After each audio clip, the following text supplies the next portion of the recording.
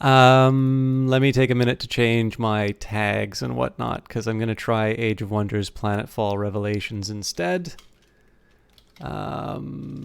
This is really grim. So here's what I'm going to try and do. I do have some money set aside for an upgrade. Question is what I do with that. I'm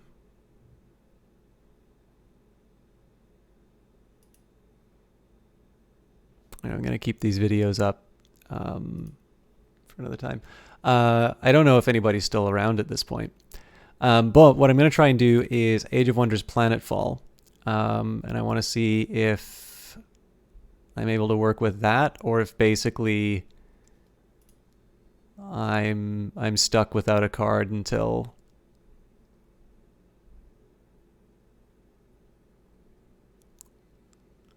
I get a new one.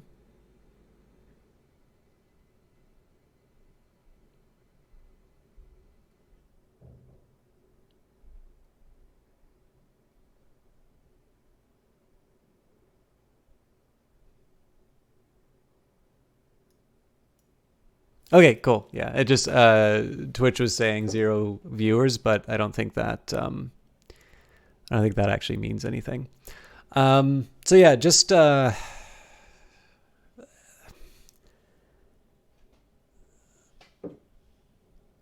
it's very hard for me to see a situation where I'm having obvious problems with my video card, and then when I go to try to play BattleTech, which was working not even a week ago, and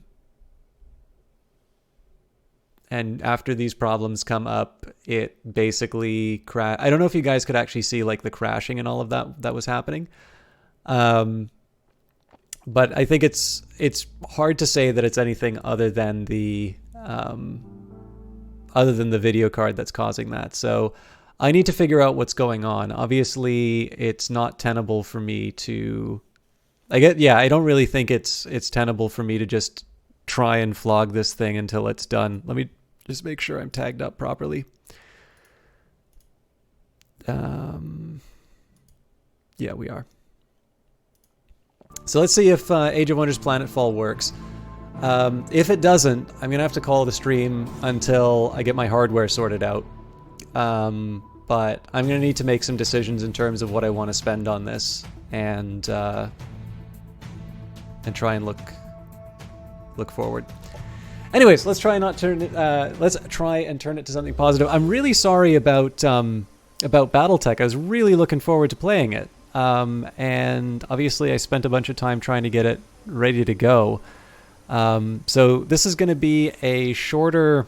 This is probably going to be a shorter stream than people were hoping for, because obviously the first hour of it is going to be me fighting with various technical challenges and whatnot. But other than the fact that this is like lagging, we're doing okay. The task notifier shows actions available during the current turn, as well as... I wasn't expecting to hear that. This is an army. To move an army. Armies with multiple...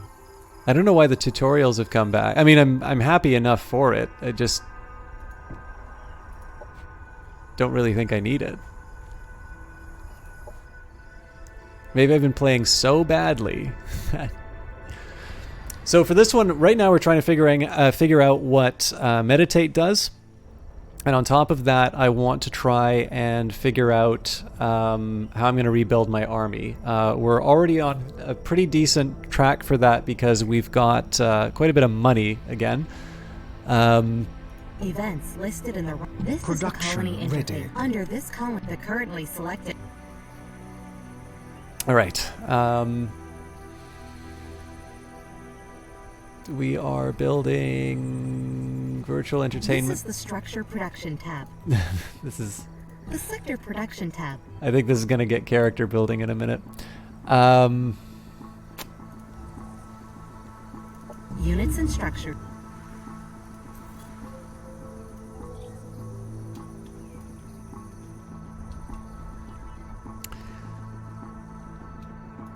Production ready.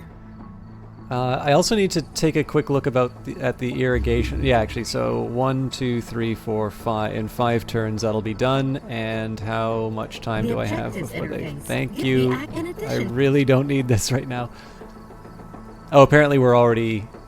Well, we're 4... Oh, no, yeah, we should be okay. Apparently we've already put effort towards it, so... Production ready.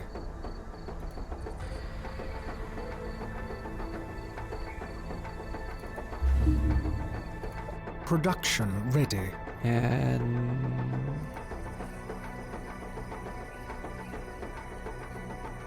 Fern fens.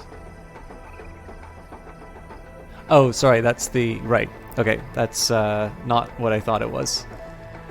And Cold City. So right now I'm just trying to pick what kind of upgrades I want to put on my territory.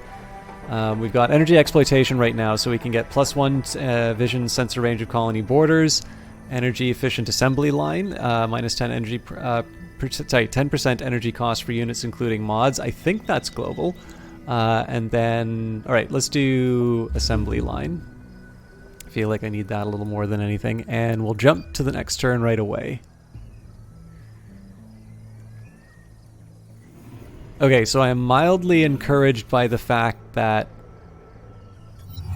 the stream hasn't completely Objective completed. completely bombed while playing Planetfall. I still need to figure out how I'm going to handle Battletech, but growth vines stretch across fields, and we drink deep the cool waters of your technology. We thank you for your generosity. Our leaves will provide your offspring with shelter for centuries to come.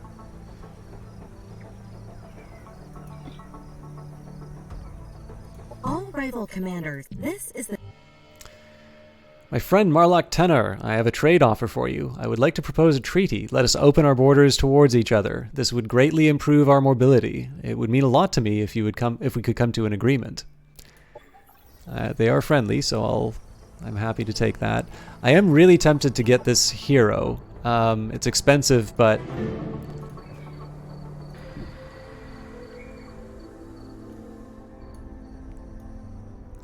heroes are quite strong, and I can always build to incorporate more.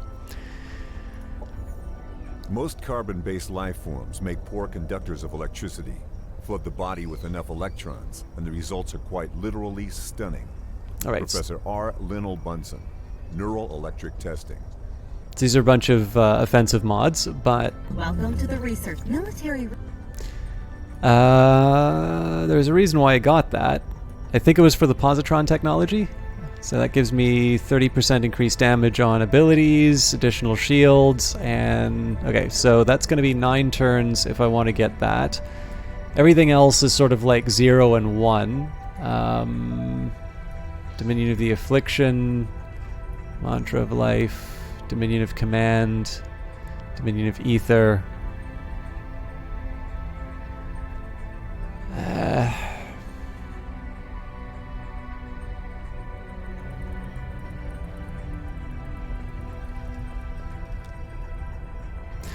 I don't normally like leaving sort of low-hanging fruit on the ground, but I kind of feel like this will be a good upgrade. Incoming communication. My friend Marlock Tenor, how are you doing? Hopefully we can foster a positive relationship between us. Production Well ready. met. Alright. So... Focusing energy efficiency, production of units can be made significantly cheaper. At higher levels, this can use to reduce the upkeep cost of any... Yeah, sorry. So I wasn't paying attention. When I read the level, it says 10% energy cost for units, including mods. There are other abilities that specify whether it's...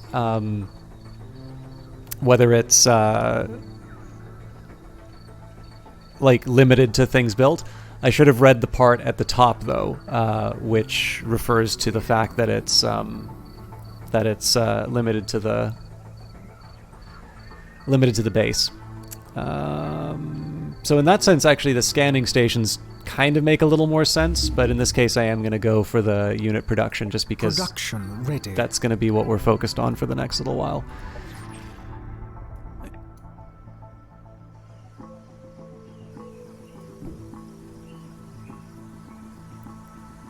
Imperial defenses are...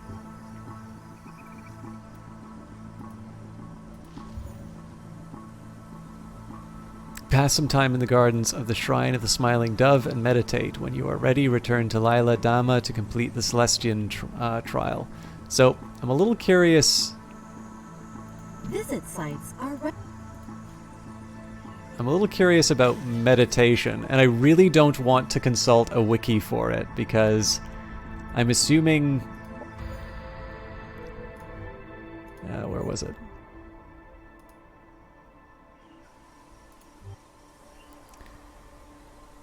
I'm assuming there is like some reason why it was not more clear on this, but I could be wrong.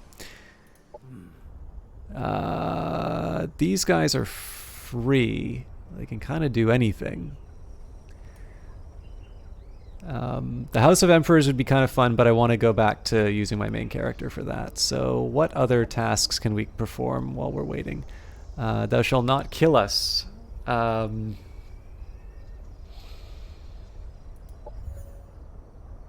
Can I make it to Opal Mountain in time?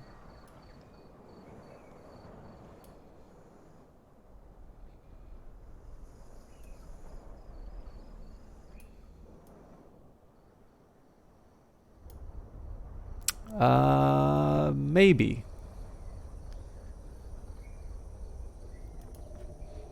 This may not be a bad little training mission for my new hero.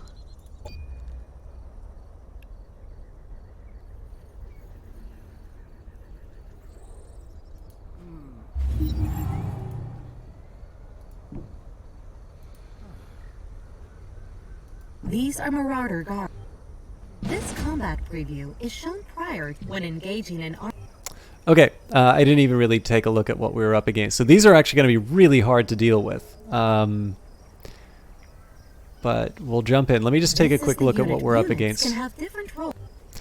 Okay, so Reaper Shot, so the thing hits like a truck, but it has arc weakness, which actually isn't as good as some of my other cases. Then we have the RPR Liquidator. Again, these things are quite scary, and there's 3 of them. And we have Roy 2. They are melee, power fists, and distracting pheromones.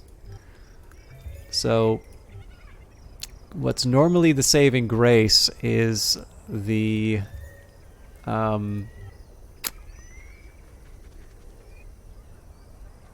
it's normally the arc that I have. Alright, we'll do manual combat. I think this is going to be a really difficult one. Commanders can choose to lead battles themselves. I'm curious what reset all of the tutorial stuff.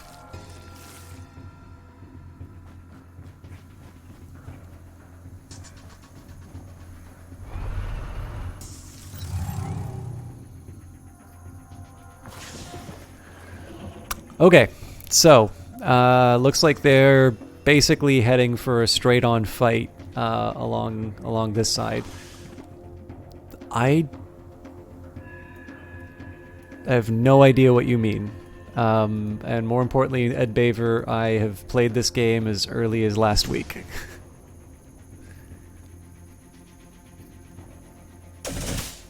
Yeah, well, it is a shotgun, so...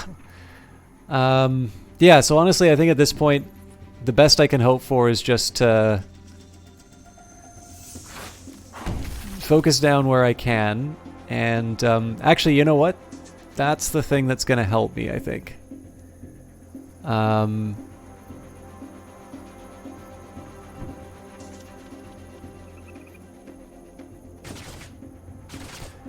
The fact that my units are mobile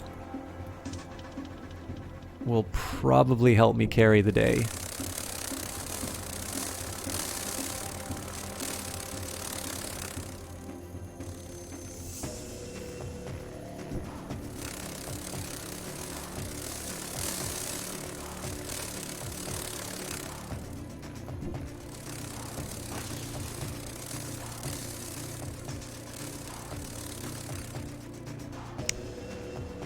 Um,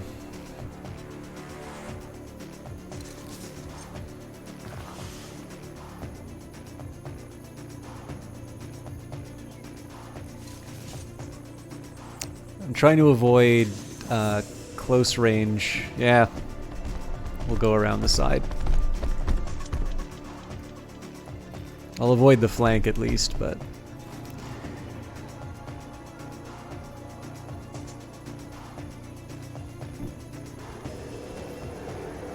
The thing about this army is that it's very melee focused, but so are they. And they tend to win on the one-on-one fights. So I'm going to try positioning this time around. We'll see if we can kind of get some early wins in terms of just whittling them down. And then I think I'm going to make liberal use of my operations to be able to hit them. Okay, that isn't quite as bad as I thought it would be.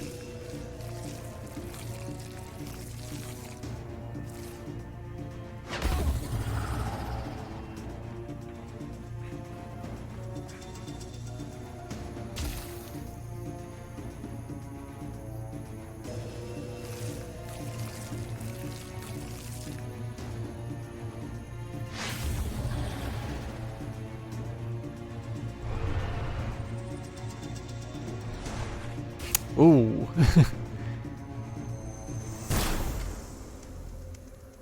Alright. So I guess I got a little lucky in the fact that they didn't, Operations available. Okay, so apparently the distracting pheromones are really distracting. Oh, actually, maybe not. Okay. So I have to decide exactly how I'm going to divide my attention. So let's start with pheromone spray. Deploy a spray of pheromones attempting to apply mind control to a non-mindless biological or cyborg unit. That is a big thing. Nope, and none of them apply. Okay. Noxious pollen in a 1 hex area, so... Nah, even then that doesn't work. Alright, well, let's just punch back.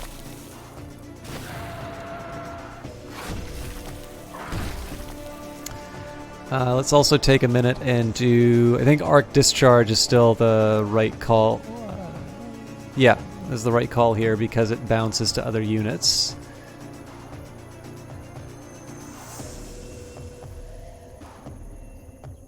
I think I'm going to go for this one. Okay. Normally I would want to try and take down this guy.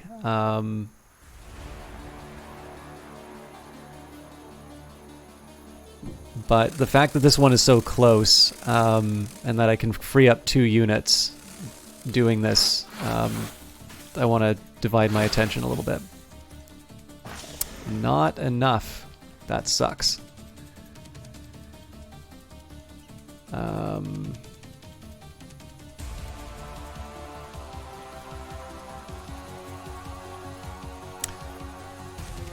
So I don't like the fact that I'm leaving this person open to the melee attackers here, but I do want to get the flank on. Ah, that's bad luck.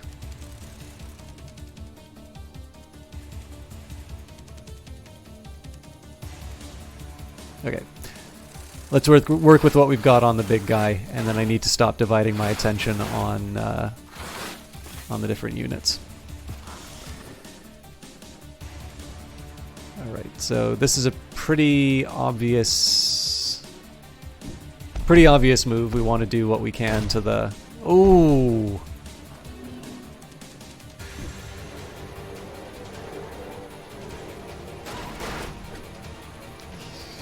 Jesus. That puts me in a really sticky spot then.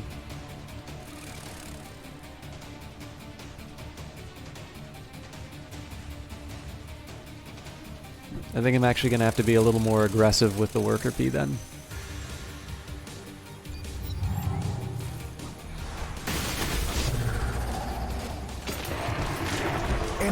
killed.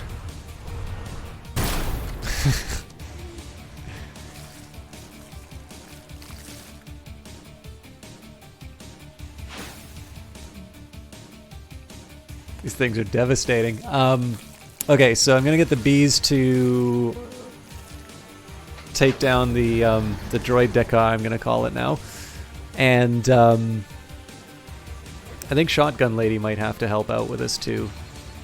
I am a little lucky that it's my hero that's getting ganged up on down here, so as long as I can get out of the fight, we'll get them back.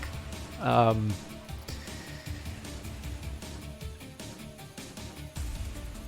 fascinated that there's 2 attacks here. Ah, because it bounces. Nice. Okay, that helps quite a bit, actually.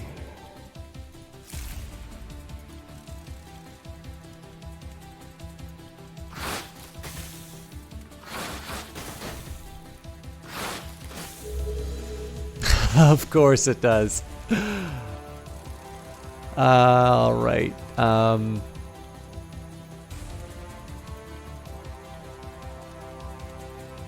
It's 5% chance, but it could take it out. Yeah, you know what?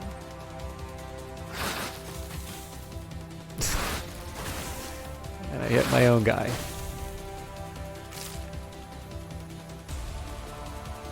So yeah, can't do it.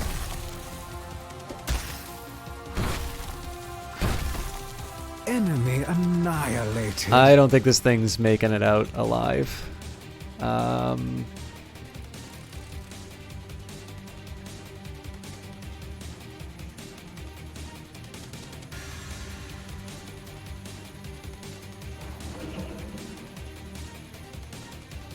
Okay, so these guys come back at the end of combat if you win, so I'm okay with the Overwatch as long as they take out this. Good riddance. Okay. Now the Dino gets to turn around and have his revenge. And I normally wouldn't have done this, but I think in this case it's all hands on deck to deal with the bad guys, so...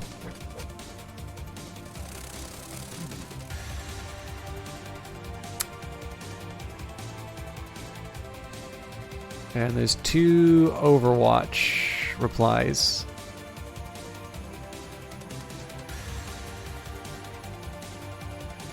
I think in this case I'll try the hack.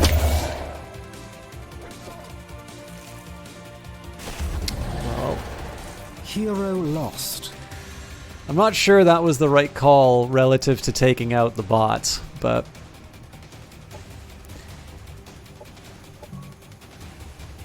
I'm so disappointed that I'm not able to hit 3 enemies with that, but...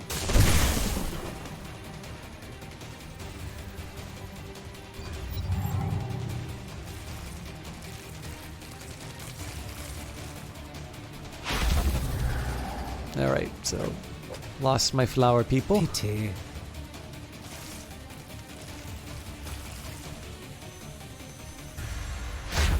If I can avoid losing the dinosaur, I'm in good shape, but that's going to be a tough call, especially because I get poison. Okay, so might as well clear out the Good riddance. clear out the trash.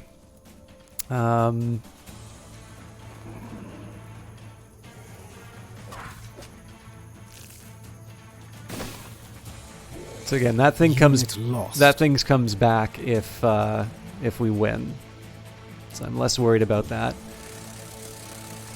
Taking out this thing will free up my hero to do some damage on this guy, or should. Oh, out of range. So I should have actually used this guy to go after him instead.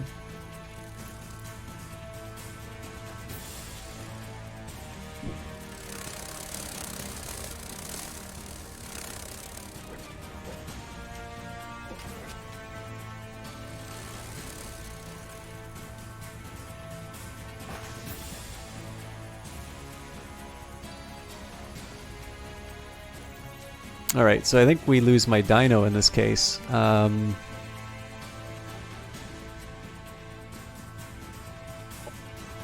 That does a lot of damage, so let's... Enemy Cool. destroyed. So we keep our the dino. Syndicate rules supreme. Units that survive a combat So regrettably, we lost the flowering node, which is a pretty good unit, all told. Pustule. The unit has evolved. Oh, okay. So apparently it went from a Roy 2 to becoming a Pustule instead. Thou shalt not kill us. You failed because you lack faith. You cannot run faster than your strength of essence, but your ineptitude disappoints us. Your devotion is suspect. That doesn't make any sense. We killed them. I'm guessing it's because of this pustule or something like that. Production ready.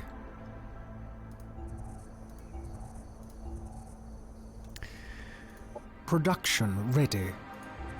All right. At the moment here, I'm still doing the infrastructure, but... Production ready.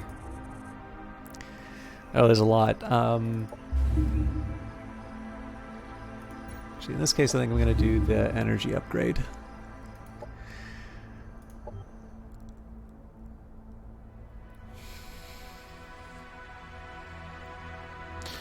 Okay, so Basaneth wants a new territory. I think... planets are divided into sectors used to make your colony.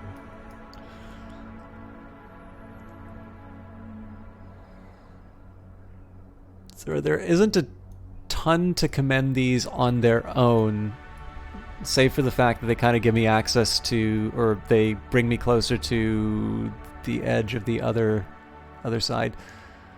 I think my argument for this one was that it was going to give me energy or something.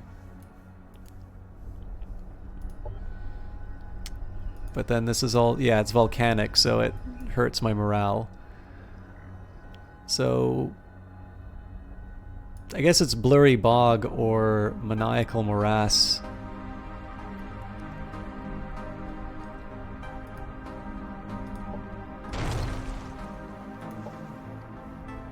Okay, so we lost a unit for nothing.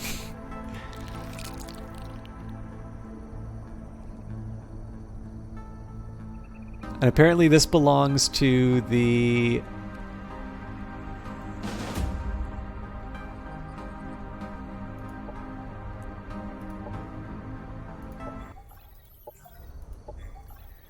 Fascinating. So this is the person who we beat. We can't actually declare war on them. I'm really curious to see what happens here. Happiness event in The colony. colonist tab.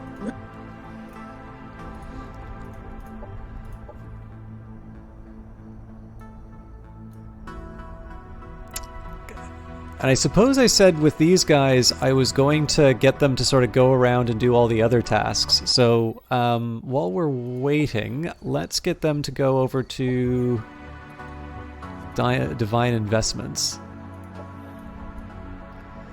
So we'll hopefully give them some time to heal while they're on their way.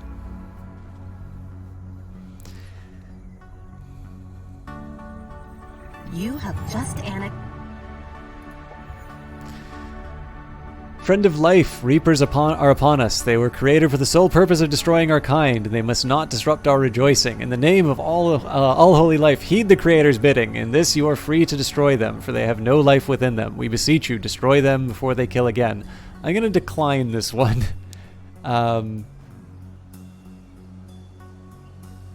Heroes are special unit.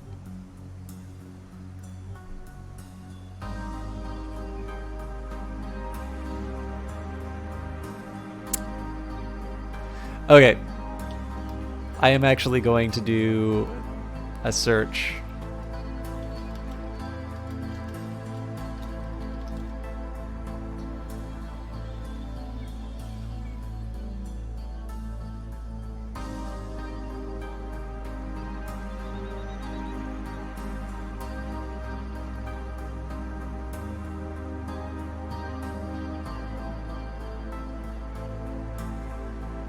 Huh. Well, I was going to do a Google search, but apparently it doesn't have anything to say.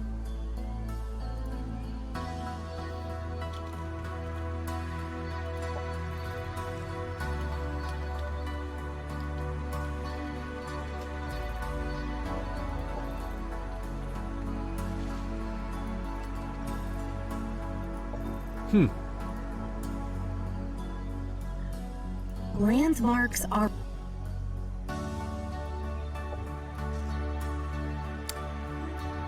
I mean, I suppose I can just bring like my leader in to search the shrine and see if something comes out of that.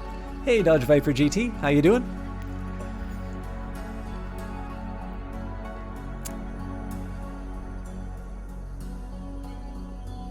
Okay, so that was... I suppose that has to be food if I'm really gonna... Well, I guess it doesn't have to be food because there's no necessary advantages that come through.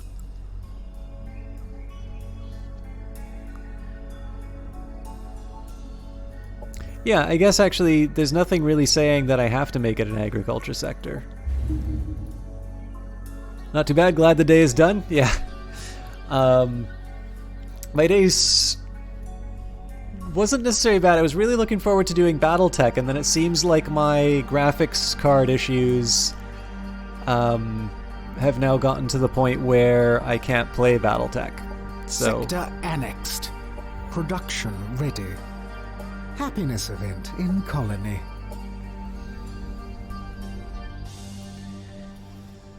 okay, I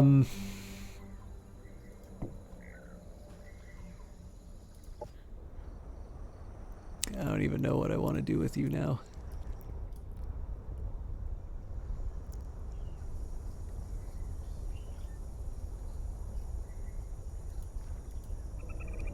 Oh! You're in a desert, and you see a vulture circling over a lifeless body, still leaning with it, the back against a well. The well has a sign attached to it. What does the sign say? Out of order, refueling in progress, or everyone who drinks this water will become a vulture.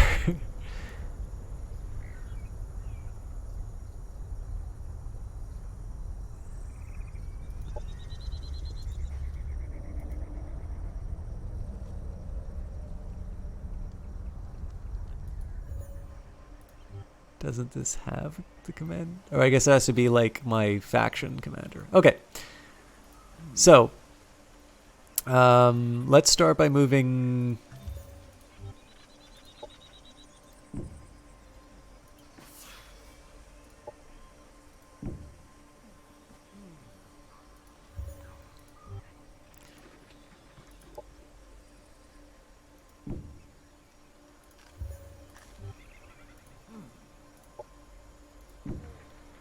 I don't even remember what my template for this this group was. So, an indenture to guild assassin.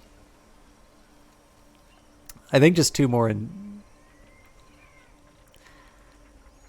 either two more indentured, or maybe I do want to have one of those flankers. No, you know what? I think I'm just going to go for more indentured on this one. So, with that in mind. Dodge Viper, it's superficially like Civilization in the sense that it has, so it's a 4X game. The thing is that I think this game has a much greater emphasis and is much more interesting as a result of this. No, sorry, not much more interesting than Civilization, but sort of it's worthy in its own right, because they take the 4X formula and sort of make their own... They do very much make it their own game. So you notice... I think you've probably noticed the combat is sort of this turn-based... So there's basically the strategic level and the tactical level to this game. And I tend to notice that a lot of the management, as in Civilization 4, has sort of been abstracted away. So for instance, you don't get to decide where your colonies go. You take districts instead. And there isn't quite the same sort of manipulation in terms of, oh, I want to build this building because it does X, Y, and Z. There is that, but it has been abstracted so that you can focus a little bit more on sort of the heroes and the exploration and the battles. I would actually argue in some senses the comparison I like to make is sort of to XCOM, but with the strategic layer getting more emphasis. Like basically in XCOM, the tactical game where like you're moving your units and shooting the bad guys is kind of the thing that's really driving the bus. And then the strategic part is just giving you it's kind of giving you buffs to the individual battles that you go through in that. In this game, I would argue that the main focus is on kind of the strategic map here, but the individual battles, unlike Civilization, which take place on sort of the same map, and it's really just a matter of, find the rock to the scissors of the opponent and fight that. That's an oversimplification of how Civilization does its combat. Here, the game very much is more about building up units, building up armies, pushing your advantages. I mean, even if you want to do a more diplomatic approach, that's fine, but a lot of the quests that you're going to go on do need you to have a strong enough army to overcome the challenges that you find there. So, but yeah, so I think Inverted XCOM is probably a slightly more accurate description of this game than Space Civilization. Although again, if you were looking for Space Civilization, I would say that Civilization Beyond Earth is a wonderful game, which was not given the respect it deserves, I think. All right. In the Cat Kit pub, there are 3 black dogs playing poker. A pinto is spilling his drink over 2 gray geese, while the white waiter goat has to listen to the vulgarities of a group of rose bachelor piglets. What is the color of the cat? There is no cat in this story, black or purple.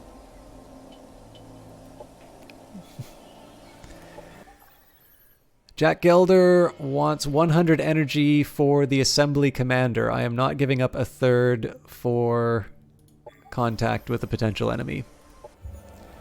The mother node is fully grown and ready to launch the seed pod from this planet, but many suns ago we lost all contact with the symbiosis of other worlds. We have lost our bearing. Help us calculate a trajectory so that solar winds can lead us to fertile soil. I think in this case I'm willing to do the research. It does mean that I'm going to be 2 rounds without my my civics research, but it's one of these rare chances where I get to do something that doesn't involve sending my army somewhere. Operations available for priming. Okay, lots of operations to work on. I have 1 slot open for doctrine, so let's see what our options are here. Diplomat, economist will give me basic structures built in your colonies now give 15 additional income of their resource. That's very tempting.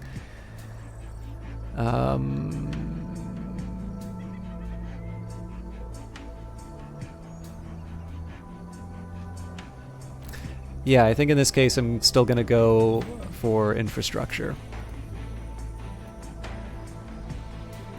Doctrine enacted. Careful market manipulation and a state-controlled economy lead to a healthy, growing tax income. Basic structures in your colonies now give 15 additional income of their resource. One of the reasons I did this, of course, is that I have lots of colonies, so that bonus gets realized a few times over. The friendships we have forged are strong and bountiful, but they could be so much more. It's time for us to forge alliances to build a great coalition, a new union that can stretch to the stars. Make an alliance with 2 different players, maintain an alliance for 20 consecutive turns, and we gain 100 influence and 200 energy.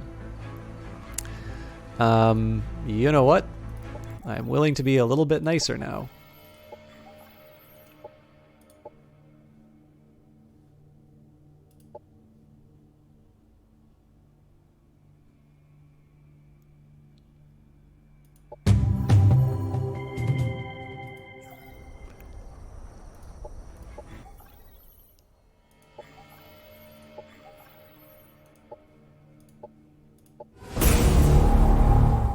Unfortunately, I must decline your proposal as it does not align with my plans. Okay, that's a bit of a shame, actually. I was kind of hoping to do that for both. Incoming communication.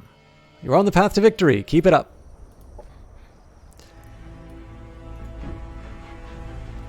Electronic Puppet says, hey there, you know very little about this game, so feel free to say some basic thing. That'd be nice. Could you say that this is Heroes of Might and Magic in space? Cheers. So, Electronic Puppets, I have not played a Heroes of Might and Magic game in a really long time, so I wouldn't feel comfortable giving a full assessment for that. Although, if you stick around, hopefully I'll show you enough to make you be able to draw your own attention to that. I will say that this is actually a comparison more than a few people have made inside of the stream, and this is people who've played the game as well as people who are watching. So I think that is a fair call. I'll tell you some of the main things. So, like, what do you do in this game is probably the best answer that I can cover right now. So, in terms of the game, you start off with one sort of base, one colony. And your options in terms of construction are military units, sort of structures, improvements, specifically to sectors. And you, as your colony grows, as the pop goes up, you can start annexing additional sectors. And so annexing these individual sectors tend to be a lot more important than the individual buildings you build. Now, individual buildings are important because they'll give you access to new units, and they do things like produce additional resources. But I tend to notice that my major benefits in terms of resource gains are by annexing these other sectors. One thing I will say that the focus of the game definitely seems to be a little bit more on military matters. There's a really interesting story behind it, which does seem to change kind of as you're going through the game and making certain decisions. But definitely the movement of these units, or moving your units on the board and sort of achieving certain goals in terms of being able to, take out an enemy in a certain area or solve a puzzle or things along those lines. Definitely this game is really focused on the individual heroes and the armies that they lead. To give you an idea, like the center of a hex and then the 6 hexes surrounding it can be involved in combat. So you have 6 units, 6 hexes plus the one in the middle means you have, I guess that's 40. Yeah, 6 times 6, 36 for the surrounding hexes, then the one in the middle. So you can have 40 units plus whatever gets summoned inside of it. So the battles can be quite big. And I can tell you from looking at from playing the previous Age of Wonders game, completed. There is a very heavy emphasis on the hero. You go in, you search through dungeons, you get relics. They're very powerful on the battlefield. And the science fiction spin is actually really nice. It's not just the Age of Wonders games with a science fiction skin on it. The factions are really unique. They really did a lot to sort of make this a kind of a science fiction story worth paying attention to. So it's I think in that sense it's been a really good. That was sort of an unexpected surprise, like in terms of how much I've kind of enjoyed just the different factions and everything that's going on inside of it. Some of the units are really creative. But yeah, insofar as the fact that heroes have sort of an outsized influence on the game, and they tend to drive the certain actions that you'll be taking on the map to do, go perform certain quests or go into certain dungeons or whatever the space equivalent of a dungeon is, and either get a powerful relic or do something for an ally. All of that's inside there, and so I don't think the comparisons to Heroes in Might and Magic are all that unfair, with the caveat, of course, that I'm not too familiar with that game. Sorry, I'm familiar with the game, but not in the sense of having played it recently enough to know the major differences. But obviously seeing me play will hopefully clear up some of that stuff. I'm sure you came here to watch me play, not to listen to me talk. We're not alone on this world. Others have come to share it with us. If we should make contact with them, make peace with them. From peace comes friendship, and from friendship comes unity. And united, we shall make this planet our own. A cave? Well, so one of the places we'll be exploring is the Shrine of the Smiling Dove. So in this case, there's sort of ruins and But then there's also like factories and whatnot that we explore. So it actually depends on the environment. You'll notice there's lots of different biomes in the game. So, and they all have different in-game effects. So after we do the meditations, I am looking for the last sort of shrine over here. My dino's not healing that well, though. I guess it's because I'm in enemy territory. Production ready. Or because he has a lot of health. Okay, so Basineth is pretty much ready to start churning out units. Let's say...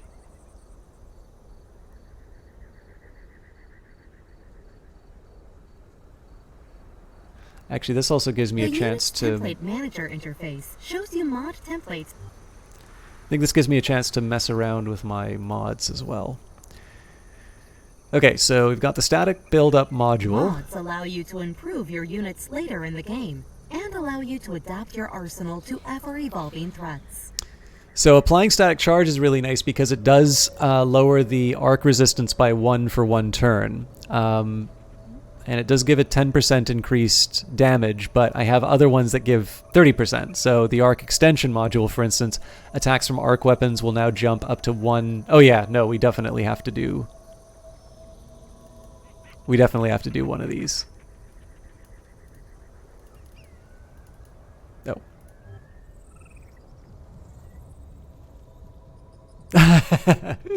This is true, Electronic Puppet. Actually, one of my favorite moments from Twitch was watching a French stream. I'm not too good at French, but the streamer was really good at kind of communicating the fun of the game sort of physically. So I had a lot of what heroes do I have right now? What are they good at? That's a good question. Let me show you the main commander that I got. Actually, if you're around when this mission is done, I'll show you the customization for the leader, because I think that's a really cool part of this game. But you do actually, it's got a bit of an RPG system, so you actually get to adjust sort of the path that people go down. At the moment here, I'm just going to try and come up with a bit of a build for this. Oh, this is Guild Assassin, so this is my heavy hitter. I think in this case, I'm going to give him every possible improvement. So yeah, stun module, attacks from arc web. Yeah, we'll add it. So then the question is, exploitative targeting system, 20% accuracy and gains flanker, which increases their damage by 25% while flanking, and then 10% on its own. So if I want to go for sort of really heavy hits, attacks from arc weapons gain extra impact level, allowing them to stagger enemy units, plus another 20%. In this case, though, the flanker bonus, I think, is really worth it. So we're going to Once mods have been assigned, mod equivalent units. And what I'd meant to do here was I meant to be working on my indentured. So in this case here, I think we're going to go for a similar idea, but in this case I'm going to do the arc extension module. And this one I'm going to keep the build up.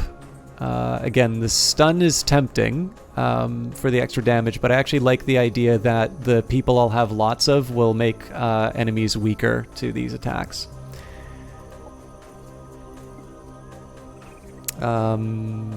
Okay, I'm going to leave this for now. I don't need to modify everything. I'm only doing this because I know I'm going to have to do 2 more indentured for my main army. So there we go. I could even rush them. So let's go to my... I'm going to go to my main commander when I can. Where'd he go? Yeah, here we are. So he's already moved this turn, but... So I've got basically 5 slots in terms of the different things that I can put on him. So these are the weapons. Now this is an arc weapon, that's kind of the thing that I have a bunch of bonuses towards arc style weapons right now. So as much as I want to put Mephitis, actually, didn't I decide that I was going to go for this one? It applies Blighted Plague.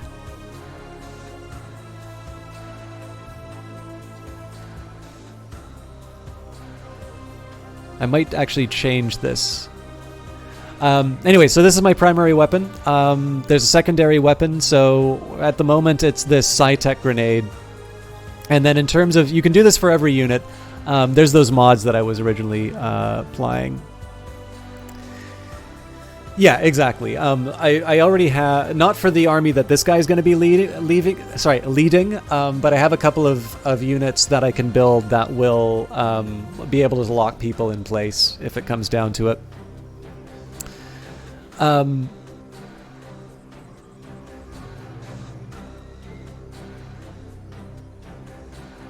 Yeah, I think in this case I'm going to do the arc extension module again, because the fact that his attacks can bounce off of everything is really good.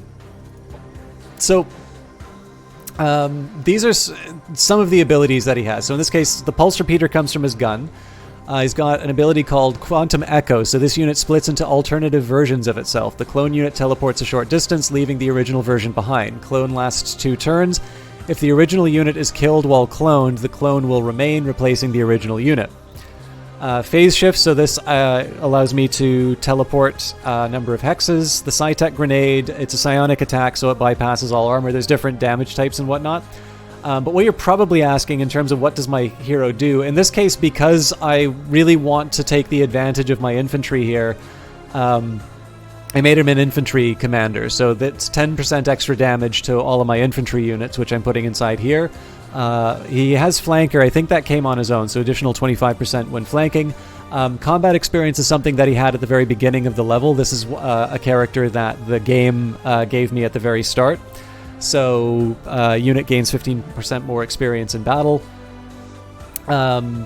Then there's some other ones which are just sort of indicators as to what type it is. So this biological commander is, that's a modifier usually when you're doing certain events and whatnot. So what I did for this character was really to focus a lot on sort of improvements to the units that they lead as opposed to any particular special abilities. Now, that's in contrast to his companion, which the game also gave me. I think it's the first time this game has given me more than one commander at the start, and of course I'm having trouble finding them. You know what? I'm gonna go through my turn, and then he'll come up in the natural. Ready. He'll come up in sort of the natural progression. I should be using this to build, or yeah, you know what? I do need to rebuild my army. So we are already working on indentured. I think I needed enforcers for this army. Yes. So, let's modify. I don't think the flanker really did that much. So this guy's got psionic attacks. So let's see. Psionic attacks from this unit leave a debuff on their target, making that unit 20% easier to hit. Psionic buffs from this unit now make friendly units 15% harder to hit.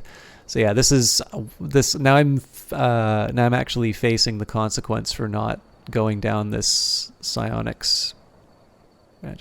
Psionic attacks are empowered with flame, dealing thermal damage, and have 12% strength chance. Sorry, 12 strength chance to apply burning. Tempting. It's really the only focus I have right now, so sure, let's go for flames. Mantra of Clarity, and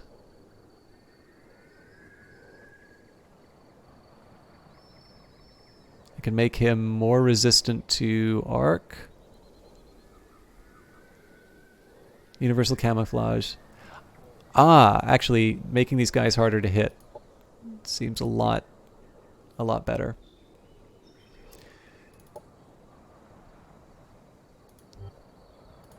So in this case, I will knock out 3 of these enforcers. 2 of these enforcers, because I'm out of money. Production ready. Alright. More fancy toys. Production ready. Again, I do kind of want to be building units in my bases here, but I don't want to completely ignore stuff like morale, so we've already got the plan to get people back on track. Alright, so this guy I haven't actually looked at too much. This is one that the game gave me This is one who I kind of recruited through the game. So here's an example of the hero upgrades. Now I seem to remember this guy. I did sort of a similar approach in terms of giving him more sort of unit modifiers. So combat experience comes from my leader. Oh yes, I did get disrupting hacks. So this was one that kind of helped me out a little bit. So send a disrupting wave to hack the area, compromising mechanical and cyborg units in that area. Like Civilization, this does have an in-game database. So compromise units in this hero's stack have an 8. Nope, that's not it.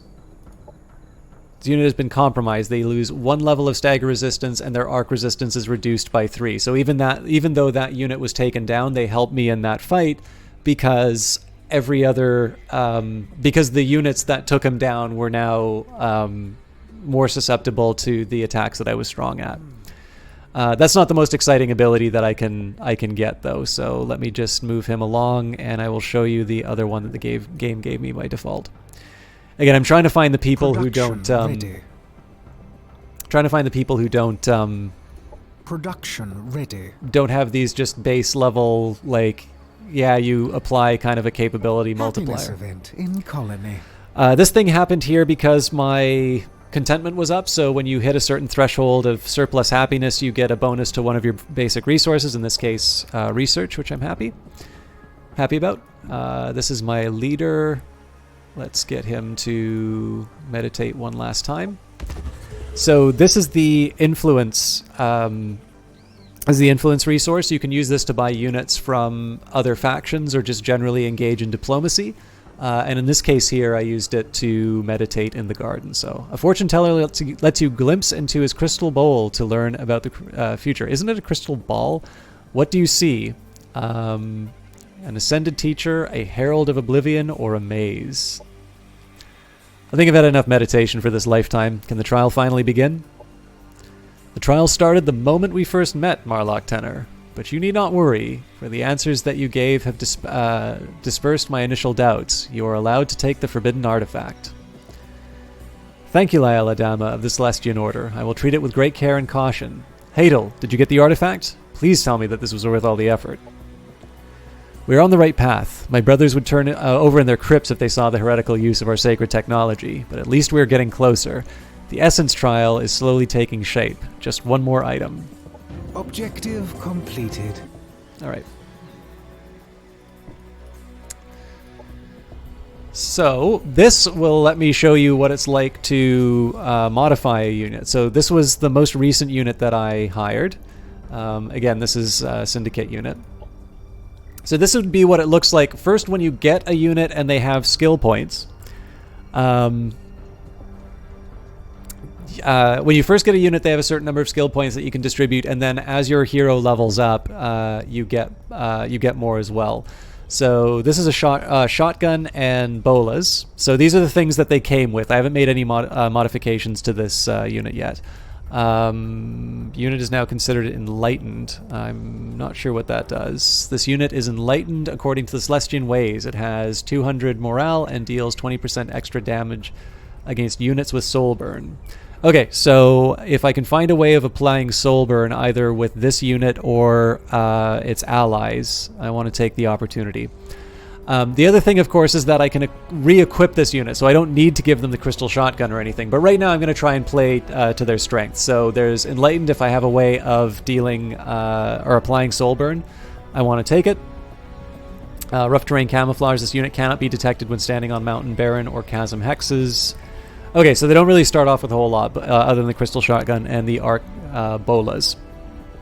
Now at some point I'm going to put in some tank style units. So this could become my tank commander now that I think of it. But let's take a look at some of the other things that I can get. I'm particularly interested in these colored icons because those usually indicate special abilities. So Aura of Guidance, every unit in this hero's army has 10% increased accuracy, only functions when the hero is the army's commander. Well, that I can work with, I think. Backstab, able to exploit any and all opportunities. This hero has Flanker, dealing 25% more damage when flanking enemies. This is tempting because the bolas will obviously keep them in place. Target heals for 20 and is dispelled of all negative status effects. That's from Cleansing Light. Enlightened healing, plus 5 health for each enlightened unit in battle. Stacks up to 5 times. I don't think I have any enlightened units, though. So this character, I think, probably is a little bit more oriented towards having Celestian units, which is one reason why these synergies don't work as well. Deny the Wicked. So this would be good if I could apply Soulburn. Every unit in the hero's army has 2 damage reduction in all channels against attacks from units with Soulburn. Only functions when the hero is the army's commander. Escape module, we've kind of already seen that. Revealing Soul. Hero gains Enlightenment, and all units that attack this hero have an 8 strength chance. Okay, I definitely want Revealing Soul. So here's what I've said here. It's like, okay, this person becomes more powerful when they apply Soulburn. This is a passive ability that will apply to them. So anybody who tries to hit this unit now has a chance of becoming even more vulnerable to them. So this is now going to be a character that I build towards going into the middle of the fight, surviving as long as possible, drawing a lot of fire on them, and then dealing out the damage in reply. And so the rest of the build is going to be focused around that. State of Art Shield Battery increases the entire army's defenses. All units gain an additional shield. Tempting, but we'll see what else we can do.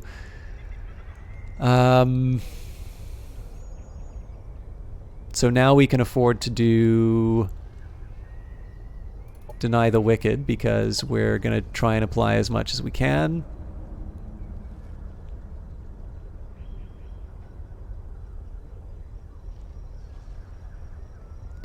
I think with that in mind, Escape Module is sensible because I might get a little too aggressive with them. Shield Battery for the extra shields. Now, of course, Quarter Specialist, I'm not actually using melee weapons, so... Yeah, no worries, Electronic Puppets. And who was that? Eric Roche? Thank you very much for the host. I don't think I've seen you before. Feel free to speak up if you're inside chat. Thank you for that. I'm assuming you must have been playing Age of Wonders Planetfall. Okay, so again, this hero doesn't attack with melee, so even though I said I'm going to be running them in, I don't, that doesn't mean that I'm going to be, I don't think that's, I'm sorry, I'm still going to be using my shotgun is what I'm trying to say here. I do want the extra vitality. All-around awareness is pretty much a must. Hero can no longer be flanked. Obviously, that again lets me get into the middle and do some damage.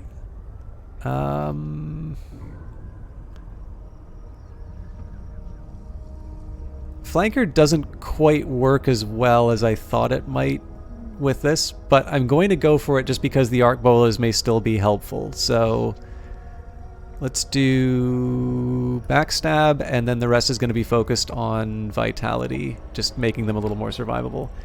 You've been tinkering with Planetfall. You have yet to play it. So you've been making mods then, I take it? All right. So again, that's just kind of a demo. This may wind up being a complete disaster of an approach. Obviously, they're also going to have to get an army around them, but it's my disaster. That's all I can say. Let's move the other commander out. So we were building more enforcers. I just don't remember where we were building them. Ambassador, okay.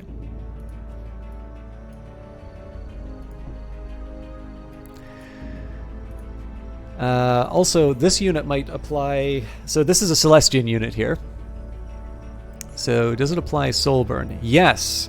This also has a strength... Okay, so we've also got the first unit I want to give this person. Now again, we're going to keep them in the capital for now because I don't have a full army for them yet. They don't have a lot of applicants. Actually, no, there's no point in doing that. I'll send them out as an explorer. All right, now this is the character I was looking for. Oh, just bought it yesterday. Okay, excellent. So we're playing. This is the campaign, but this is the campaign for Age of Wonders: Planetfall Revelations. So I'm really enjoying it, but it is maybe worth saying. Sorry, I did do the disclosure for BattleTech, but it wasn't. I didn't cover the cover it for here. I did get a key for this one as well, so keep that in mind if you're making purchasing decisions and whatnot. Sorry, the intent was there, but I didn't make that explicit about this game. I made it about the other one.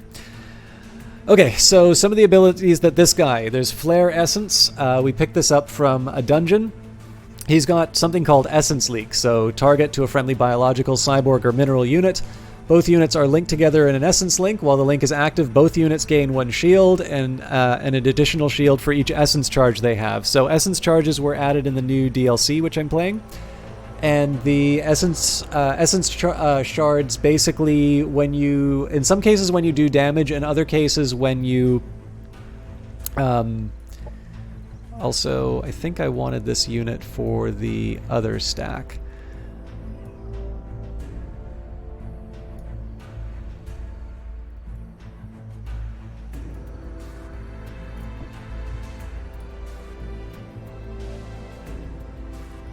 Let me just double check that I have these numbers right. So 1, 3.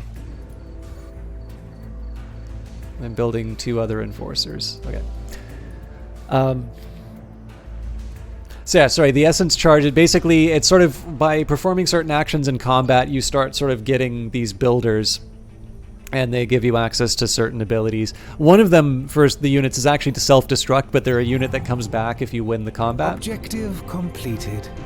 Our seed pod is on its way to a new world. Be thanked, symbiote. Alright, so that was one of the factions that we've been working for. Let's take a minute here and work through our... You can relate, that's for sure. The amount of games available, not to mention keys being sent to one's inbox, is ridiculous. I've never understood the aversion some have to toxins. Nature uses toxins to repel rival life forms. The inability to live in a toxic landfill is just an indicator that we, as a race, need to do a little evolving. Charlene Hester, botanist, Terratech Labs. Sorry, Eric, I said your statement, but I didn't reply to it. Didn't want to talk over the game. Yeah, actually, we were going to do BattleTech tonight, save for the fact that I think my video card is dead, so I don't have that option now. I'm trying to make a decision in terms of the best way for me to work with what I've got. But Age of Wonders Planetfall is not running into problems. So now the reason I was a little sad about doing that faction quest was for the so I could get this lava exploitation in particular to hopefully remove the negative effects of the of lava. Let's see if we can pull that off. Society research. And then I also need to figure out what I want to do with my other techs. So we do have a fungal area now, I think, which we can take advantage of. Then there's advanced relay infrastructure. Oh, that's right. I do also need to do orbital relay still. Hydro expertise. +1 to all water sectors raising the sector level of a sector will increase naval training and hydro battery. Yeah, I've kind of neglected water for a while. You know what? I think I'm going to start cleaning up some of the holes in my line, because I don't exactly need more buildings at the moment. Production ready. Production ready. I am now honorable. Incoming communication. A good diplomatic approach will assure victory. I hope that we may both profit from this. Well, speaking of defensive pact, you better hope Jack Gelder doesn't call me in on a war with you. Okay, so the reason why I wanted to get through all of that was so I can do the good exchange. So sprouting infestation. We'll buy that. You only get 200 influence for your reserves. Anything else is a waste. Now it is kind of tempting to build even more, even more armies using these growth units. But for the meantime, I'm actually going to try and get a little bit closer to the other faction, the Forgotten. We're not quite there yet. So, Rot Proliferation we can buy, Forgotten Essence Siphon we can buy. Don't really want to buy a golem from them. So when we reach friendship,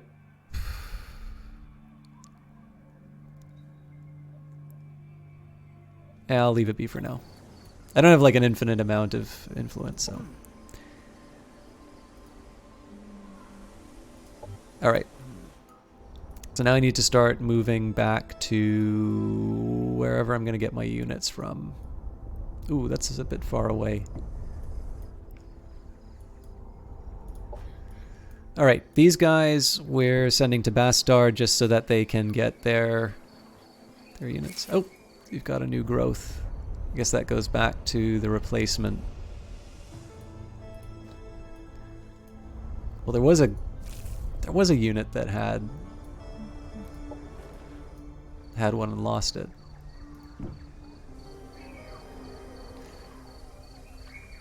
You're out. Time for sleep. Yeah, no problem, Ego Karen. I'm sorry it was such a hard time getting it all started, but I really appreciate you hanging out for a while. I'll do my best to get things fixed. Well, you know what? Looks like this character's pretty much already growth oriented, so let's bring them on track to incorporate another resource nodes are another pawn. Alright, I think I said I was going to use this as a scout.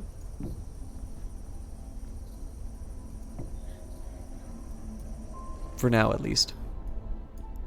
And then this guy was on his way to the next shrine. One thing I sort of wish about the game is that you had a way of sort of right-clicking on a location in the fog of war, and it would just make a best guess in terms of where it was supposed to go. I can see why games wouldn't necessarily want to do that. It's just a little inconvenient for me to try and move them to the appropriate spot. All right. I'll move these guys up to Hand of Remences. Oh, here he is. Again, I'm trying to make my new unofficial growth unit. So this is a little calmer now, and this is just so that I can rebuild. The plan is going to be for my main hero. Once he gets his indentured, we're going to send him back to this archaeological site. The other full unit is going to go check out the shrine, and once that's done, we will hopefully have sort of the main quest event. On nearly every inhabitable planet, oceans are engines of infinite mechanical energy, rhythmic sources of food and endless life, just waiting to be harnessed by someone clever enough to brave their tossing depths. Sammy Sellis, sailor and Star Union seashell salesman. Okay. Let's do... Again, I think I said I was going to be filling in any gaps in my tech tree right now. So I think I'm just going to go for the cheapest stuff now, at least until I've run out of sort of buildings to add. Okay. Now, for this unit, I'm actually going to send him off sort of to the corner here just to do a little bit more map exploration.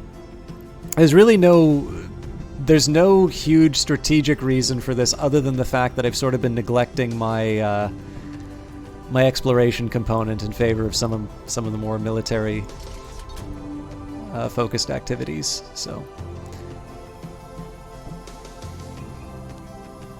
we'll move the indentured as far as we can, and then they'll meet somewhere in the middle.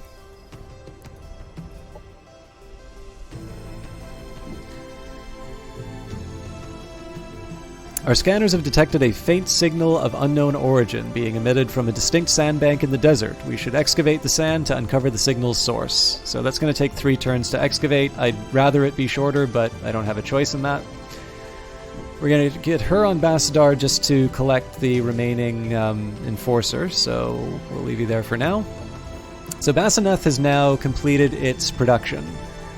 So the question is, what is my next batch of units going to look like? Oh, before I do that, let's pick some mods for my Overseer.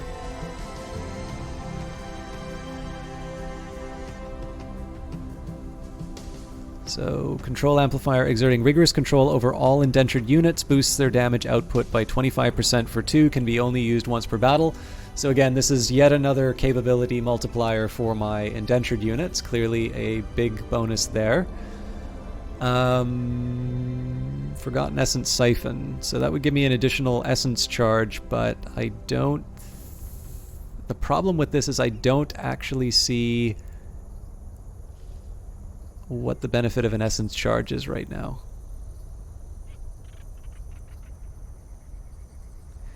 I do like Mantra of Clarity, so we'll take that.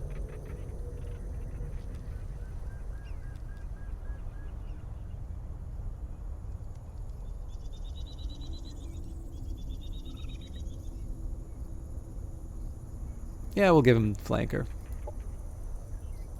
That's really more so that... I kind of did that more because I can, rather than because that's a particularly good combination. I'm going to need a minute here just to figure out, so if this guy becomes my growth unit, so I've got my main commander, she is a little oriented toward, well, I guess I can make her a new tank commander when the time comes. Okay, so I think I am going to make some... Oh, but then there's also like the subjugators and whatnot. Okay, well... To start off with, let's go for the Wraith. Let's pick some fancy fancy upgrades for them. Actually, maybe I want to hold off on that.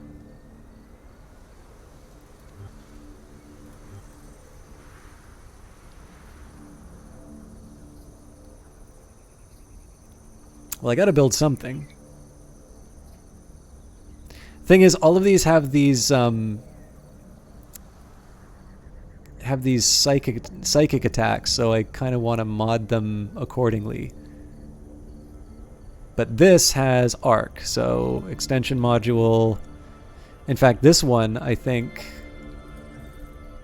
we're just going to put maximum hurt.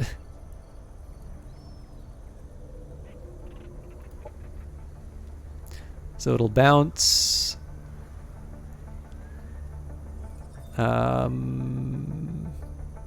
I still want to do that static build-up, so... It has an arc weakness itself, but... And it has something called a Cataclysm Cannon, which is a great name.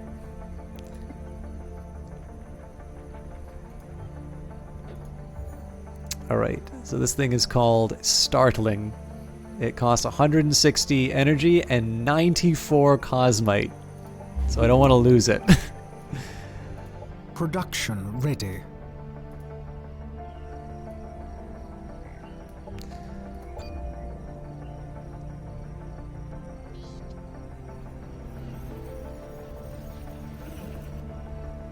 Again, I'll need to kind of figure out exactly where I'm going as far as my... I need to figure out exactly where I'm going as far as the...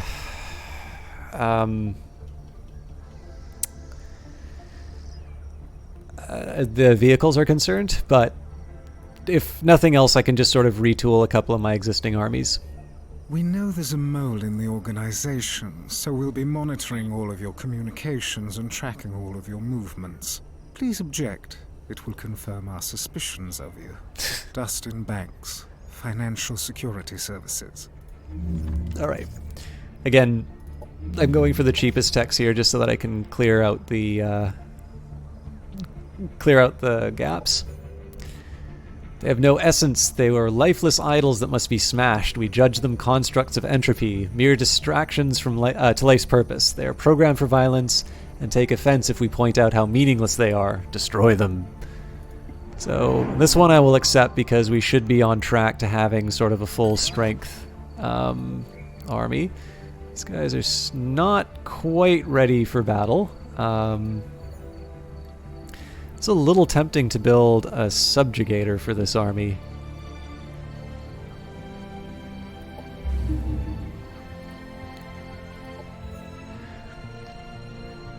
Okay, Romulo of House Zartan. They've kind of been my biological army commander right now, so... What do I want to give you? So Override Demon. Target enemy mechanical or cyborg unit is forcibly infected with a hostile demon that attempts to wrest control of the unit. Yep.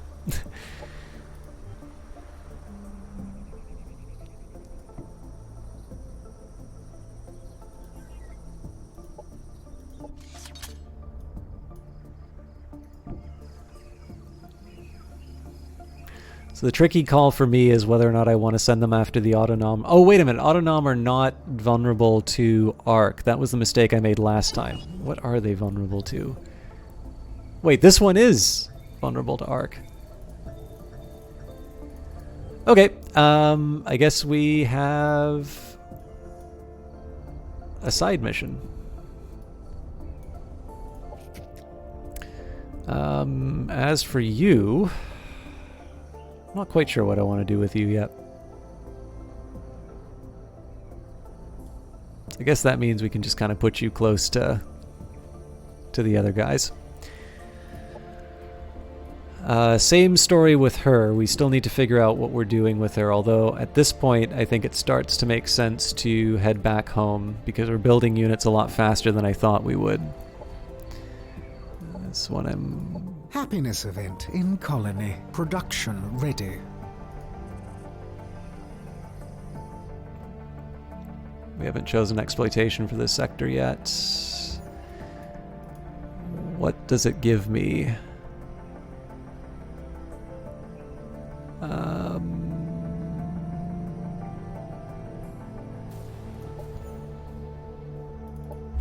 No real argument one way or the other, so I'll build the energy because I kind of need it. I would never want to belong to any club. Eric, Rick Roche, thank you very, very much for that follow.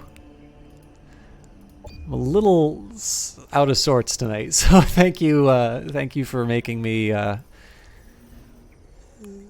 feel better. Okay, positron technology. Positronic technologies employ high-energy antimatter in arc weapons. Anti-electrons collapse electrons into high-energy gamma radiation. Like all antimatter, if not properly applied, catastrophic explosions ensue. We're sure we've worked that part out. Dr. Dewey Dallas, Paragon High Energy Labs. So what I should have done was taken a look at this mod before I changed. So send forth powerful torrent of arc energy. This is also a 30% bonus, so I may want to remod a few of my units here. I haven't been doing any shields, so we probably won't touch those. The positron arc storm I might change on my really strong weapon though. We must make correct, informed decisions for all. We seek information from all sides. We will bore deep into their functioning heart. How the swarm obtains information is immaterial to the mind of the hive. Kiki Schlick, the spy. Electronic Puppets, thank you very much for the follow as well. You don't need to worry about if it's a forgot or if it just wasn't enough for you, because one of the things about my stream is that I do a lot of variety stuff. I don't tend to play the same game every day. So some people get what they need out of the stream by being able to watch it. So I think in your case here, you're trying to decide whether or not this game is worth buying. So if I were to play this game tonight, you pick it up, you like Age of Wonders Planetfall, and I don't play it, like the stream has served its purpose. It's connected you with something that you're interested in, and it's right that people do that. I never really feel like there's some kind of an exchange between the streamer and the viewer in terms of like, oh, I entertained you for X hours, so now you got to follow, right? You know, I'm happy to have people where they are, because of course concurrent viewers are a thing that people track as well. But one way or the other, I'm not going to say no to your follow either. I don't think I can say no. So thank you very much for that one way or the other. I just wanted to address the comment. This game is worth buying. Yeah, some game. I think that, but I try to give a little bit more than just say, you know, I got it from the developer, so clearly I have a high opinion of it. I try to demonstrate why it's been so engaging for me. Although maybe one of the things I should have said at the start in terms of why I feel a little bit better recommending the game, every time I've streamed this, I've wound up going an hour later than I had intended. So I think that there's only a few games that do that. They're all Paradox games. So I think that probably speaks a little bit louder to the quality of the game than anything else I can say. All right, so also an Autonom event. Despite our attempts to grow on their warm towers, these Autonom insist that we cannot grow our vines on them. They need only strengthen their cables. We must grow over the higher spots to receive Sonoril's kiss. Destroy those that cut and clear away our vines. Operations available for priming. Okay, so I don't have any doctrines to work with anymore. Actually, I don't really want to do any of these yet. So we'll hold off on the events. I should maybe explain for... Oh, thank you very much. So one of the things that I should say about the events, and this will mean a little bit more to people who've played the fantasy Age of Wonders game, so Age of Wonders 1 through 3. So in those games, it's a little bit like this, where you've seen the tactical battles and you have special abilities that you can kind of call down. This also applies for the strategic layer. So form a flexible, strategic, and in for some reason my tutorials reset, so I've just been knocking through them.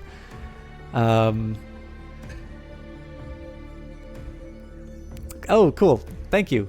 Yeah, I mean, I get a lot of comments about how annoying it is for me to play games so slowly, but I also kind of know... I know what I'm good at, and I'm not good at playing games quickly and well. I'm good at, like... I'm more, like, sip and savor rather than kind of bang through the content. But yeah, like I said, I mean, my stuff isn't for everyone, so I never feel hard done by if people check it out and move on.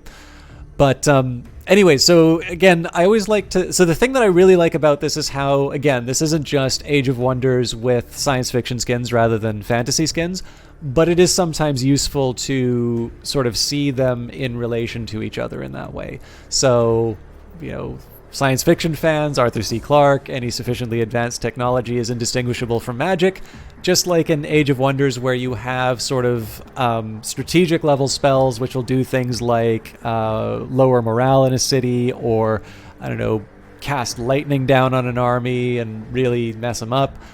Similar idea in terms of this game.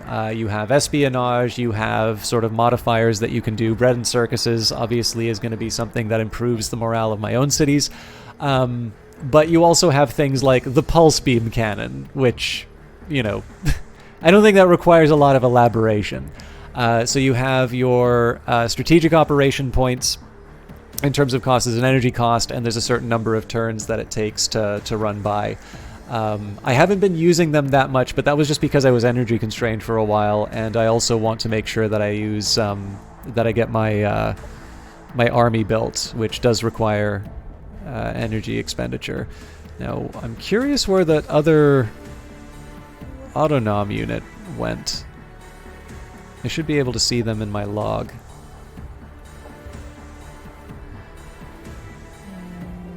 Okay. I don't normally like wasting my main commander's time like this, but I actually have some units that could stand to get some experience. So punching a 766 powered Autonom stack is not a terrible idea. What we'll do here is I'll take my other armies and prep them for the fight with these guys, but clearly we're not going to be able to take them on with this unit alone. I'm going to want to bring some allies. And then as far as her, I'd really like to do some exploration here, but I think I'm gonna be in army building mode a little bit faster than I thought. So let's just production ready. Move back. Okay, we're still getting penalties for the volcanic. There's a few things I want to work on. So volcanic sectors upgrade first, then energy sectors. What resource do I want more of? I don't really think I need the extra energy. Production would be nice, but I probably want science more.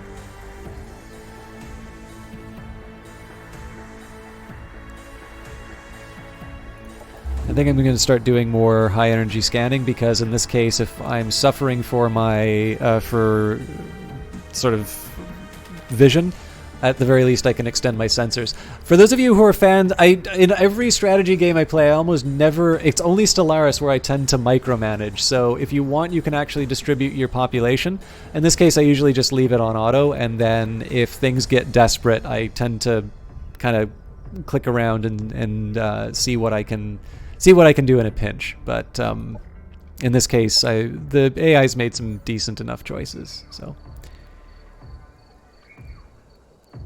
okay, I did say I was going to start filling in the gaps, but in this case, I'm going to make an exception for military tech because I do want to go down the psionics path. I'm sort of learning how little I have in terms of upgrades for these units, and it's not going to take me very long to sort of move down the psionic path. So I didn't really do a good job of explaining the tech trees, because this is obviously different from a few other games. So here, Void Tech, this would be, again, if you do the comparison between the fantasy game and the science fiction game, there's a secret tech that your commander has, and you can think of this as your character class. So in Age of Wonders 3, you could be a goblin cleric or an elf warlord or whatever you wanted.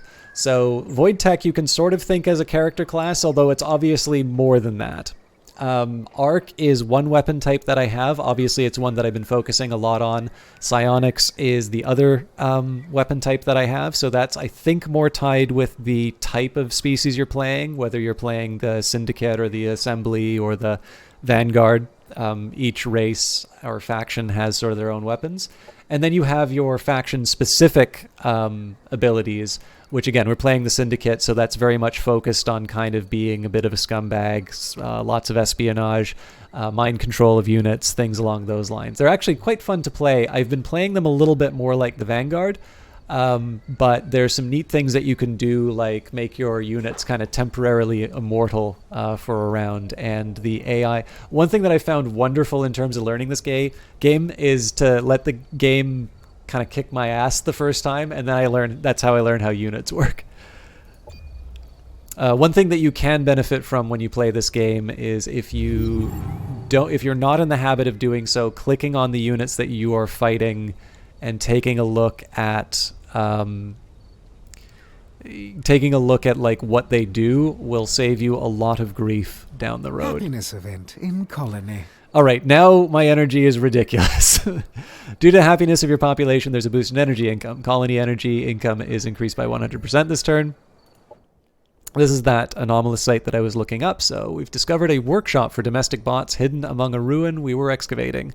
The fresh marks on the tools indicate something or someone is still using the place.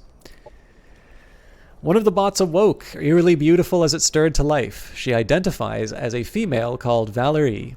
Parts of her plating are missing, yet nothing mars her grace and attractiveness. She recognized our hero immediately and stated it was programmed to mate for life with our hero, leading the survey expedition.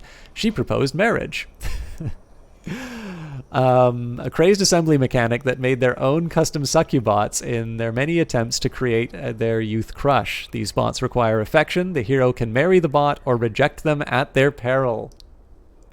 Am I going to pick a fight? My dinosaur is a bit weak, so in this case I will graciously accept, but I am going to do some combat soon too. So accepting Valerie's request for marriage, but I'm doing that also partly because, well, one, who wouldn't want a hot bot wife? But number two, we're actually getting to a point where we're going to be taking this thing on soon anyway. All right, so I'm going to take a quick break from army building right now just to boost up my my infrastructure. The nice thing here is we will have Cosmite Harvesting Center, so that's another 5 Cosmite, which means I can start building some more of those oh my god level tanks. Hey, Rouge Light Girl. Production ready. This game, actually, one of the really nice things about this game is that it does not always take itself seriously. So we had the, I think it's near our borders, actually. Where was it?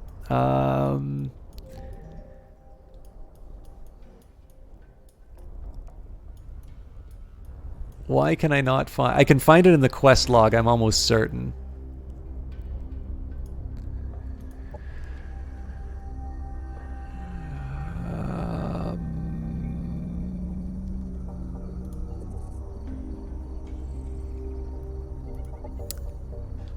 The Chapel of the Abyssal Edgelords. Alex GBR, thank you very much for that follow.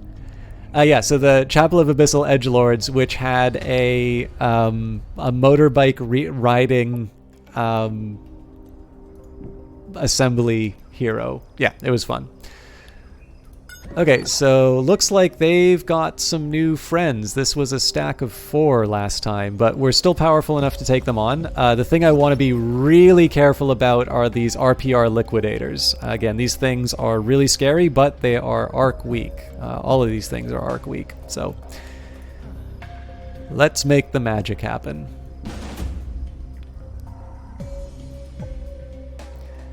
So you can, if you want, you can do an auto resolve. The thing is, I tend to find that losing units is pretty devastating for me. So I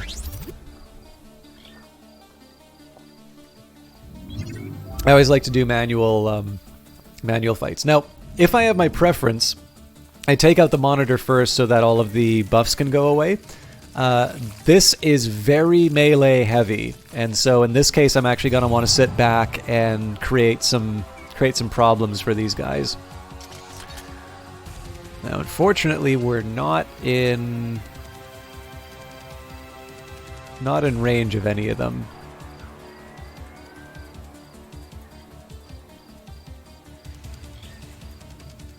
Trying to decide the best approach, because I can actually just set up an Overwatch here. But I do know those guys get, do get a ranged attack, so I think we'll move up. And I think we'll actually just queue up the breach round. And then the idea here is that all the other units will provide cover, so... Or at least I'll try to make them provide cover. I'm not going to turn down a chance to shoot at them.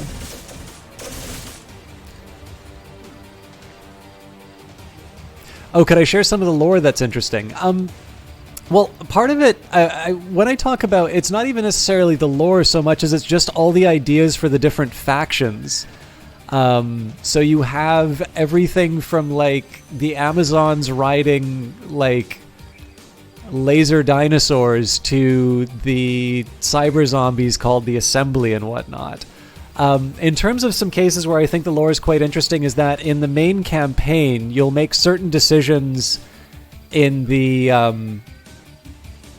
you'll make certain decisions over the course of it, and they will have consequences later on. Now, I haven't actually run into the consequences yet. I skipped the rest of the main campaign to go straight to Revelations, and then we'll be going back to the main campaign. So it may just be like... you know, these people come back to help you in the grand finale or something like that. But one of the things that I thought was sort of interesting when I was playing the main campaign is that there were certain kind of priorities or certain events that were coming up. And like there were these emergent moments in the game where it's like, oh, so-and-so wants your help instead. Maybe you can go and, you know, maybe you can go and do that thing instead. And what I tended to notice is that the game doesn't just give you all of your objectives right at the front. As you play it, sort of new things keep coming up. The basic story of the game is that there's sort of this large star union which has collapsed for some reason. You start as the Vanguard, where sort of this guy, you play this guy Jack Gelder, who now appears in this mission. They sort of send out these colonizing crews. They go into cryo sleep. Gelder comes back. It's been 200 years since he's seen anything in the Star Union. The Star Union's collapsed.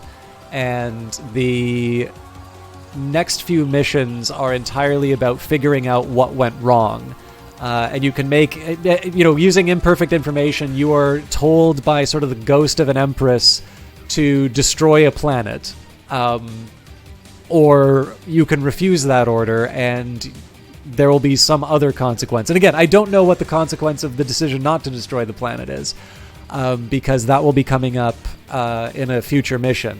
But as you start to sort of peel off the layers of the story, you start meeting the new factions, and that's how you start learning how to play them. So in this case, it's I don't know the lore well enough to make individual recommendations on that front, so much as the fact that I just think it's really neat.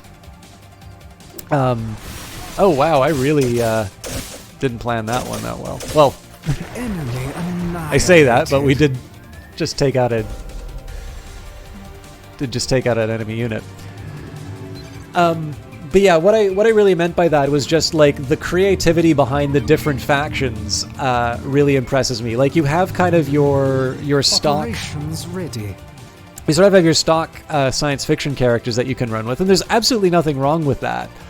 But I think one of the things that's so attractive to this about this game is the fact that again, you've got this really unique batch of units ranging from killer pigs to killer penguins to laser shooting dino riders, and then there's like some serious stuff as well. So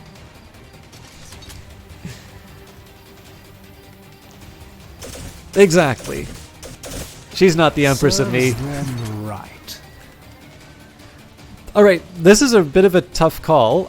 It's really tempting to double up the damage. On the other hand, it's also really tempting to kill the vehicle and get the extra damage. In this case, though, I think the total damage I'll be distributing with this attack is more than what I would get with the car. So in this case, we will slap him around a bit. All right, one miss.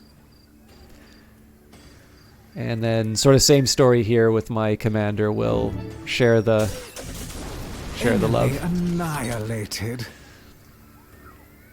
Now, I would have loved to use the sniper rifle on the monitor here, but in this case, the Justicar does actually put debuffs on my heroes, so this is still an okay shot to do. Enemy annihilated. So these are actually the two buffing units that are left, but of course they're not going to be that big of a threat to me. So this guy's going to have a little bit of a neurotoxin problem. But the rest of this is just going to be moving the line up and mopping up these units. I'm not going to spend the money on the operations just because there's really no need.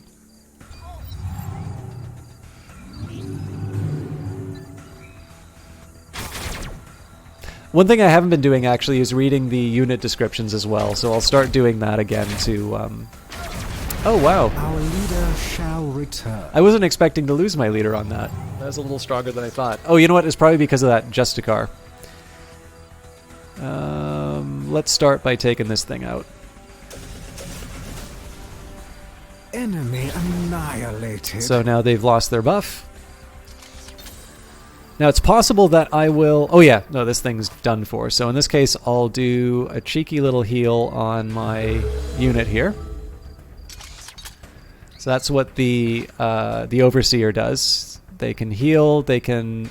The Cerebral Override is a new one that I've got here. And then they can also give a buff to the main units. In this case, it's kind of a moot point just because we're almost certainly going to take this thing out this round.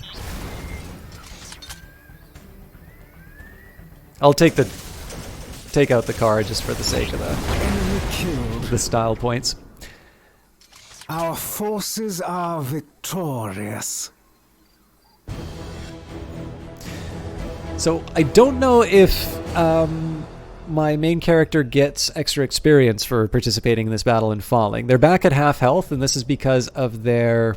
where is this ability?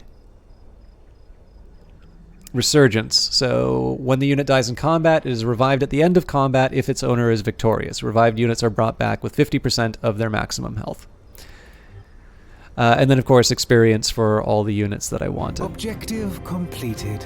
These Autonom will think twice before they send out their agents to cut back our growth. And all thanks to you, Marlock Tenar. You have our regards. I also have their money. Alright, so this is going to be a little bit of overkill on these units, but to give you an example, so there's the lore of the game in terms of the story that you're running through right now, but then there's the stuff that's sort of kept on the individual year. So every unit that you look at will have a description like this. In the days of Core, the Justicar were the police enforcement bots, heavily armored and adept at targeting criminals. Wanted by the Lar, they kept the Star Union orderly. With Autonom reprogramming, they sentenced my company of travelers for breathing air. Their Punisher missiles destroyed any obstacles we hid behind. Like most Autonoms, it has a slight weakness against electrical surges. While it was stunned, I fled. The others tried to fight it. They died. Their missiles work on people too. Mareg Nib, RV 12001X, Vacation Hotspots. Obviously, some of that lore makes a lot more sense when you've been reading it from the beginning. Through assaults, chemical or mental, the mind must remain stalwart. The mind must push beyond any affliction, or it risks being wiped out. Malai of House Antares. One of the things that's worth mentioning for this character here, the Syndicate are kind of the typical sort of evil merchant style characters. They have a slaving group. This particular character here sort of led a slave rebellion. His house was disgraced and he was essentially in slavery. And his mom came to join him on the planet, but voluntarily crashed her ship into the planet because the idea of her family being associated with supporting a slave uprising was, inconceivable. So in addition to having issues with the parents, we are also sort of something of an enemy of the faction we're a member of. I don't know if this character has any relevance to the main campaign, though, because I haven't gotten to the Syndicate part of it here. So I will tell you, though, the story is not done justice by my summaries like it, but the as one of my viewers likes to call it, the snooty elves, the Syndicate tend to have, usually if it's the name in the house, it's a Syndicate character who's talking. I'm pretty sure you figured that out just by the tone of voice, but I'm trying to talk about the lore stuff when I can. So this is, again, a similar idea that I'm doing here. I've got a bunch of psionic units coming online, but I don't have a lot of mods for them, so I wanted to go down that path.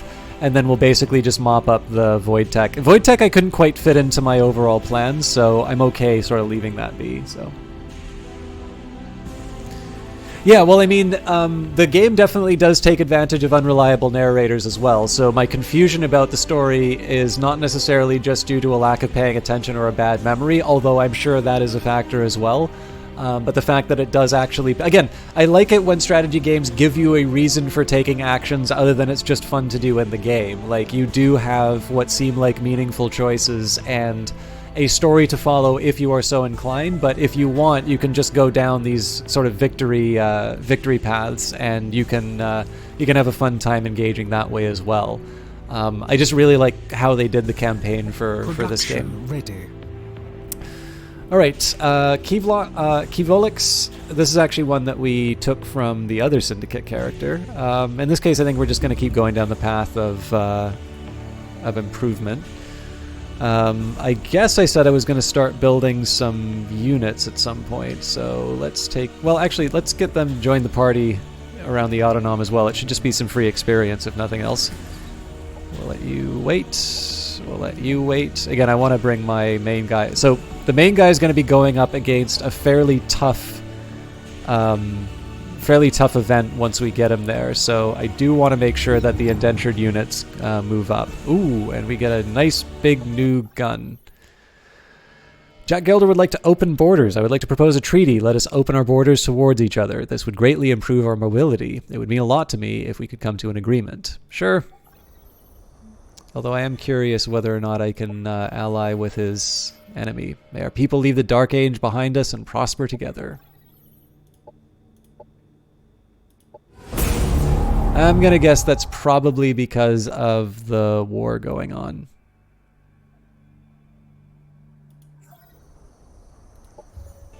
We can rebuild him, or her, or it. Enhancements are unnecessary. Our fallen heroes learn by the very nature of their termination. They say that spending so much time waiting in the void is the greatest of all teachers. Rachel Green, nurse. So I avoided getting this one just because I don't actually want to end the game with this tech. But I don't know what Hera Resurrection Protocol does. So strategic operation, resurrect a fallen hero by a process of genetic manipulation and regenerative medicine. Fair enough. I suppose it does just what it says on the tin. I don't know why I was surprised by that. Espionage or espionage building? Well, seeing as I'm, again, filling in the gaps on these sides, let's at least go for the things that give me buildings to build.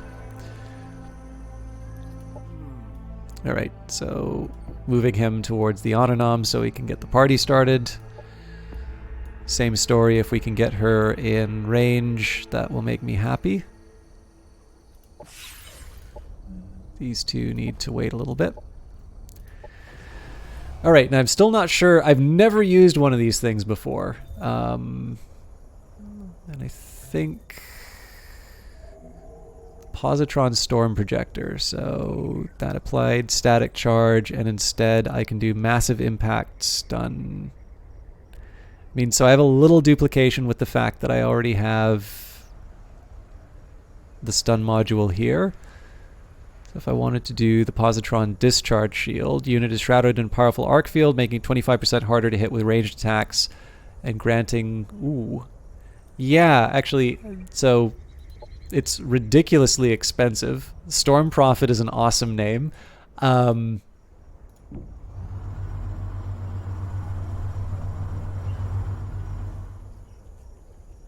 Yeah, I think I just want to throw this thing into combat and see what it can do.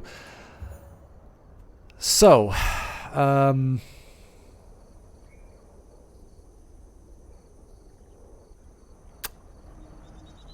am short on Cosmite.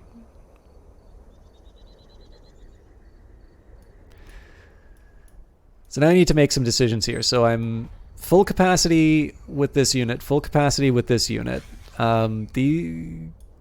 They don't all have to be the same type of unit as well. So I'll start with 2 of my flanking units.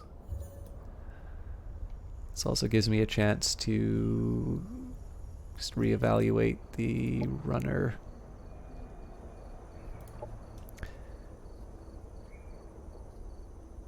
So again, the whole idea on this one was to get them to go in, take advantage of their flanking bonuses. So this unit already has flankers, so this thing's definitely got to go. And I figure actually there's 2 things. So stun is definitely a good call on...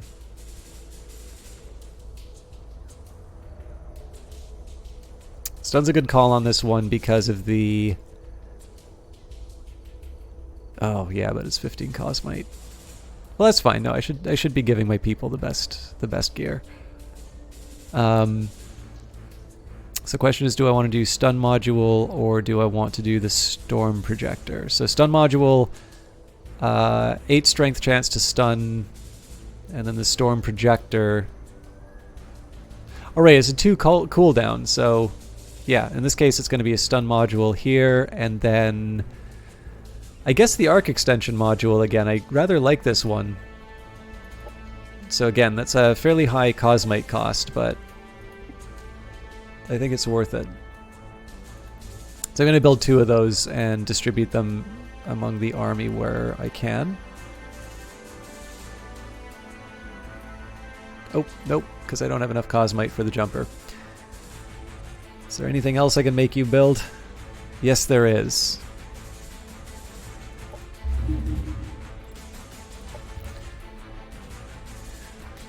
Okay, Basineth. Again, I would ideally build some units, but I think I'm a little too short on cash right now. So in this case, I'll generate knowledge for this round. Production ready. Production ready. I'm really hoping that we get to a point where I'm going to be able to cancel the bread and circuses, although, again, we're drowning in energy right now. Actually, with that in mind, I'll leave it for now, but I think I'm going to start buying some rushes. I'm a little lopsided in my economy just because I neglected my Cosmite gathering. All right, Felicia Caldurai wants to join you, so this is definitely... I've now found my my vehicle commander.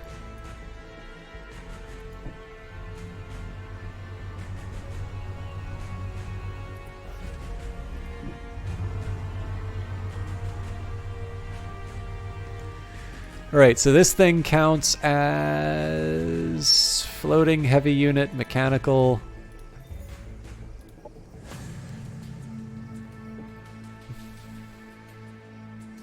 heavy ground unit. Actually, you know what?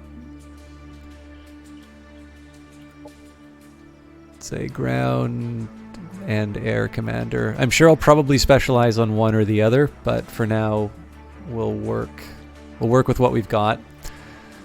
So they have an arc weakness, so I can think of a couple of mods that I might want to give her.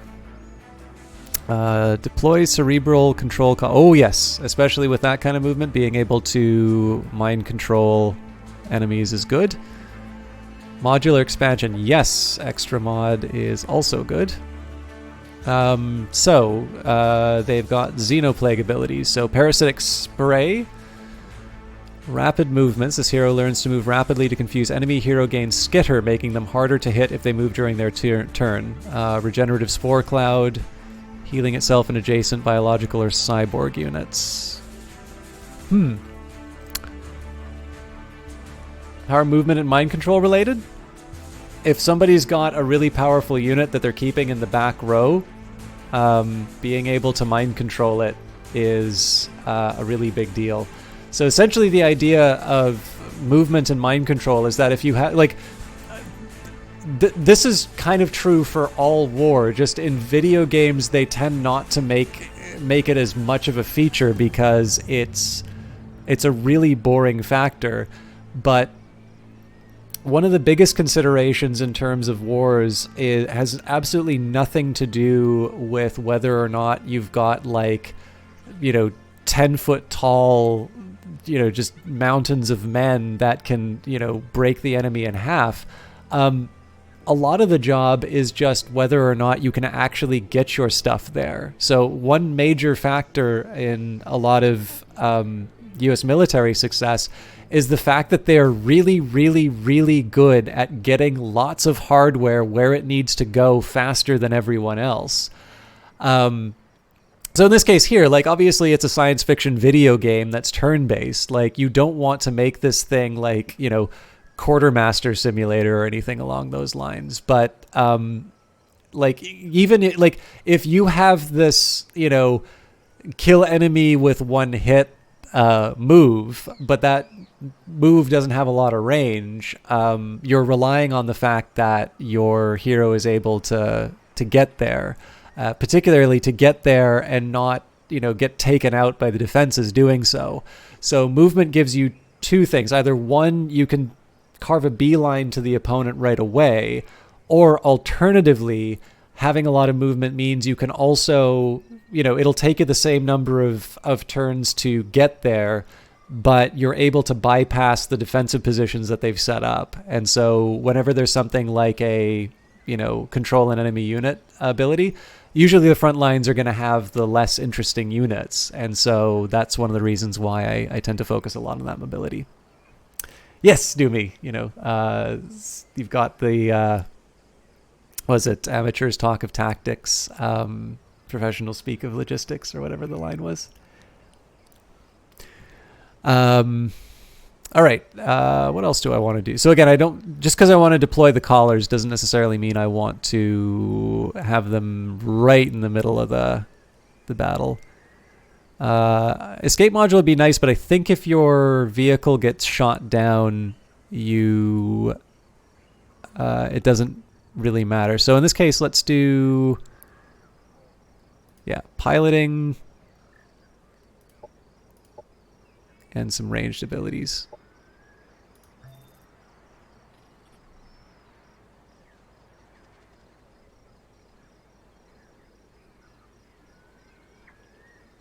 They're currently in a Mirage. They can be in a hover bike, subjugator, or a wraith.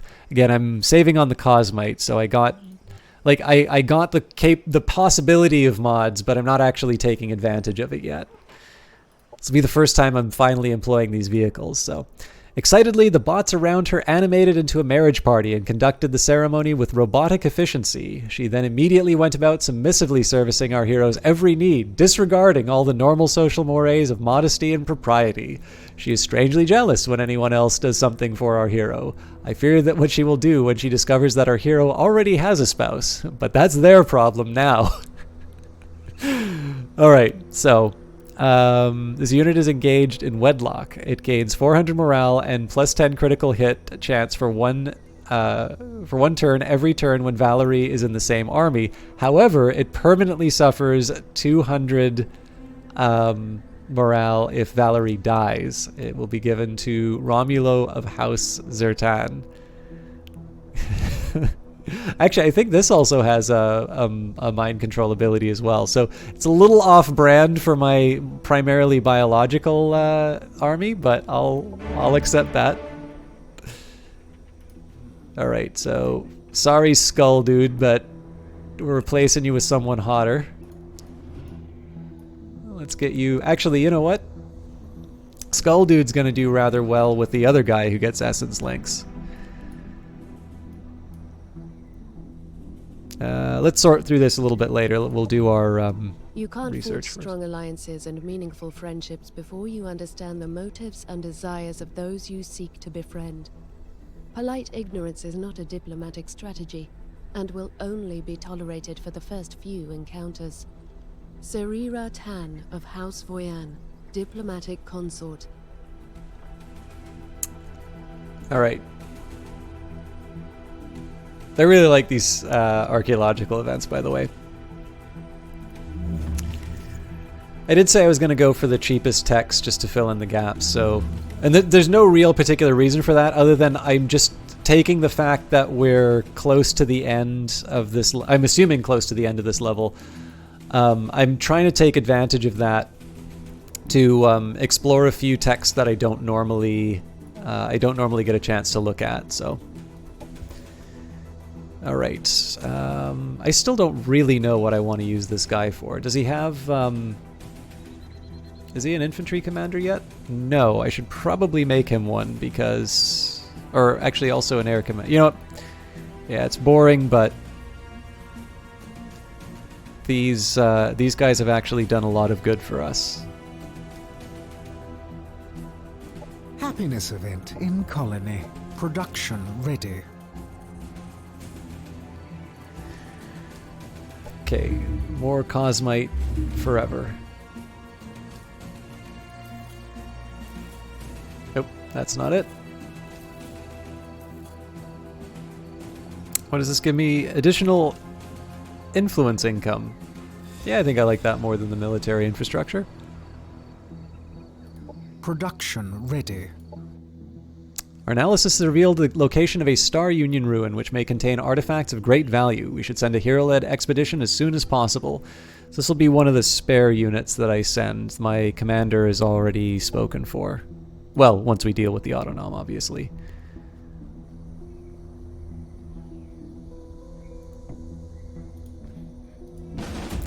Alright.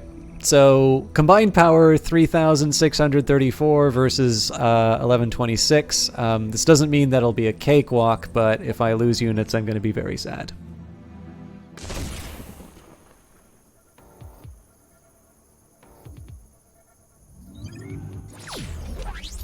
So I'm going to try and take advantage of the Mirage to go around the edge and take out the monitor right away. They are going to be protected by a few somewhat scary units, but I need to stop being a baby.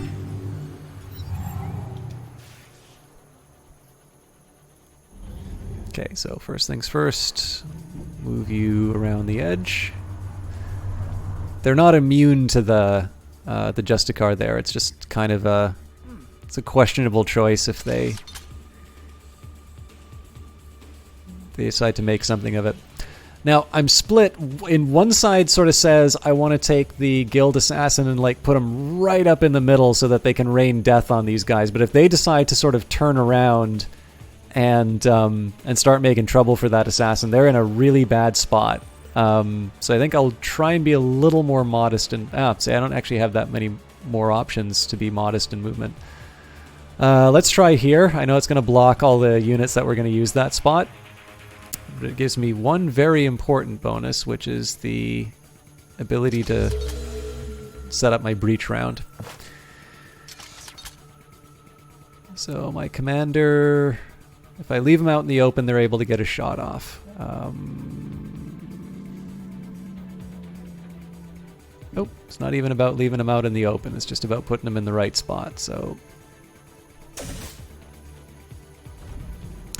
that stems specifically from the fact that this weapon gives you, so it's a repeating weapon. So if you stand and deliver, you can get 3 shots off. If you move and fire, it can be reduced down to 1. But that's working as intended.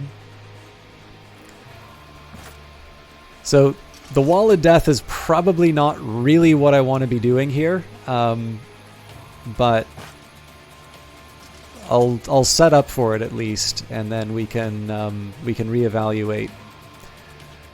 I think I am actually going to move this guy ahead. Now, I'm not crazy about this because it now gives them even more reason to start moving this way, which means my Mirage becomes a potential target. But I think it does make sense to try and move in here because these are primarily melee focused, which means that they're going to be like, at some point there's going to be a fight that happens here. Although, of course, I may also be getting some flanking bonuses based on it, so we'll see how that goes.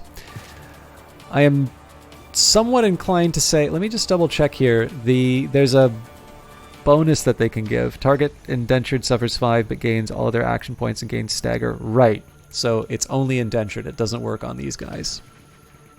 So their support unit, I'll keep them in range, but not too close.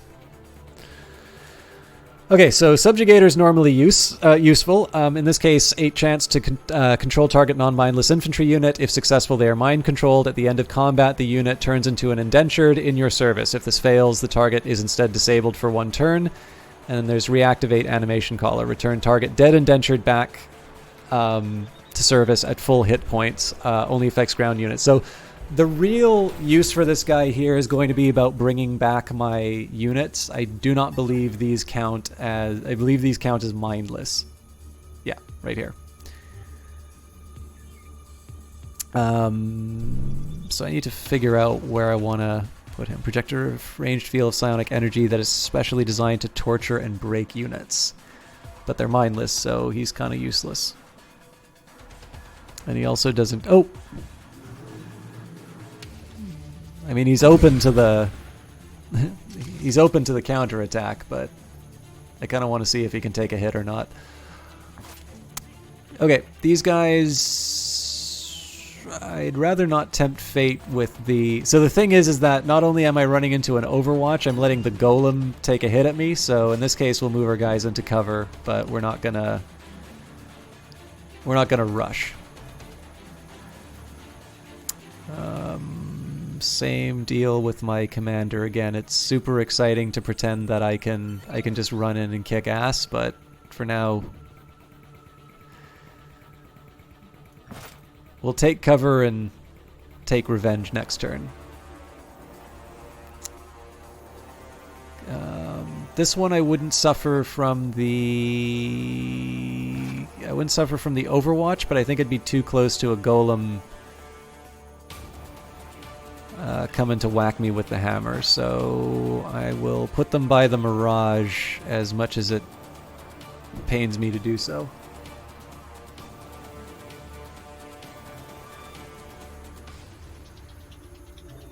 And then the flanker... There aren't a ton of flanking opportunities on this side, but I'm already kind of heavily invested on this side of the battlefield, so let's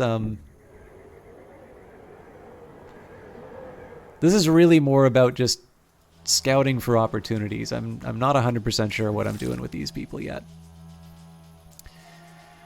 Okay, I think I know what all these units do. Yeah, these things throw up on people. These things grow evil vines.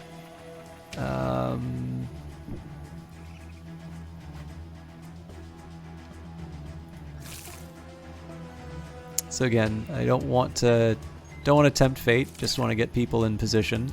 These are large, so there's not quite the same benefit for. I think they're large anyway. Yes.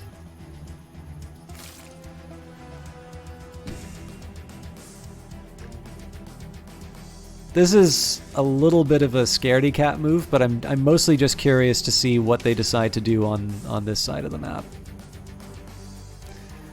I probably shouldn't be stacking my units like this, but one thing I can do though. This probably won't be able to do anything, but these can burrow and do some attacks later. So this may just wind up being a very wasteful move, but we'll see what they decide to do this round.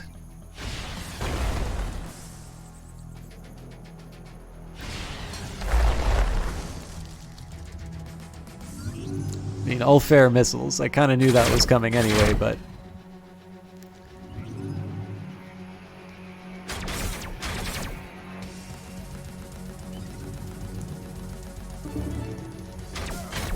Wow.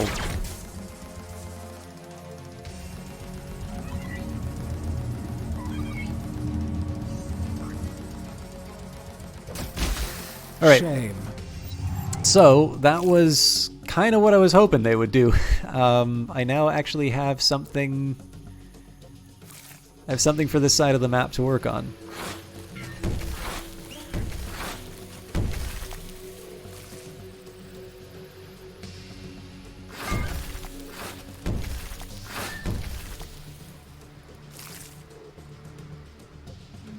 So I can finish it off with, but they get the Overwatch, or we can. I don't know how I feel about this, because they're just gonna turn around and shoot.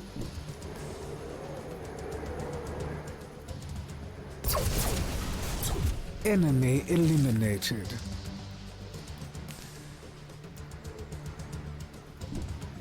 So I'm doing that kind of on the expectation that this guy's gonna do something to make these guys think twice about their life decisions.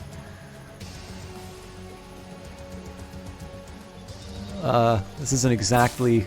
Oh, yeah. Turns out my faith was misplaced. That's fine. We'll figure out what to do. Okay. My punch people still don't really know what they're doing. So, oh, you know what? I probably just stole her cover. That's what staggering will do to you. I don't think they have any more missiles, so it's okay to put them close together like this.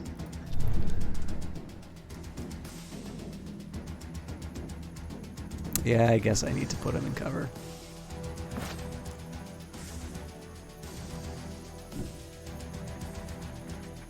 This is a really wimpy use of these hardcore melee units, to be honest.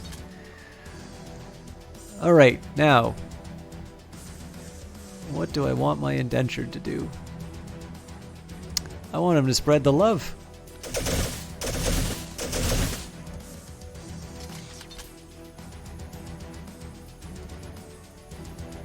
So these guys are out in the open, but if we're able to take them out like this, that's completely a moot point.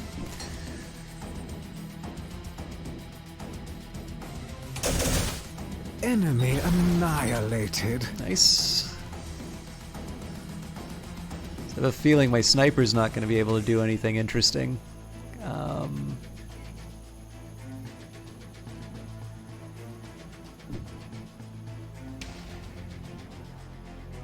They're a little bit like XCOM snipers. You actually have to have them in place at the start of the round. to do anything. Not quite sure what I want to do with these guys yet. I believe he is allowed to heal the boss man.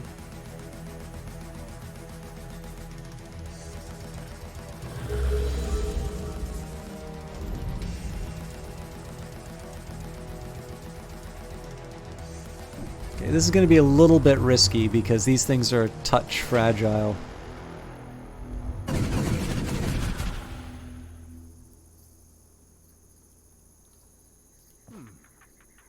Oh, I thought I had another attack. Okay, let's just... So I like Arc Discharge because it does that jump.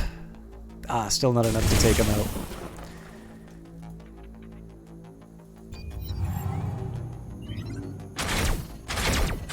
They really like taking out my commanders. Alright, that's not too surprising.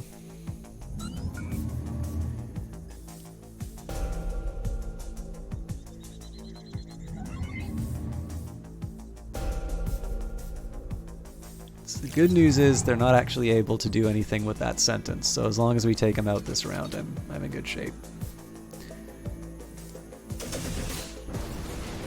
Good riddance.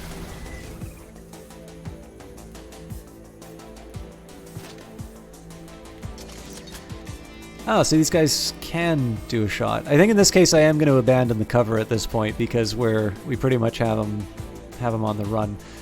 Doesn't mean that these guys are immune from retaliation. It just means that the time it's going to take me to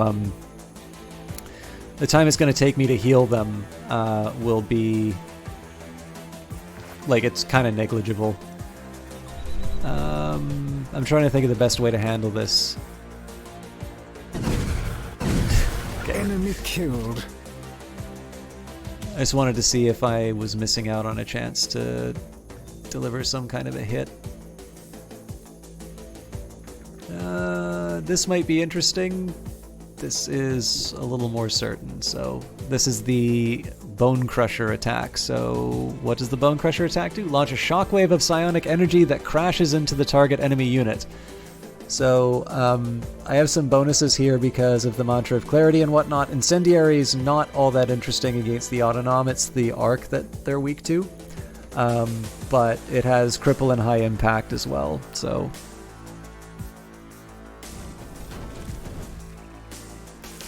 basically, it's a way that I can do a ranged attack on these guys when I'm short on options along those lines. I don't really have that much as far as other units that can attack the Justicar, so in this case I think we'll just whack him as much as we can with what we have available. And then she is still affected, so sentenced. So I'm curious why she is so slow.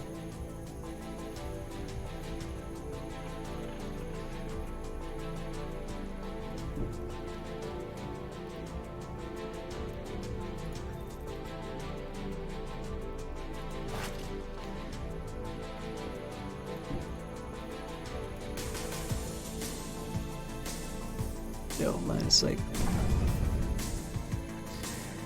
Okay, again, I want to be careful with this thing. Actually, I think I'm just going to go into defense.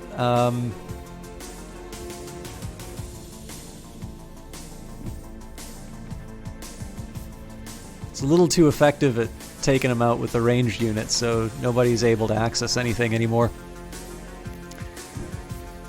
This guy's already used his heal, unless you get more than one.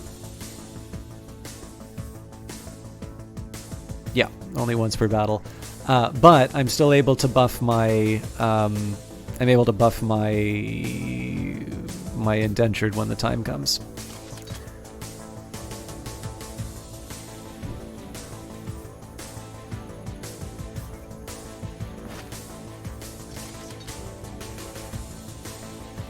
So normally I shouldn't be clustering everybody up like this, but they've already used their AoE attacks, so in this case I just need to get them... I need to get them somewhere in the arena. I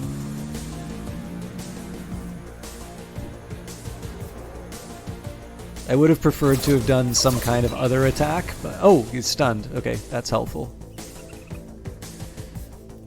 In fact, I could... I think teleport uses up the turn, though.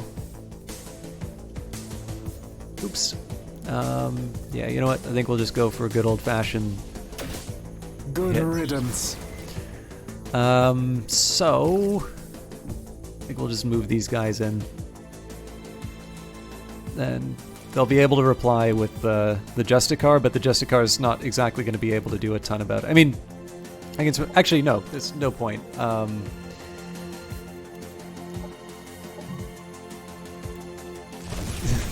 I have lots of energy, so... Our forces are victorious. Thunderbolts from the sky are always a nice way to finish things off. So again, I'm mostly worried about this unit here in terms of gaining experience as well as keeping their health up. Objective completed. And the reasons why will be apparent in just a moment. Well done, Champion of Life. By smiting those lifeless idols, you demonstrate your faith and refuse entropy's distractions. We bless thee.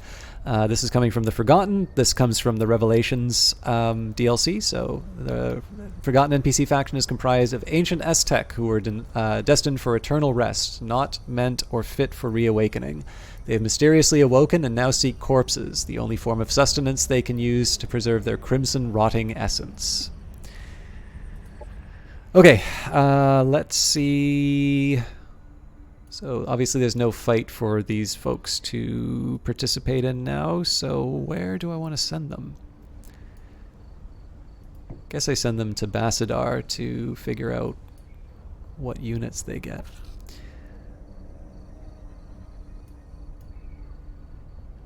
I think I was going to send these guys to scout the northwest, although they also need units. And these guys were going to do some kind of a mission or otherwise make themselves useful. Thing is, I've kind of run out of stuff to kill. All of my territories are clear. Oh, but there's an anomalous site. So send them up there.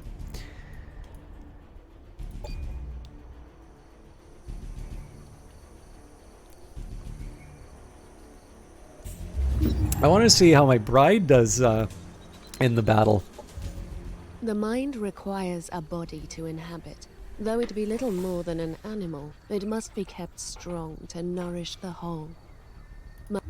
Oh, I should have finished the quote. Sorry about that. So we can do advancement tactics, which will give me the dislocation drive, teleportation, and bonus to shields. Or Psytech Cerebral Execution. Target biological cyborg unit has a 12 strength chance to be instantly killed. If this fails, the unit... I mean, it's an enormous cost. 75 energy, so that's basically half of my monthly income and 7 tactical points. Tactical operations points to pull off. But yeah, Death Ray is... That's quite the move. And it's cheaper. So the alternative would be Mantra of Control. Through the psionic will of the caster, target mind has an 8 strength chance to become... target unit, sorry, has a chance 8 unit to become mind controlled. I mean, I can basically just make everybody mind control machines and all the battles become easy. I really want to do advancement tactics. I think being able to kill people with a thought is always a cool ability to have. We remember Entropy's malice, how it raged in the hearts of people. Their fear dashed our kind to pieces and destroyed our precious legacy. We miss them. We yearn to never forget them. Others must know the cost of fear. They must know our loss. Build a monument to their honor. So it'll set aside some of my my production resources for a while, but that's fine because we're starting to run out. All right. Key Volix can annex another sector. Which one do I want? I guess I said I was going to try and take another science sector at some point.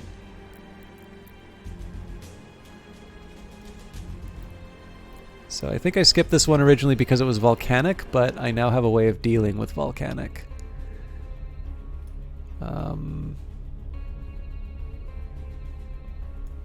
Yeah, you know what?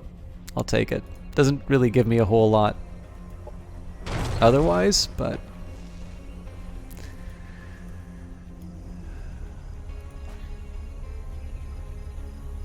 This is an army belonging to a... We seek to cherish this place. May we offer recompense? We gladly indulge you, friend of life, trusting that in the coming day we may savor your essence.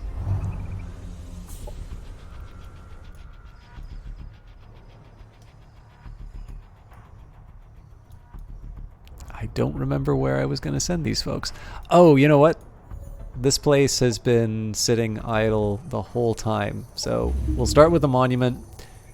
And let's start building...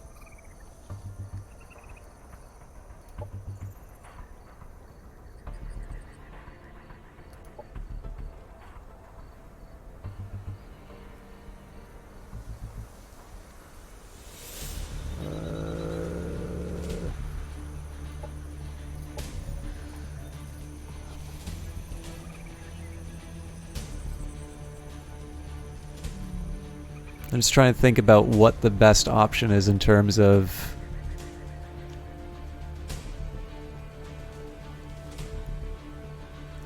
So psionic attacks are infused with acid, dealing biochemical damage, having a 12 strength chance to apply poison.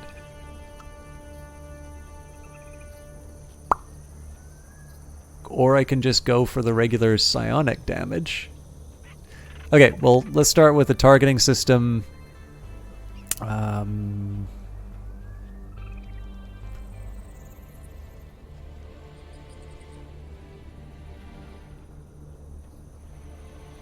Mantra of Clarity sounds like a good one, and I think I'll just stick with that for now because I'm not exactly swimming in Cosmite, but at the very least I'll be able to build one of these tanks. Again, part of this is just learning what half of this stuff does. Production ready.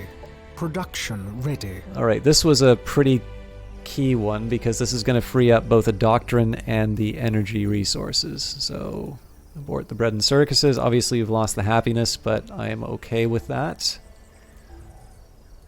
And then that should free up the doctrine at some point. Oop. Production ready. Alright, well, there's something nasty waiting for us on the right-hand side, apparently. And then you need to go finish this quest that you started so long ago. So the whole reason why we had to rebuild our entire army was the fact that this guy took on more than he can handle. I talk about this guy as if he wasn't me, but not only was that a decision I made as a player, it is the character that I am playing as the commander. So I can shut up and just accept that I'm bad at this. Okay. And yeah, I'm kind of parking... Or actually, no. If I'm going to be...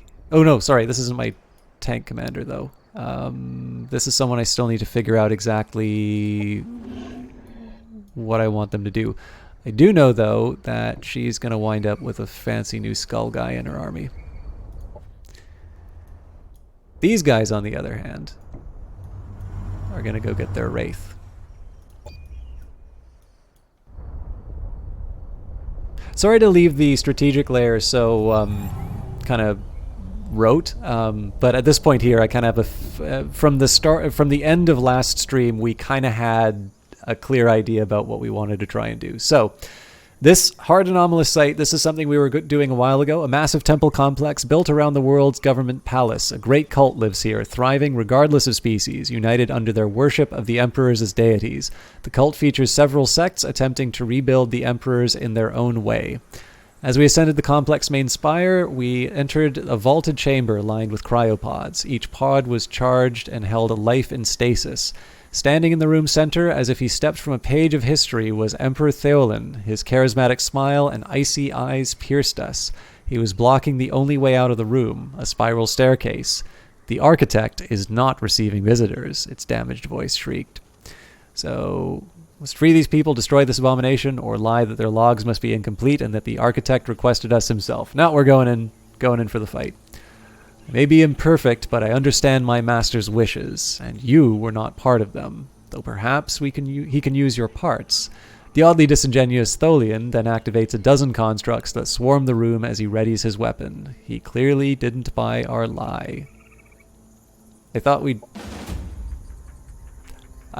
we just said we're going for the fight, but...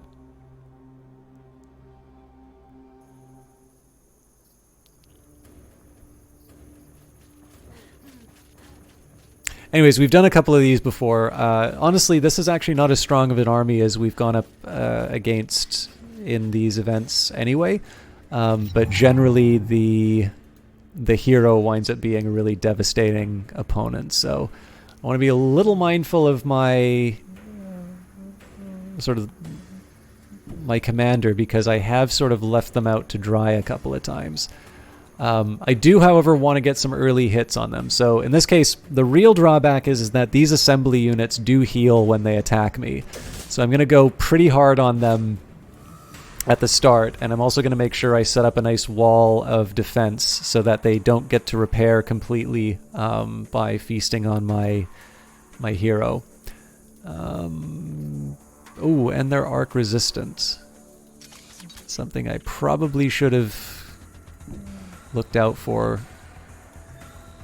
But yeah, basically all paths to this to my hero should be blocked with a nice amount of arc fire. What the hell was that move? All right, I guess they're not defending their commander.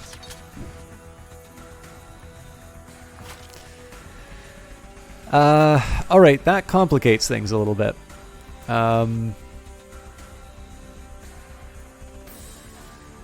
Yeah, they're all scavengers.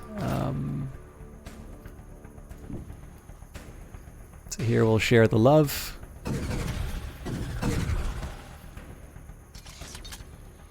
The real question is if I can just deliver a shot. No, I cannot. However, I can cover my boss. So, Overwatch for everyone. Let's watch the consequences. Alright, well... Overwatch for no one, because I didn't read what that guy's abilities were. Fortunately, they're not doing physical attacks, which means none of them will heal. I will be able to recover from this disaster. Operations available. Okay, before I do operations, let's just bring the thunder. I probably should have used this unit before I used these, but that's fine. We'll take a piece off the board. Enemy killed. Want to buy an insta-kill ability. Sky can do nothing.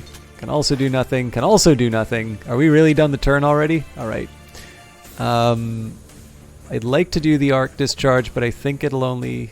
Oh no, it'll hit 2. Enemy killed. I'm assuming Tholian's going to be able to do something devastating, but... Our leader shall return. Okay.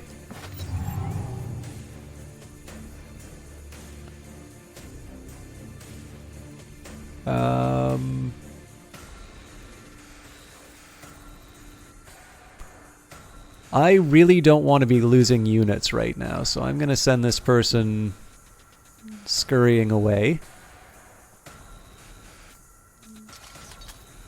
I think there's a very sensible argument to be made for me to focus down Tholian and hope that all the sort of secondary damage takes out the assembly unit beside him.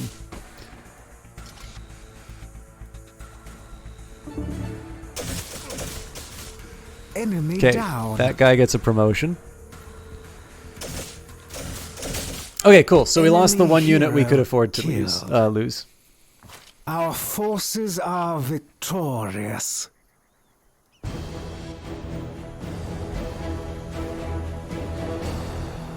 Cool. So, and again, the big thing on here is I want to get my indentured up because they're the backbone of this whole they're the backbone of this whole army, as far as sort of distributing both the weakness to Arc as well as the fact that it bounces now. So Tholian's double collapsed as we finished our assault. With his last breath, he called out, "I may look like him, but I was not trained by the actual Emperor. He knew Kor would require it of him, and saw to it that there was very little left of his mind for the Union's benefit." We turned our attention to the cryopods, freeing the disturbed victims from their frozen stasis. The thawed people form a caravan, willing to join our side. So, and we got a colonizer. Battle of Emperors, this hero is the bane of the old elite, dealing plus 20% damage with all attacks against Paragon units. And lots of food, so yes, we'll accept. In the console spire, we found a workshop. Bodies littered the room, each wearing a face of a historical significance. An unfinished simulacrum sat at the room's center. Its face was that of Emperor Mora. An old human was tinkering with a device attached to his arm. His tottering voice called out, "I found their minds. So many minds. Kor used them. I copied them. They said I was mad, but I can bring them back. Who are you to foil an old man's dream?" So, your work can serve the Union's rebirth if you join us, or these creations disturb those who should be put to rest. Yeah, let's say your work can serve the Union's rebirth if you join it.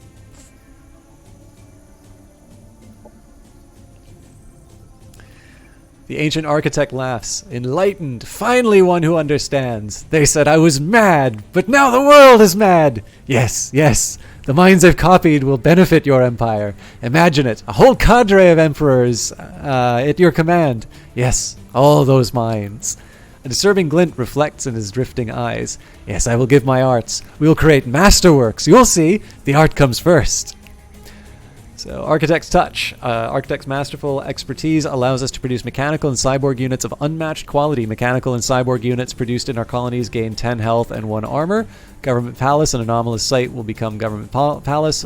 Mora, the fledgling Emperor, a new hero. And 200 knowledge.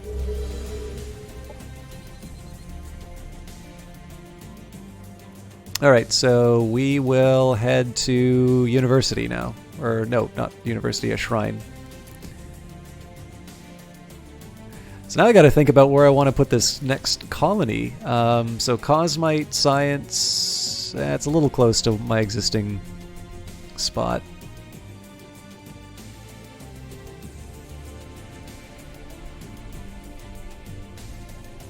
I don't know, something in this area wouldn't be unwelcome.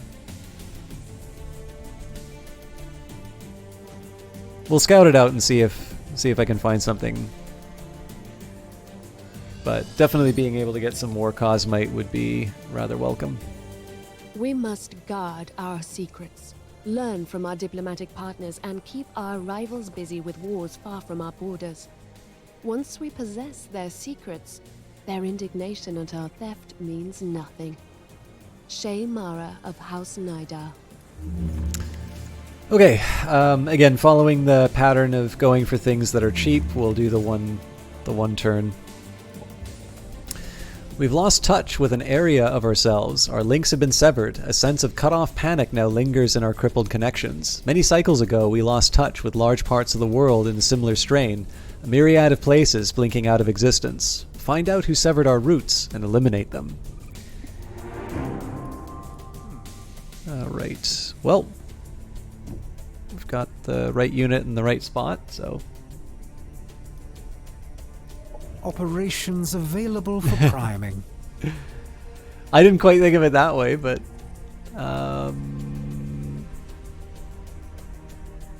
I thought Bread and Circuses took up a Doctrine slot, but apparently I'm wrong. Oh no, that's right, it was just taking up the energy. I was mad about it because I was short on energy at the time.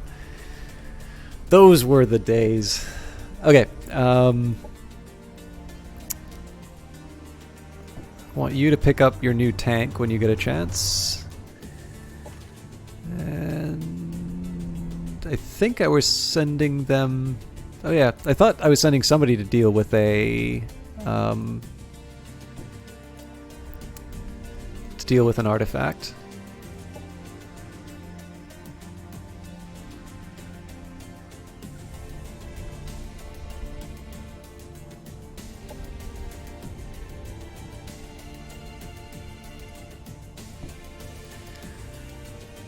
And I'm assuming these guys are mad because I gave them because I just gave them a nice lava bath. So let's change the priorities.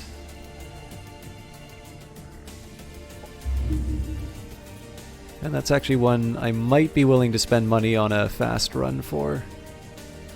So 80 energy is nothing. 720 we've already used by now. Yeah, I don't really want to empty my treasury to get rid of it. It's only -1, so we'll be able to live without it. Alright. I mean, I put them in Bassadar, but that doesn't mean I know what to do with them, so I'll pass for now.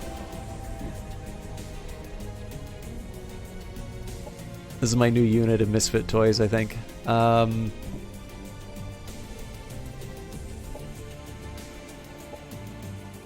Sector annexed. Production ready.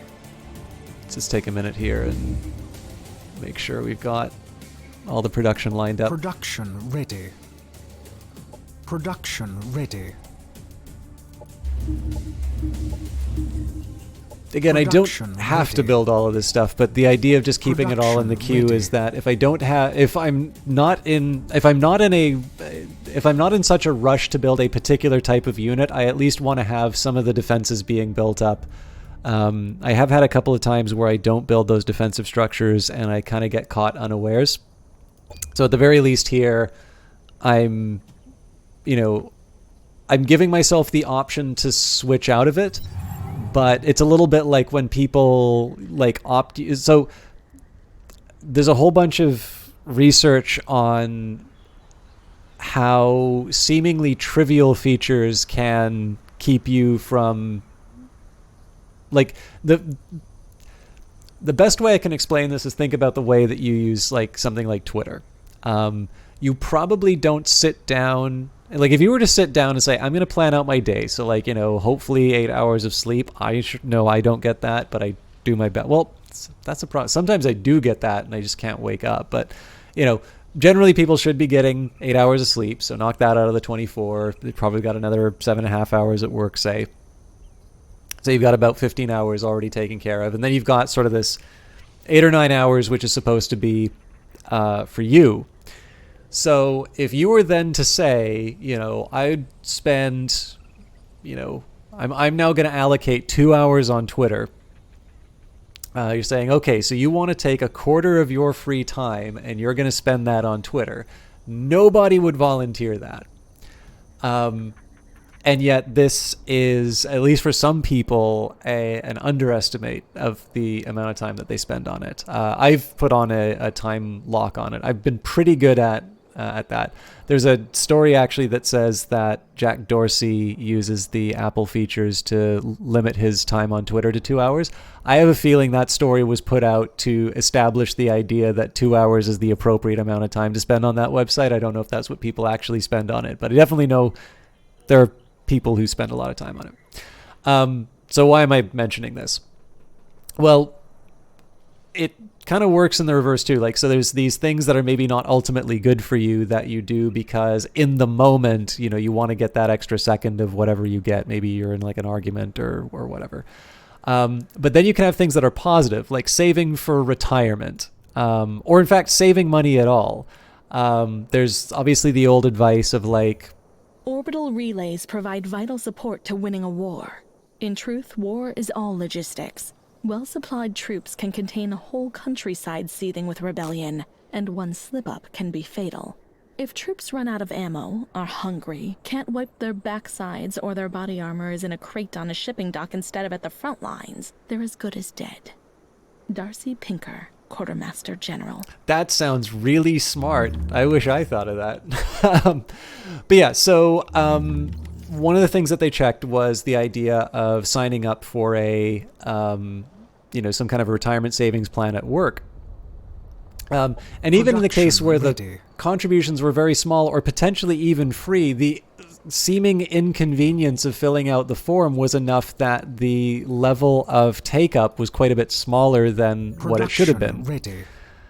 I think this might have been some of the stuff that Richard Thaler was talking about, actually, for those of you who follow the people who get Nobel Prizes and stuff like that. So essentially, that's sort of me applying the same principle, that you flip it around. You say, you know, when you start the job, you are opted into this retirement plan. You can opt out if you want. You can send the form, but the default option is the one that is more socially beneficial, let's say. Some countries actually do this with organ donation, that you are opted into organ donation and that you fill out a form to opt out. So now, obviously, some of these topics, people are like, that should be my choice. It's like, it's always your choice. They're just acknowledging the fact that something as trivial as filling out a form probably shouldn't be preventing you from saving for your future and whatnot. So that's just a really long way of explaining that when I build, like, I don't actually really think that Bassadar needs defense turrets right now. But in the absence of something else that I need to build there at the moment, I want to say that, okay, I will make sure that I'm getting some kind of a benefit. You know, it's hard to say that defensive structures and bases are totally bad. So it's just one of these ones where when I haven't actually figured out a full game plan for what I want to do, I at least make sure that a few of those, incremental improvements that I wouldn't otherwise build get queued up. Let's get some goodies before I move on. Hazards linger. Supply stash. You find a salvageable Imperial supply reserve containing 29 food. Unfortunately, the container logs are destroyed, and you can't trace where the resources came from. They do cost maintenance usually, but when I would have been at like 0 or potentially even negative energy, I wouldn't be setting myself up that way. But when you take a look at the cost, so let's take a good example here. There should be like the infrastructure. So I'm paying 16 energy for that, which, I mean, you could say, do I want to increase my income by 10%? It's hard to say that it's hard to say that I don't have a use for that energy. It's just in this case here, I sort of think, by the way, I'm actually not sure if all of them have an energy cost.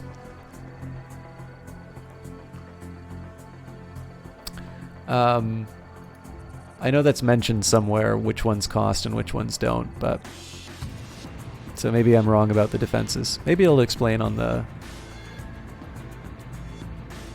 I could actually be wrong about that. Anyways, I generally assume that if I build something, there's a maintenance cost for it. But I also, again, I may be missing things, but energy is not one of them. There really are not a lot of good food areas here. So I think I'm actually going to build in the Euler ruins. Vanguard colony.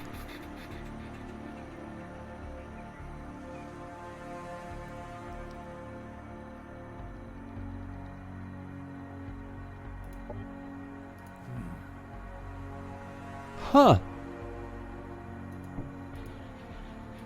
I didn't even think that you could build different styles of colonies. Okay, neat.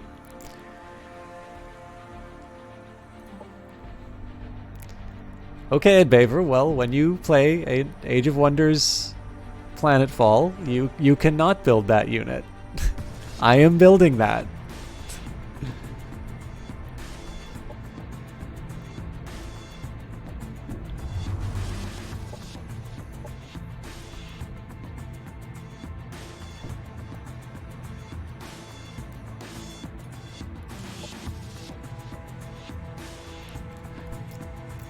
The only thing that I can say is, like, when I explain...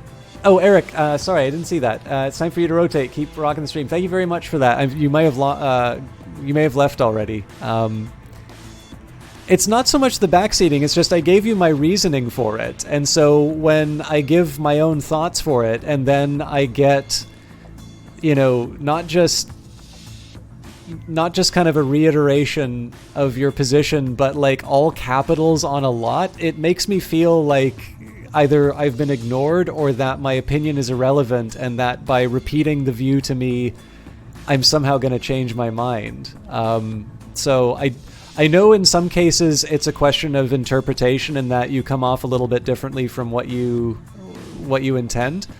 But I don't know. I just think a reply like that, when I've taken the time to sort of explain what my reasoning is and why I'm building that in a time when I've previously gone out of a point where I don't have a lot of energy.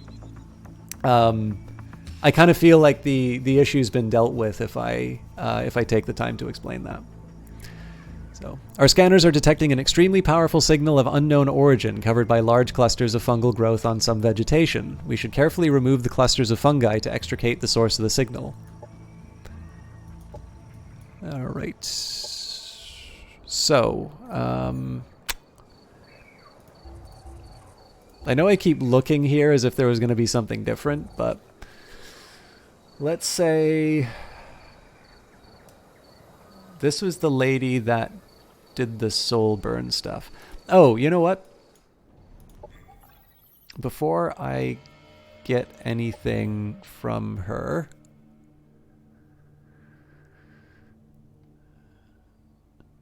all right, so I don't think there's any advances to our relationship. We can or should do. Yeah, max relations. So let's see if we can get some stuff from the Forgotten. So Golem, defensive shot, essence corrosion.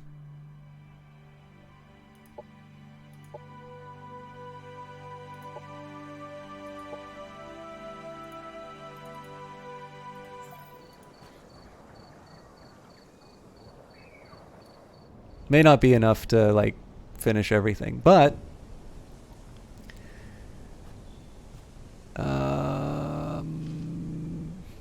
I really don't like using the Cosmite, but it is 5 and we're generating 23. So in this case I will devour the essence.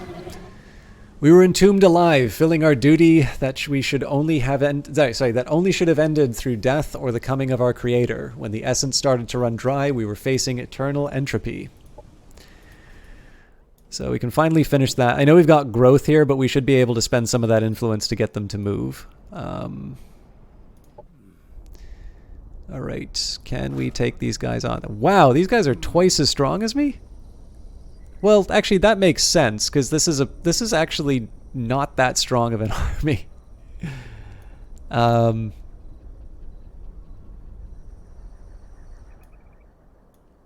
really gone and done it. So I can't afford to bring these guys along. I'm sending these guys off to do another quest.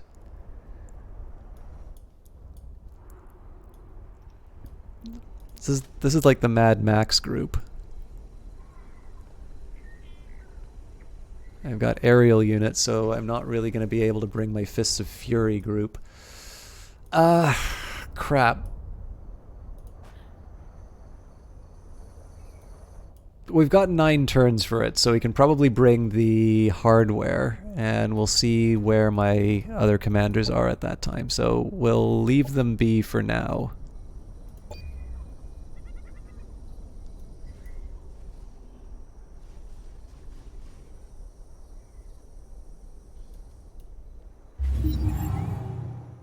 Objective completed.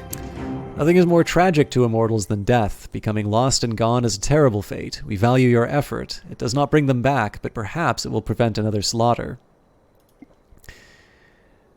Okay. Colony established. So, it's kind of neat that I can get Vanguard units now, but I'm really not sure what to do with this. I'm gonna go kind of heavy on the morale bonuses to start off with. Oh, you know what? Like the military, the skirmisher barracks and whatnot. Oh, So it's kind of neat that I actually get some of the Vanguard units. I suppose the really good ones, though, I need the tech for.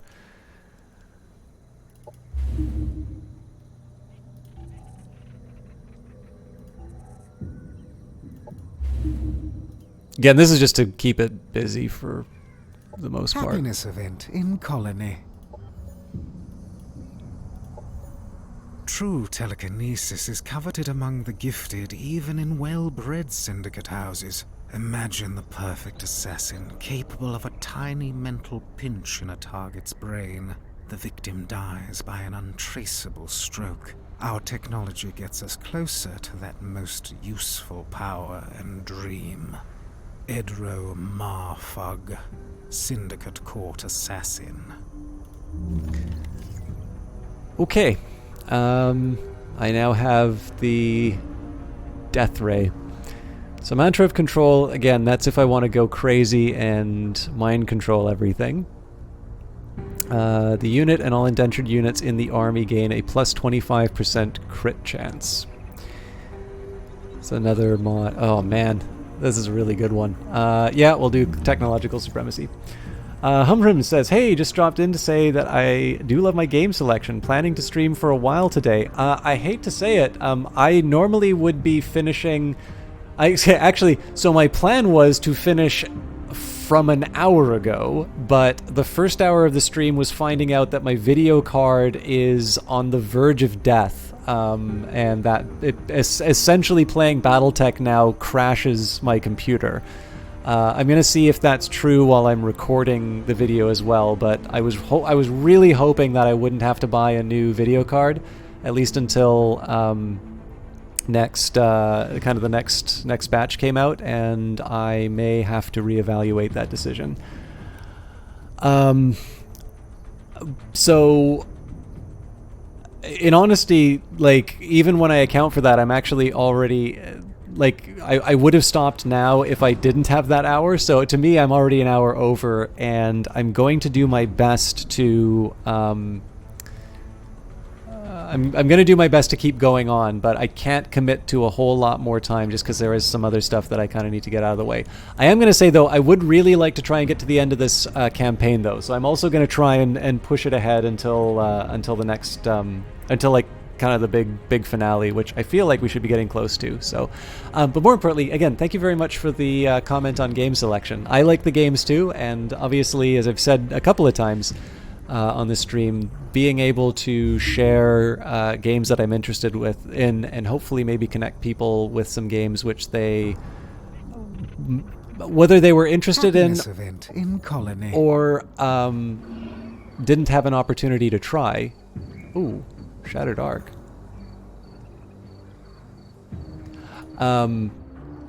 It's a kind of a perk of doing this. It's really neat to be able to see people engage with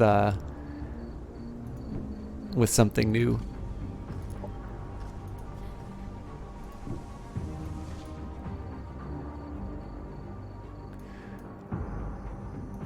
This is mostly just so I can try out the fancy new Forgotten unit.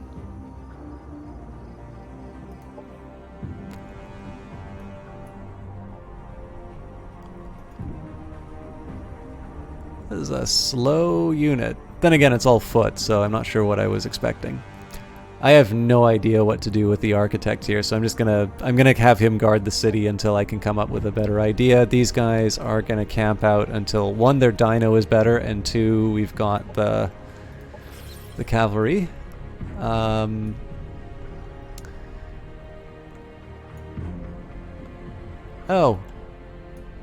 Huh. I didn't think that there was another artifact here. Okay, well, at the very least, we can give another growth unit to the new unit of Misfit Toys. Incoming communication. Good. A diplomatic approach will assure victory. I hope that we may both profit from this. Speaking of diplomacy, will you be my friend?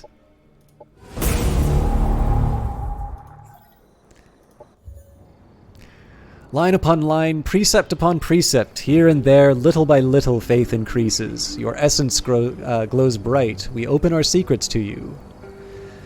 Okay. So this is, I actually really like it when we get to this point in the relationship, because it's a lot easier to advance it through purchases. So, and being able to get I tend to prefer mods to the units. The units, I'm really impatient, and so I don't always figure out where they fit in my overall military plans. But being able to get mods is something that I can apply to some of my my individual units, and so it becomes a, I don't know, it's a nice bonus. So Doctrine, yeah. Forgotten Depth sounds really fun, because an additional 10 spread over a bunch of colonies seems really good. This unit is no longer affected by morale changes and gains entropic necrophagy on their attacks that don't spend essence. When this unit kills another, it consumes... Right. So I may not actually wind up using these. But yeah, anyways, you get 10 relationship bonus for each one of these things that you buy, and then of course you can either put it on your units or otherwise... Actually, you know what? We can afford it, so we'll get it. Basically, it's a win-win. You gain the relationship bonus, but you also get some cool new text to destroy your enemies with.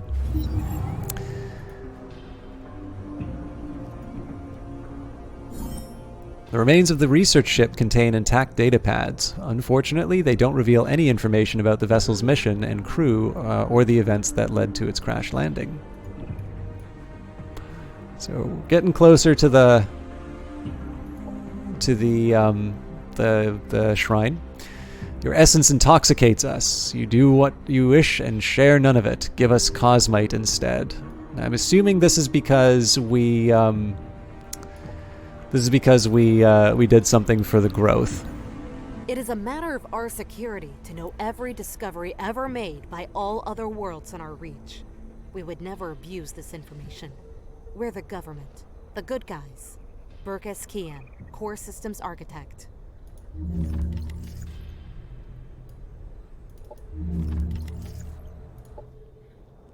Again, I'm not really going into the tech tree here. I don't... oh no, 15 to negotiate, so we're fine. We welcome you, Marlek Tenor. Have you come to observe the beauty of our pollination, or do you have some other goal? So, would you be able to grant us access to this location? We gladly leave this garden to your tending, Marlock Tenor. Our seeds will be planted elsewhere.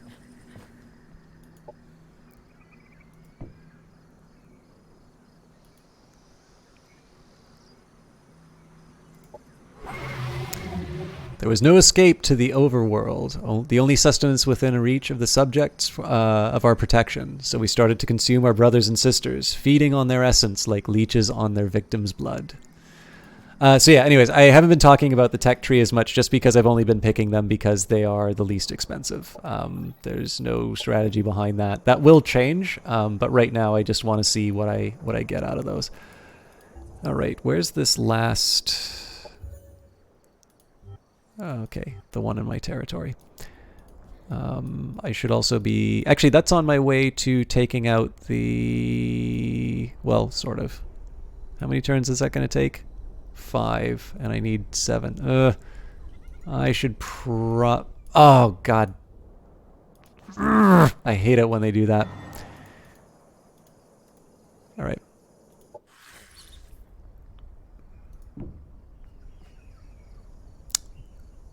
Okay, easy anomalous site. I'll explore with this. So this anomalous site can be explored by a hero to recover research data and reveal the secrets of the Star Union. Our scanners have detected a faint signal of unknown origin being emitted from a distant sandbank in the desert. We should excavate the sand to uncover the signal's source.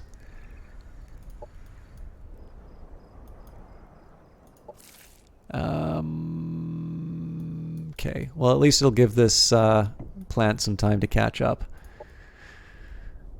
And these guys, I'm just going to make them camp for now because it's going to take them a while. Okay, Bassadar is probably full up on everything. Yep. So, I've put off...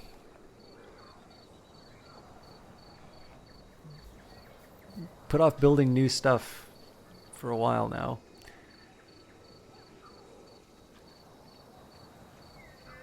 Thing is, I don't really think I need 3 wraiths.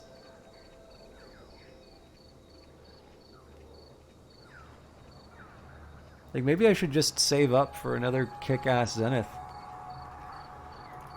I'll build the base, and then we can move up. Okay, so I got one of these coming online in 3 turns. I've got another Wraith coming up, so I technically need 1 more.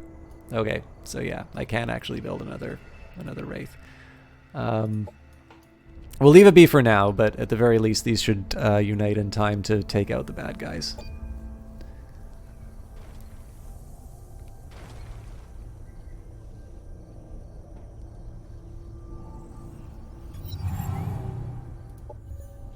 They have no essence. They are lifeless idols that must be smashed. We judge them constructs of entropy, mere distractions to life's purpose. They are programmed for violence and take offense when we point out how meaningless they are. Destroy them.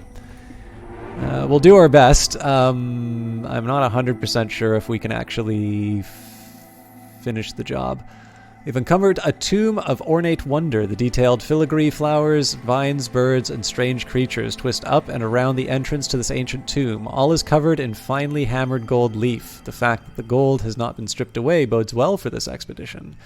We have gained temporal dislocation. There are few clues emblazoned upon the gate, but judging from the fixation on once-living creatures and the joyous nature of their carvings, the whole place represents Aztec mythology.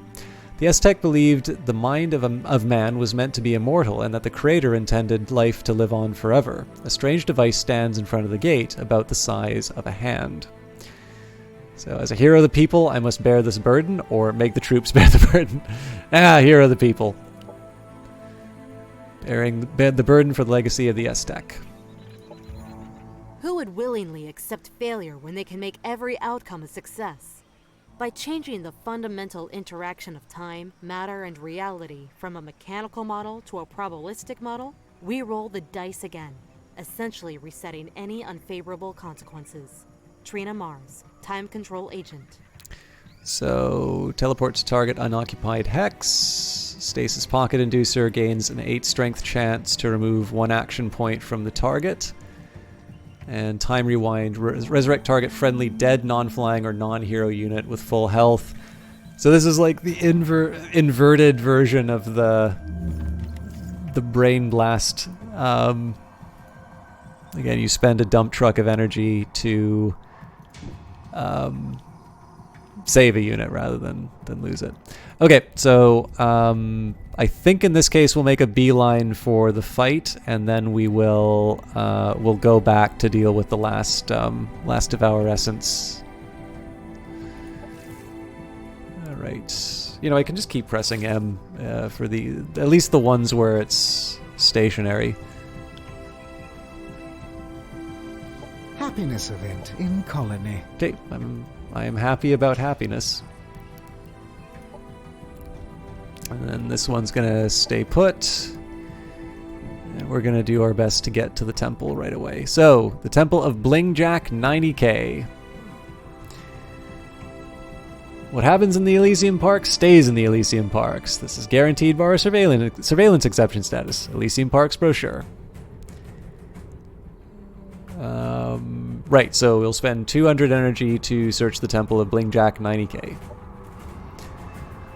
Come in, step inside. The booze is still sparkling and the dice and dimes keep rolling. There are fortunes to be made by every believer who dares to give their fate a spin on our illustrious Temple of Bling, Jack 90K.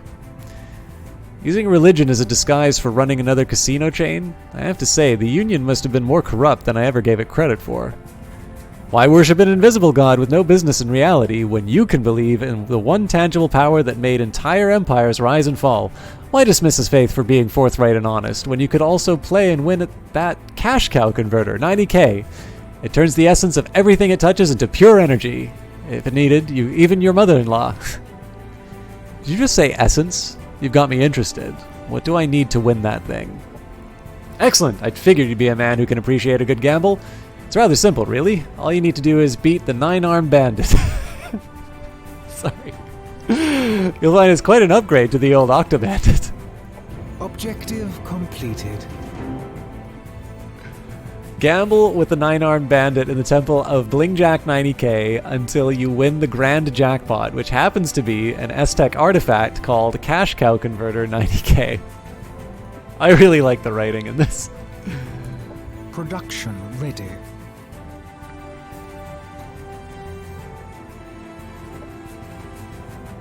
Welcome, follower of the Divine Investments Faith, to your new game of Blingjack 90k. Pull the levers and receive your heavenly prize. The more you bet, the higher the chances. Today's jackpot is at 6 Carminias, 2 Tholians, and 1 Mora. Okay, as much as I would love to bet 90,000, let's start with 50.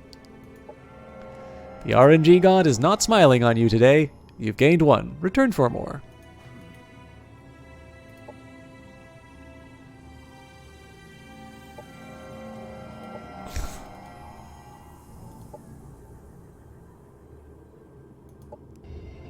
Jackpot! Praise the RNG god and praise the Divine Investments Church. Contact your local cash cleric to claim rewards.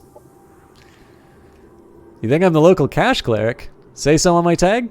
Of course. Congratulations then. You've unexpectedly won my grand prize, the Cash Cow Converter 90k. This is totally not ruining my establishment or anything. You surely want to gamble for more, don't you? Don't you? Absolutely not. You shouldn't even have allowed your slot machines to evolve this far. Now on to the artifact, Hadel. With all 3 items to commune with, the essence trail is forming before my inner eye. I can follow it all the way through the centuries back to its source. Yes, yes! This is where the Heritor Crypt lies hidden. Objective completed. Objective completed. I'm assuming most of you know what that 42 Objective reference was. Completed. Oh wow, that's actually much closer than I thought it would be. You found the entrance to the S-Tech Crypt. Enter and claim the rewards for your efforts. You need a hero present at an anomalous site such as this to progress through the events. No surprise there. So yeah, I was really hoping to finish the Essential Cure quest line because I think it tells us a little bit more about the Forgotten. Despite our attempts to grow them on their warm towers, these Autonom insist that we cannot grow our vines on them. They need only strengthen their cables. We must grow over the high spots to receive Sonoril's kiss. Destroy those that cut and clear away our vines. Operations available for priming. By the way, Rumdums, if you're still around, sorry I was late in answering that. I don't know if you're just generally quiet in chat or if I really blew it on a chance to answer your question. So I'm feeling mildly bad about that. Okay, let's get you to move as you were before. Production ready.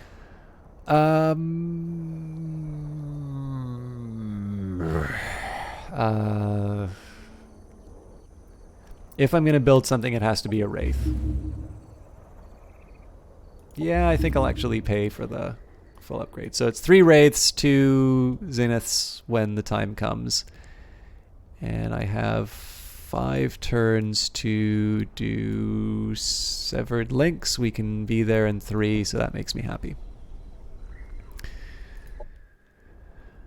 Alright, we've located an underground chamber. Gruesome regalia litters the chambers. Past the bodies, strange artifacts, and signs of a struggle in the center of the chamber. A sacrificial victim is strapped onto a rectangular stone altar. The victim appears to be maimed by a powerful compressive force. Clearly, a Sinumbra ritual happened here. A preliminary forensic investigation indicates that a powerful artifact activated this ritual. A strangely shaped knife found in the body is laced with complex but dormant Sinumbra tech.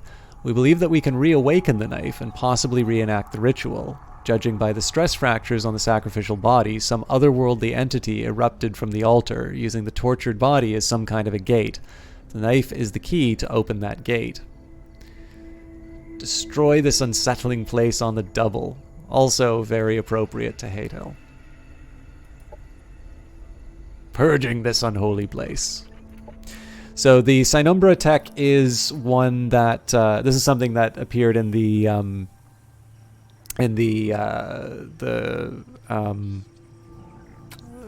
earlier in the game. This is a tech that you can take on as any one of the factions. Oh, interesting. Our hero approached the device and placed a palm onto the strange surface. It hummed to life, and our hero was racked with terrible pain. Our troops watched in sympathy, but could do nothing to prevent the gate from taking its due. It is the nature of a hero to bear the pain of the people. A chime sounded, and the tomb door activated, revealing a chamber beyond. The hero suffered 80 damage. Reward Martyr. This hero became a martyr by taking a great burden off their army. Grants 200 morale to all units in the stack. Only functions if the hero is the army's leader.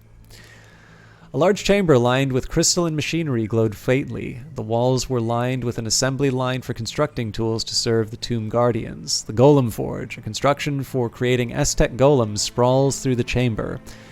It is well known that every Aztec tomb is guarded, and like bas-relief, leaping to life figures float from the walls to intercept our explorers. There is a moment of pause as the drained make their way around the equipment to approach us. So destroy these abominations, or they seem to bear no hostile intent. Try to communicate. I'm going to try that. I don't know if the hero heals waiting the 2 turns, but I want to take that chance. And again, we'll move to the Silted Sands. Now, this is a decent enough army, but it may not be strong enough to take on whatever waits for us there.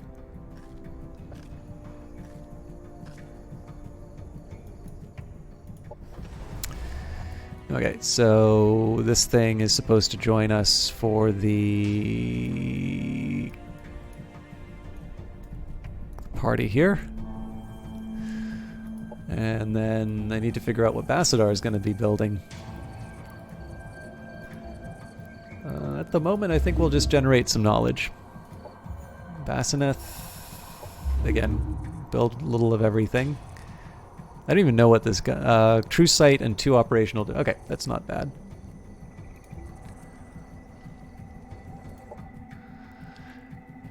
And I think we'll go straight for the House of the Emperors. Production ready. Production okay, ready. This is good just because I really didn't want to be getting any more of the negative happiness than I needed to. We'll leave this be for now.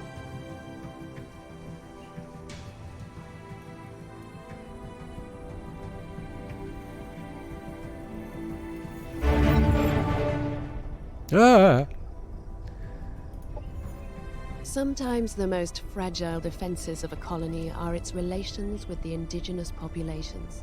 Why expend our costly weaponry and the lives of our citizens when the natives will keep our enemies busy? Cena of House Timor. Now I know why they have British accents. Okay. So we can do Quantum Leap, we can do sensor technologies, we can do infrastructure, we can do a little bit of everything, really. I think I've also kind of got the... I'm kind of past the point now where I should... Like, yes, technically there are other gaps for me to deal with. I think at this point, though, I'm going to go for some... I'm actually going to go for some of these infrastructure techs before I go for any of the cheaper ones. Okay, you have upgrades. Again, Echo of the Hive Mind and stuff like that doesn't really help me here. Deny the Void. On death, the hero loses all essence charges and returns to life with 10 plus an additional 10 for each essence charge loss. Yes. Range Specialist wouldn't be terrible. Especially for the extra damage. Yeah, you know what, we'll go for it. I think close quarters points. I probably should have checked for something else, but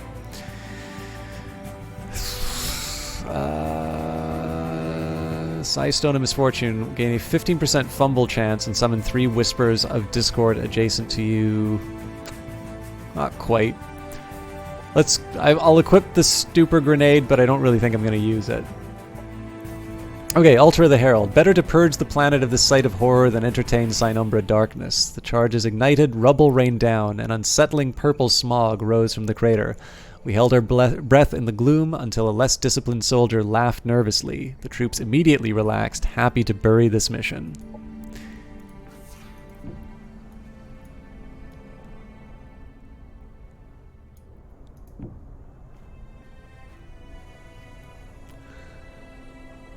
Production ready. Oh, I gotta figure out what. Happiness event in colony. Happiness event in colony. Our analysis has been completed, yielding a treasure trove of data on Lost Star Union technology. We received 393 science. For centuries, syndicate noble families cultivated the genetic propensity for psionic mastery. The most brilliant minds were incorporated into the main genetic lines. The resulting generation is smarter and stronger than ever. Nope, forgot the quote again. All right. In this case, we'll just finish the rest of the psychic, and then we can head down the void tech path. You get to do a standard move.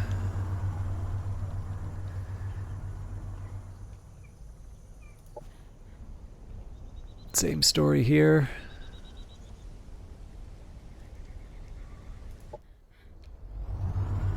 We've pretty much already set up all the plans. Although, yes, Basineth. Yep, same story. We don't really know what we're doing. So in this case, I'll just go for generate knowledge for the next little bit. Once we max out the knowledge, we can always make up the cash. But clearly I'm at a point where I'm basically spending money to build units, which means I don't really know what I'm doing with any of it.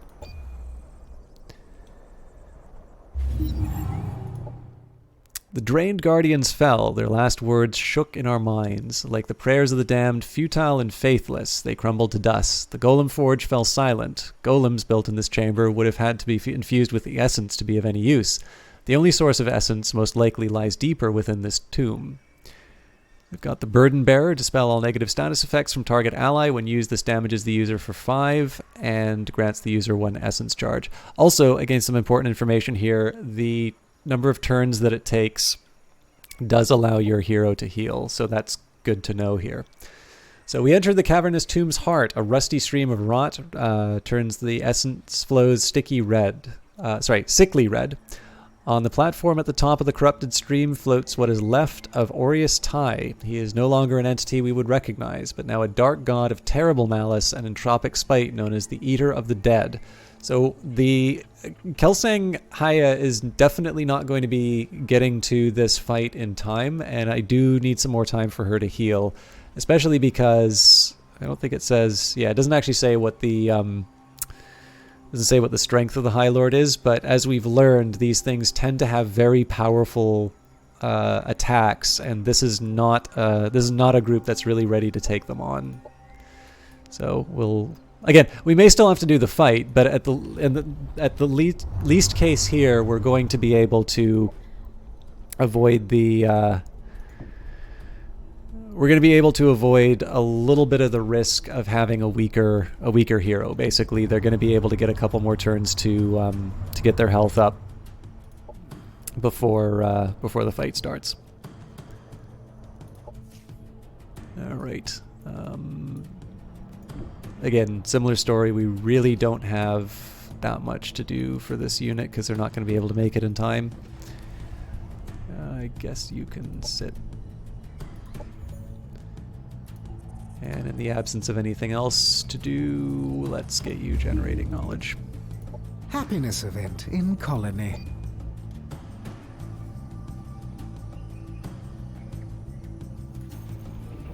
So part of this is the consequence of spending too much time pursuing some of those lesser civic technologies. The fact that I'm doing that means that I don't have enough infrastructure technology to be able to do other improvements to my... Perhaps the most successful life forms in the universe. Fungal growths stretch for miles, all connected, all one living being, feeding on chemicals often too strong for other organisms. We can have much to learn from fungal landscapes.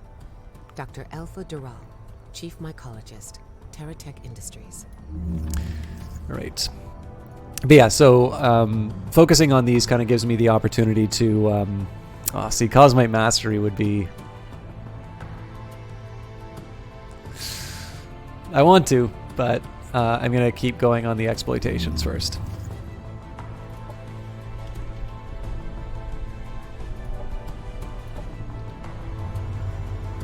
I think we are ready to go.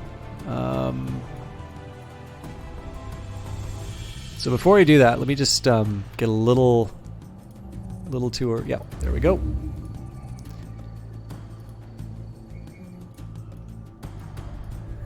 I don't remember if all of my colonies had a fungal, but I do remember there were a few. It's the only one I remember, actually.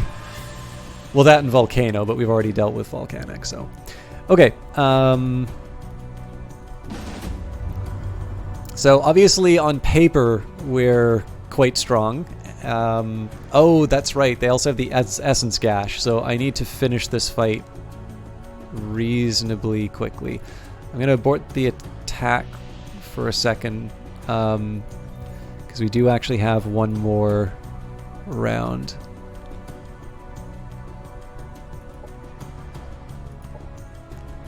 So while that upgrade happens, yeah, we'll leave these be.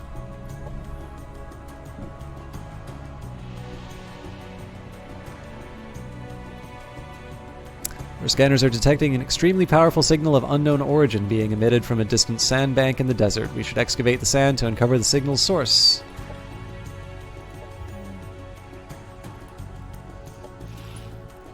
I'm kind of glad that that takes 2 turns, because that means I'll be able to get the big fight and finally see what these vehicles do.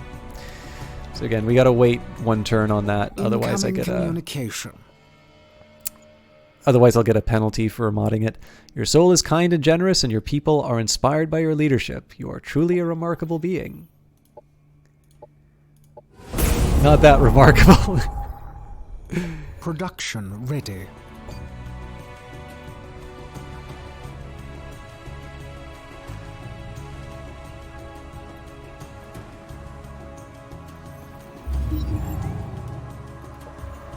A word is power. Words can be imbued by memory and fixed by experience. Spoken in command, it is a force to change worlds. Atil Oru, Kieko Dream Reader. So obviously I'd like the opportunity to equip this on a few more of my psychic units, but we're going to do that when we have more Cosmite and when we're not ready to go into battle. So at this point I might as well do Dominion of Ether. It gives me Ether Storm as well as a tactical operation. We seek your aid in popularizing trends toward not wasting one's life, but rather donating it to the forgotten. Misery should never be extended when it can serve for a much higher purpose, namely our enrichment. The golems in the center of the tomb served to ward the heart from intruders. They suddenly awakened and descended from their plinths to consume any who dared enter the area. Using what we learned from the golem forge, our engineers managed to dismantle the golem's mobility actuators, leaving them clawing helplessly on the ground. Now that they are disabled, we can now approach the High Lord. Well, I guess now's the time to see how this works. That is quite strong.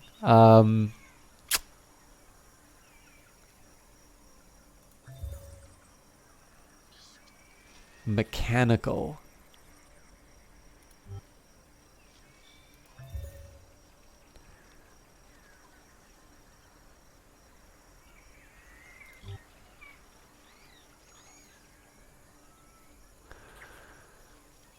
Let's try it. This could end quite badly for me. Oh, actually.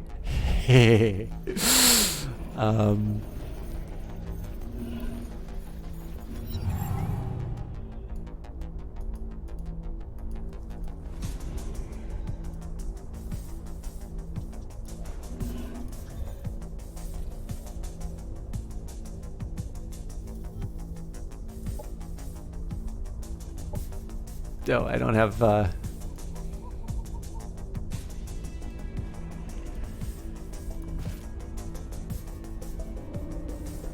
I want to mind my distances here.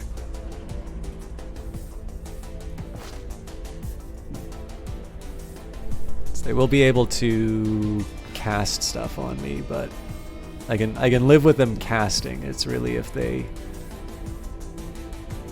do something else nasty. So in one sense I'm trying to buy a little bit of time I'm going to try and do some absolute nonsense. Incidentally, I don't know what this arc does. I am a little curious, and I want to try and apply this principle of let the game clobber me and learn its secrets that way.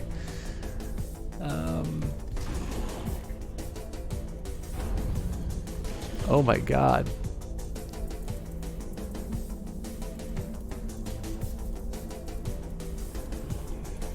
Okay, now I'm actually slightly curious if they can wake up these golems.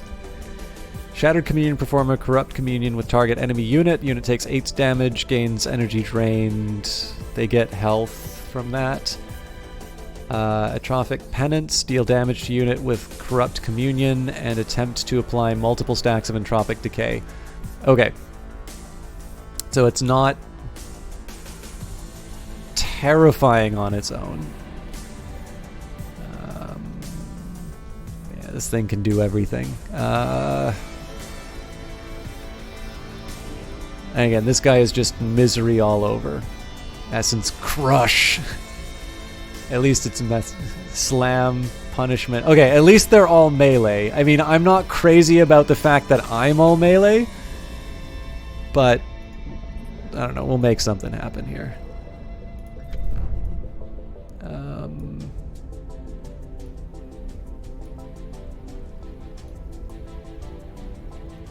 This doesn't count as cover, but essentially I just don't want my subjugator sitting on the front line, because I do eventually want to throw some mind controls at people. Gonna try and take advantage of flanking if I can, but I'm not entirely sure this is the smart move. Okay.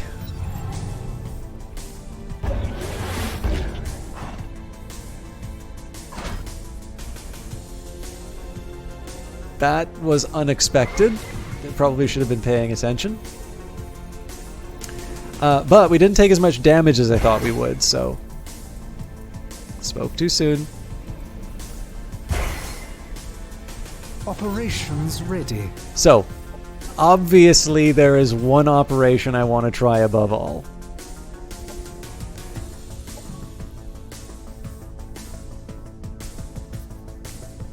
What?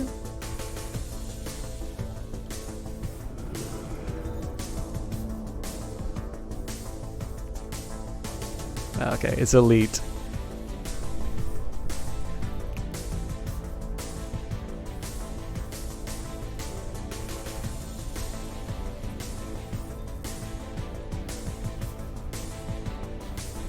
So I want to get closer, but like not close enough that he's going to be in the middle of the fight.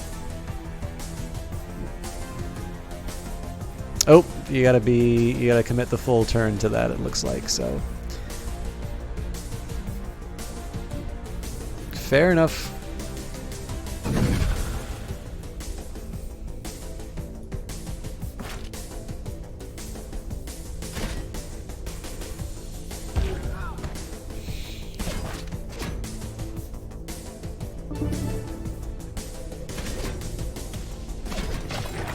Enemy eliminated. Oh wow, I thought that was gonna have some kind of like a res or something like that. Okay, never mind. We'll kick their ass. I'm thinking a stupor grenade's a good idea here, especially because it won't hit any of my own guys.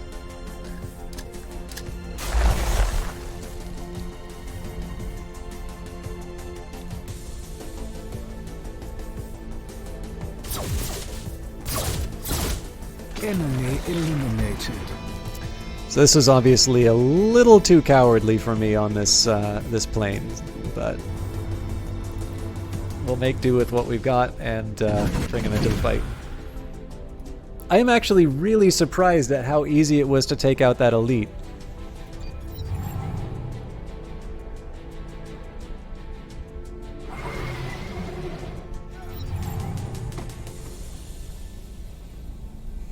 Okay, let's, if I can pull off a flank on this guy, I'd love to. I have a feeling that's not on the cards.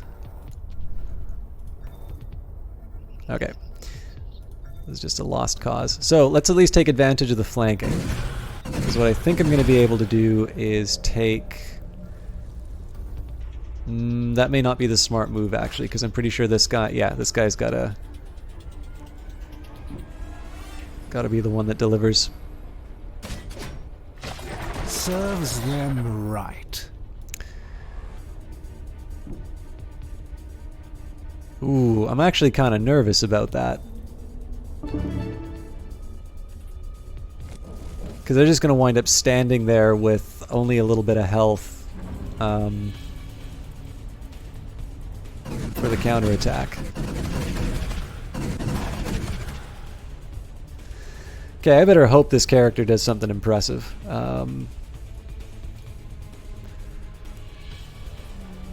Okay, looks like I have to go... Wow, that's really not anything. So let's hope for the stun.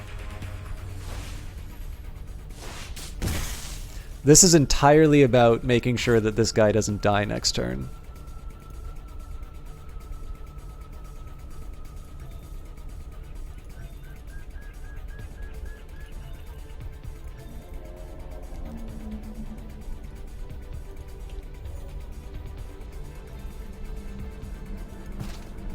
I didn't think I moved... Or I guess I did the stun grenade, right?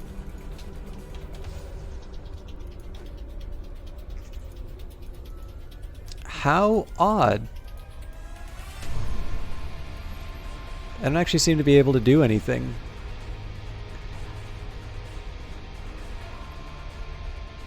Like, I don't have any of the hexes. So what I'm going to do here...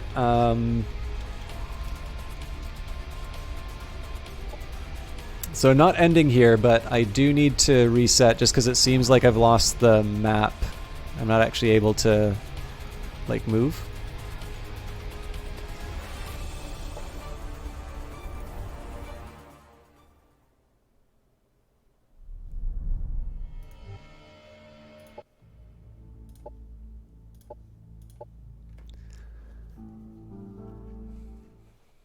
Hopefully that doesn't translate to the save. That'll be a shame. Enemy.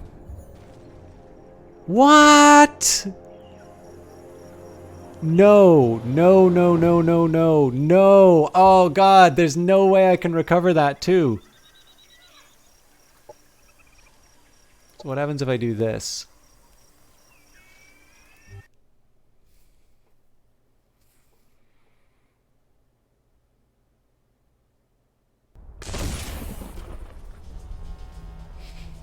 Oh god, that's the start? Okay.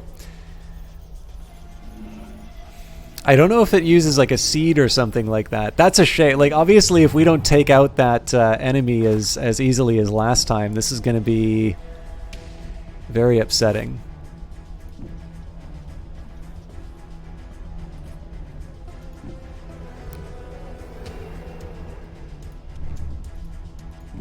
I know I can't use my slave collars anymore, so that's something. See, the challenge is I'm not going to be able to do exactly the same moves, so even if it does keep the same seed, I have a feeling that there'll be some differences.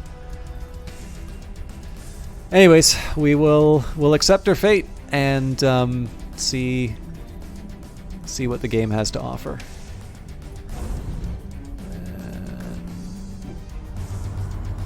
Should be a little more careful about stacking these people, but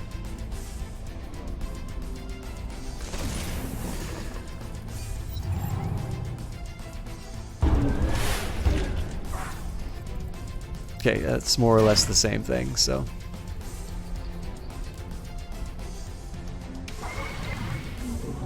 oh, but the communion's different.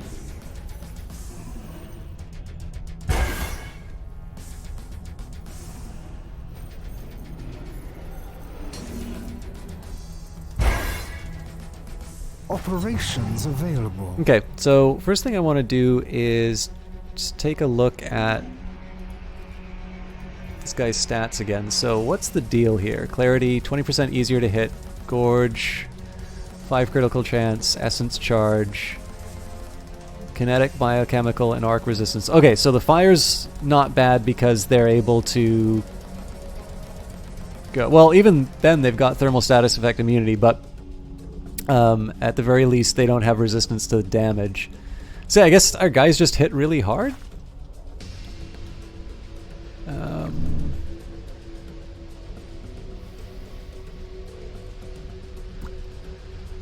Yeah, we'll soften them up.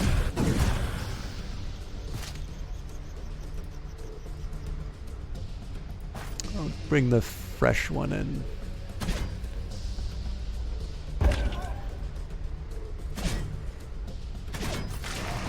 Enemy destroyed. Okay. This time I'm gonna try and go for the flanks if I can. Not so exciting, but it does get to bounce off of his ally, so that's still worth it.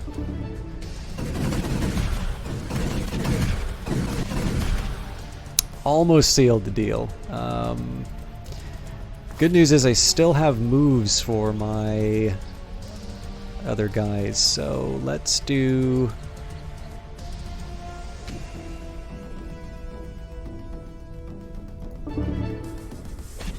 It's a little bit of a waste of the hero, but they don't really have a lot of other options. Okay. This is a little more risky just because they're already a bit weak, but I'm going to hope that we don't suffer for it. Yeah, that was not a good assumption. Not a good hope. So, let's see if we can do something to tilt the... Oh, you know what? That's stun. Pulse Disruption Lance. If that doesn't kill him, it will stun him. Yeah, that should be easy to deal with then. So there's a chance that this guy will do enough damage to take this guy out, but it's less likely overall. And looks like they want to go for the flanks, so that's fine by me. So we're locked in at the moment. Maybe I can do a teleport?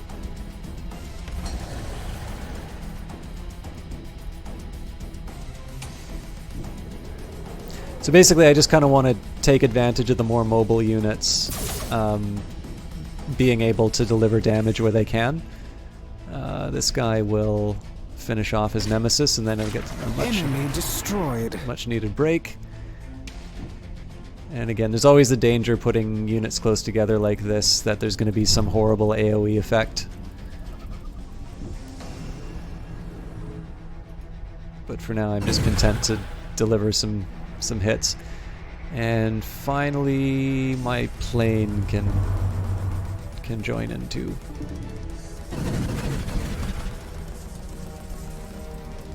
I could do operation... Well, you know what? It's not that expensive. Oh, never mind then. I'm sure there's another thing that I could do, but I'll just let nature take its course.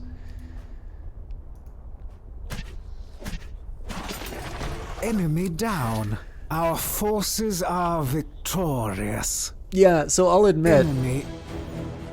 even if I had sat down and read all the details on those units, I would not have expected the fight to be like that. I was certain that this guy was just going to walk in and, like, eliminate everything. But the corrupted High Lord faltered, the rot-corrupted essence of his being still flowing within the construct. The hideous creature screamed in pain and then fell silent, defeated. Let's move on. Aureus Tyre lies helpless on the ground. His corrupted form sprawls before us, hungrily open to take life from any who are foolish enough to give it. The artifact could be used on Aureus, but what do we really owe him? We could use this artifact to repair the tomb itself and use the equipment here to build forgotten units. The temptation of choice is why we are alive. So we could save him, we could purify the tomb. We'll save him. We use the artifact to save Aureus Tai, purifying his being. The ancient Aztec lord stirs, pushing his way out of the horrible construct in which he was confined, rising in a new form. He is grateful and offers to join our cause to repay the debt that he owes us. So, get a fancy new Heritor commander, and I have no idea how to use it, so...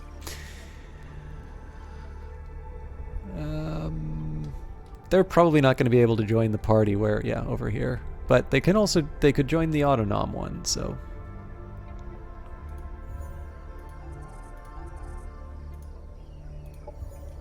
A word is power.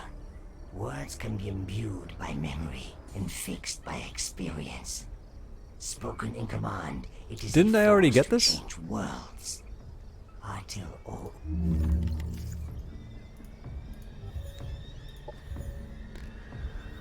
I think I'll just do close quarters. I'm sure there's some other upgrade that I can run, but... yeah, let's get this over with. So yeah, there's something of a power difference here.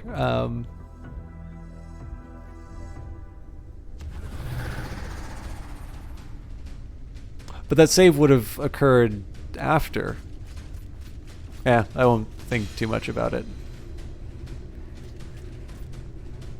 I was wondering why they were running away. I'm like, oh yeah, because I have people on like 3 sides of them.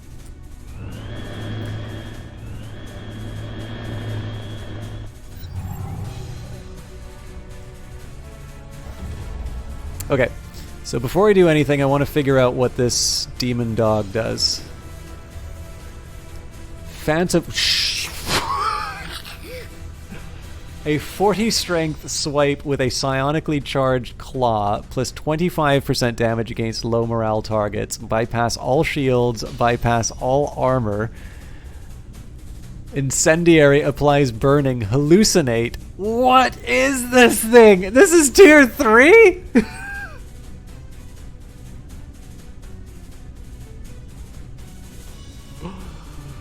Oh god, exterminatus. Okay, we absolutely must engage this at oh god, they're going after the weak ones. That's why they were moving there. Does it have a ranged attack? Yes, it does.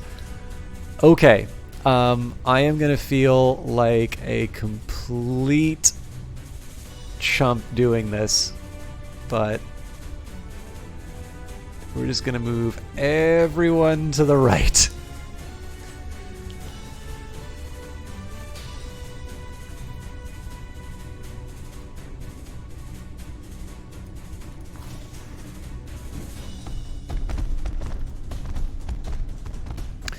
So my bees are going to become useful against the armor. The only thing is that I definitely want to get people in a better position. The thing that I'm really worried about is not so much the initial engagement. I'm pretty sure I'm going to be able to survive that and take out a few units. What the real worry is here is that I'm going to get pinned down in a fight on this side of the level. So all of these ground-based units are going to have to make their way in.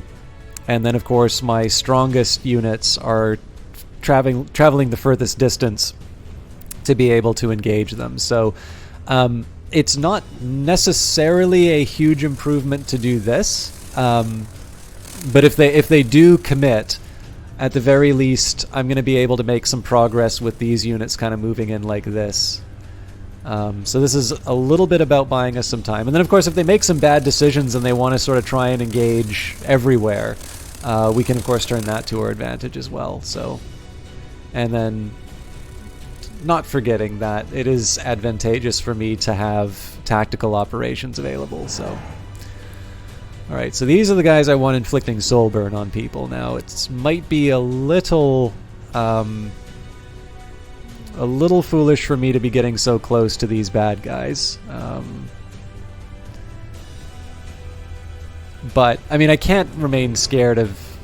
Like, I can't be scared of the enemy forever. At some point, I'm going to have to deliver the goods. So, we'll close the gap where we can. We won't walk into attacks from the enemy, but I'm assuming this is a melee... No, this isn't.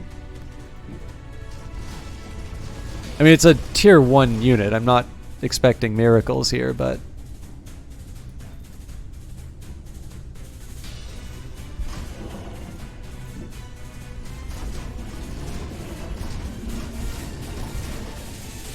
I really like the animations on these things. again, this is a melee unit, so I don't want to... Again, clustering units is almost always a bad idea in games like this, but I'm running out of cover. There is a mild temptation to bring Anestia like right up front to deal with misfortune. Nah.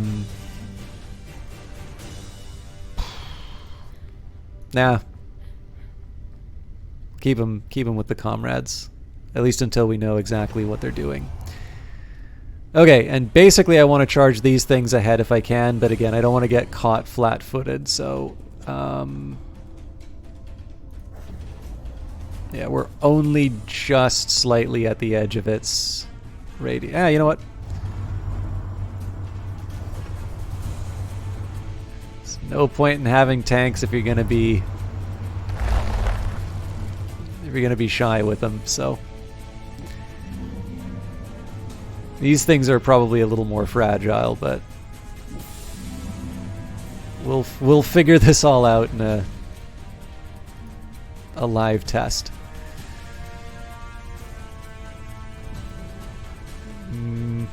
I'll maybe not tempt the AoE effects though. Well, I'm sure there's a couple of things AoE wise that might be able to cause me some trouble, but I won't invite it by putting like these guys beside each other. Given the fact that I'm kind of relying on these guys to save the day and I've never tried them before, I don't want to start them off with some huge health deficit. Okay, so they're taking drugs. Are they just going to stand in the middle? Nope, looks like they do want to engage. Actually, they're probably going to jump. Yeah.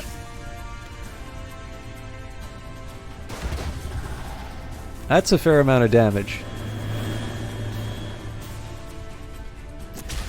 Okay, that's a reasonably smart one because these this unit's not particularly good against flying.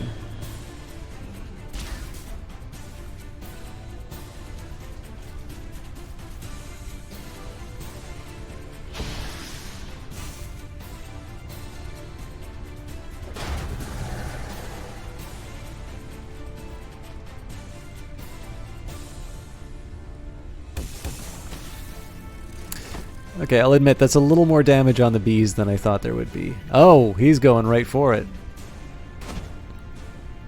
Nice. Operations available. Okay. So one argument is just rain down death. House Anthem. Inspire all friendly units on the battlefield. Oh, this is great. I wish there was like a boombox on this thing to really sell it. Okay, I think in this case we will unleash hell with the default weapons just to try and get this thing off the board. Oh, you're fired. You are so fired.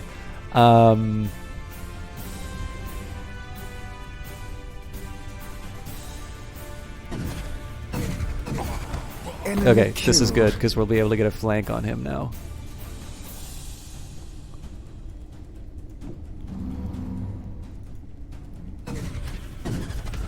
Enemy killed. All right. Things are looking up.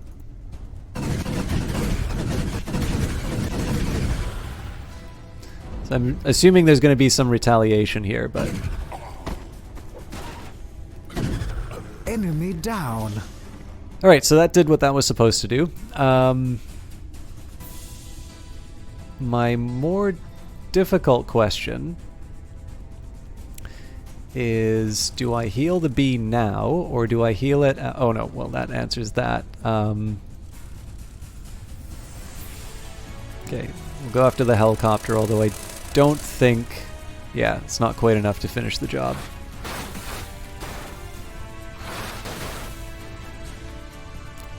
But I bet the next attack from a flying unit is going to be...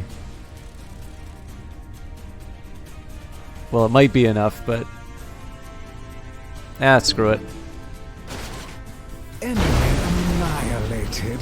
There's no reason for me to get too clever about this.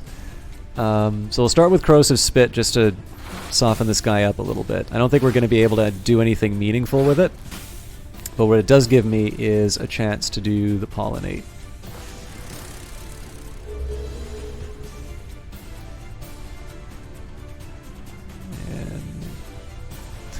The dino's not quite ready to deliver an attack. Oh, I might be able to do a melee, ranged attack.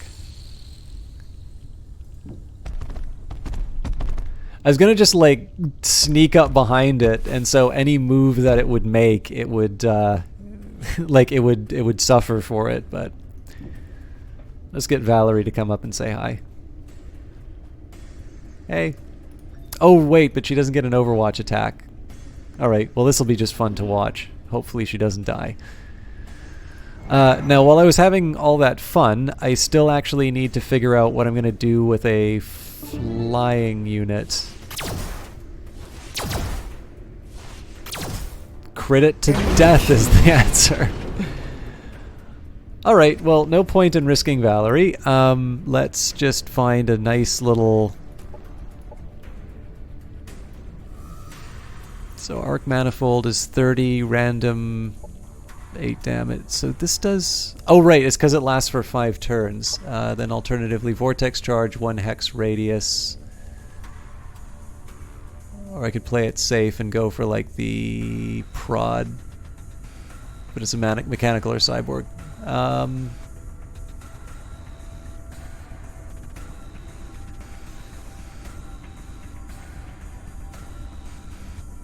No reason to get clever about this, or that's not enough damage to be worth it. You know what? No operations. Valerie's got to find her own way in the world.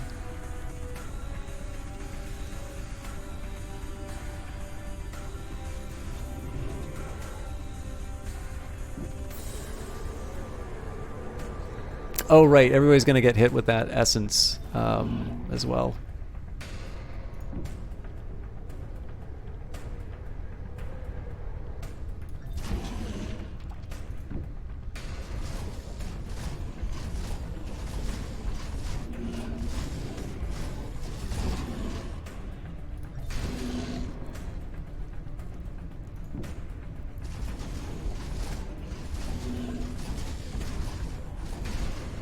Funny thing is now, knowing how quickly we got through all the other stuff, I'm kind of regretting bringing so many units in.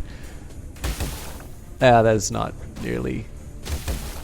Okay, actually that is a lot of... No! Unit destroyed. Oh my god! Wow, that's actually a huge penalty to that character now.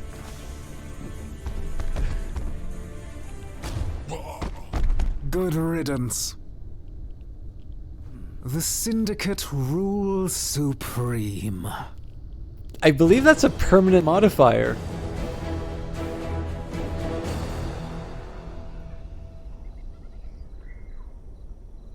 Go, maybe not.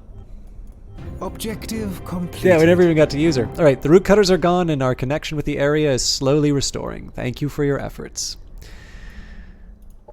Alright. I guess we'll do the same thing with the autonom. I will admit, I do feel rather foolish after that, but it's fine. Lessons learned. I think we will wait a turn before we do any of that.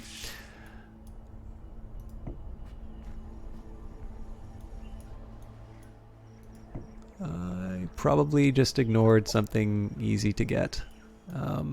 Let's get him to replace Valerie for now. Again, I really just want to see what happens when I find the Heritor Crypt. It might just take me on to another mission. In which case, if it does, I'll call it a night. If it brings me to sort of like the end of the... If it brings me to the end of this part of the campaign, I'll try and make it there. Obviously, Cosmite is my bottleneck, so we'll annex the district park. I'm sure there'll be some consequences morale-wise, but we can deal with it. Happiness event in Colony. Now, I'll admit, I'm a little surprised that there isn't an event for me already at this location.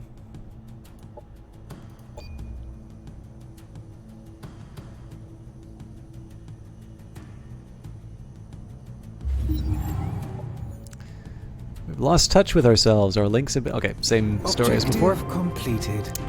Thank thee for your insights. Mortals worship the young and nubile, but now we are trending. Here is your payment.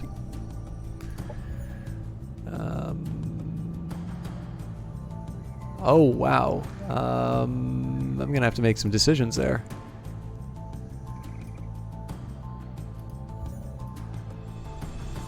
So yeah, this is volcanic, so I'm going to have to deal with that. Let's actually put that right at the top.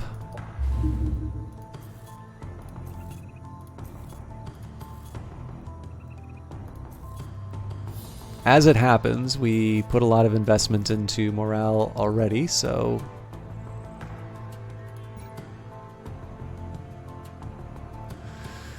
So, 30 additional research for society, 21 research slots filled, military, produced by the colony doesn't work for me. Alright, we'll give it social improvements. Operations available for priming. We expected to find the Aztec crypt buried below the sands of Obulus 5. Its imposing architecture leaves no doubt that this is where the legacy of the Aztec is still hidden. We expected to find beauty on this world, but Hatil Asran's descriptions could not do this place justice. The Sanctorum stands monolithic in the cavern that shielded it for centuries. A miracle it has never been discovered. Sadly, our joy is interrupted by a sensor reading. RPRs were ghosting our exploration sensors, and we've identified their telltale destructive marks on the exterior seal of the Sanctorum. Unable to reach the inner parts of the complex, they are marking us as their new experimentation targets. So we can assault the RPRs, we can ask Jack Gelder and his troops to intervene. Yeah, let's get some allies in. Keeping his earlier promise, Jack Gelder didn't hesitate to send his purifiers to our aid. Their Pyrex fires made quick work of the Reapers, clearing the path for our further advance. The inner sanctum is gated. Upon the emerald structure is an inscription that reads, "All must contribute an equal share." We believe it is either a warning that if we enter we will die, or that we should pay a tithe of essence to be admitted beyond the point of the gate.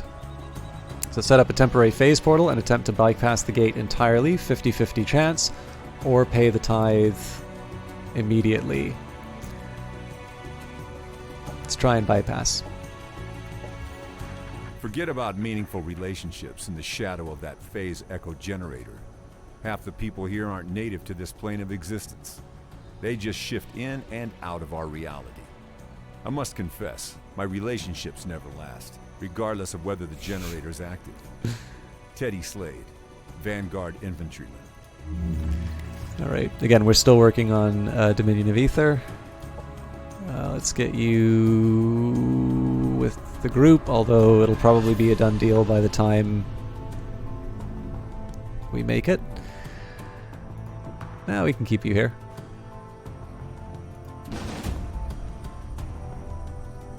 I'm a little tempted to do an automate. Yeah, let's see what auto combat does. I have a feeling we're going to lose stuff, but... No, we didn't. Okay, nice. Objective completed. Well done, champion of life. By smiting those lifeless idols, you demonstrate your faith and refuse entropy's distractions. We bless thee. I don't dislike the combat, it's just at this point, I'd rather not have to do another round like the one we just did. I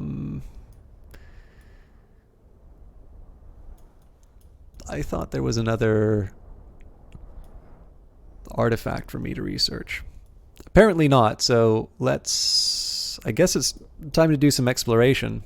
Let's get Fists of Fury unit exploring south. I haven't got anybody working on that. These guys don't really have that much mobility, and they're not that strong on their own, so I think in this case I'm actually going to get them to get rid of these occupants. We seek to cherish this place. May we offer you recompense. We gladly indulge you, friend of life, trusting that in a coming day we may savor your essence. We may have to exterminate these guys. Now this is a perfect scout unit, so these guys are going to go east until we can go east no more. And we'll help merge with the Heritor. So these two groups will move after these ones. Sector annexed. So let's see whether or not our coin toss worked. Even the richest Arcadian soil, ideal for sustaining life, requires care to remain productive and sustainable.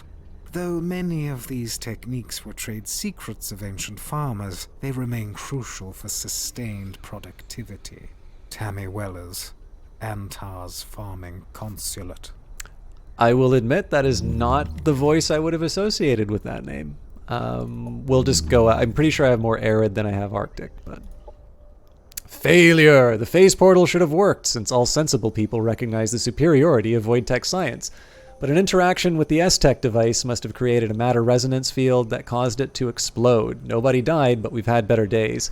Even so, the tithe doesn't need to be paid because we blasted a hole clean through the gate. Army suffered 60% damage.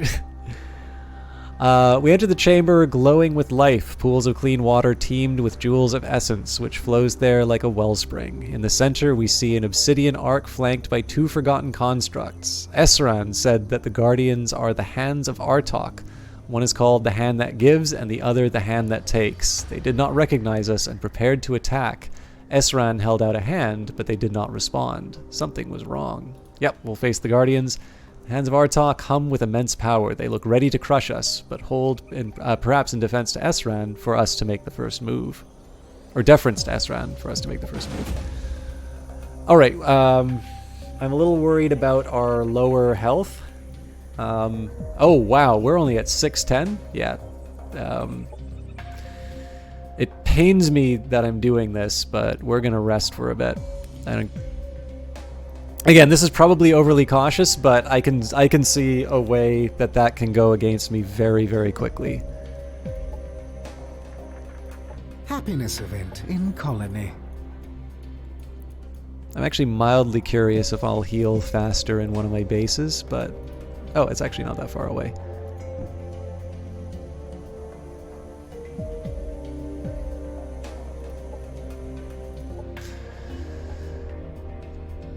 Again, I'll still do exploration with these units, though.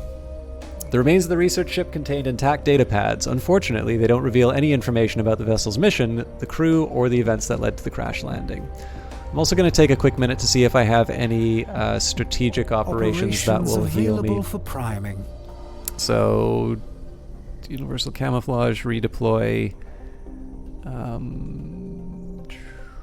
Lots of...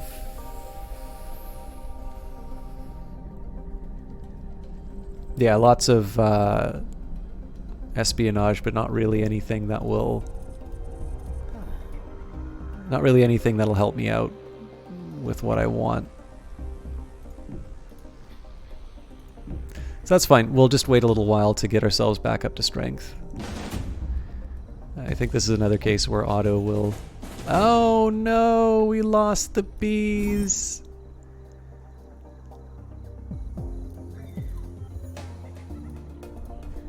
Alright, that won't stand. So...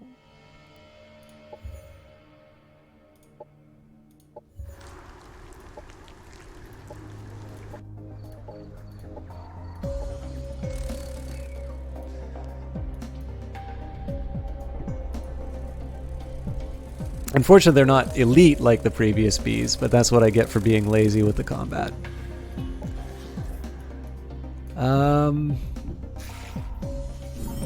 Again, I'm not gonna say no to the benefits of found items.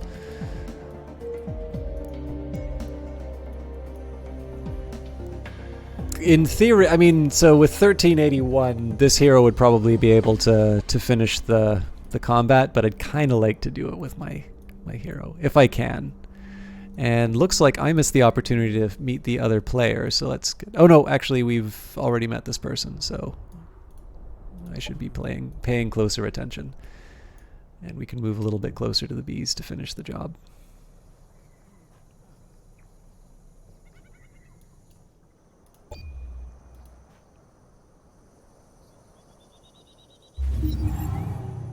Okay, that wasn't as much health as I thought that I would get out of that, so we'll give that at least one more turn.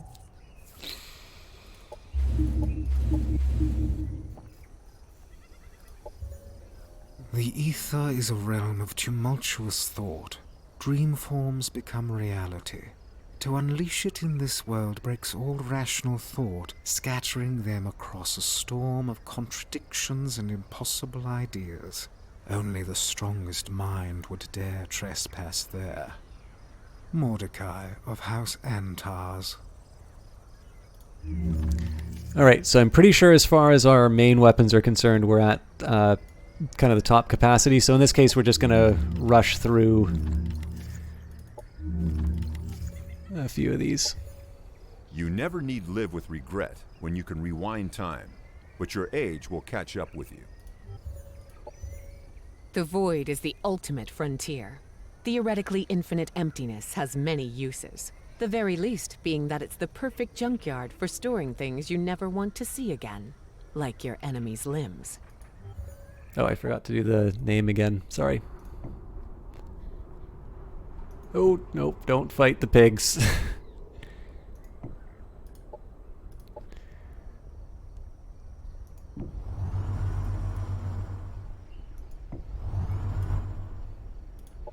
This is a nice big map. I didn't think, I guess I didn't think to look at the start of the mission how large was large.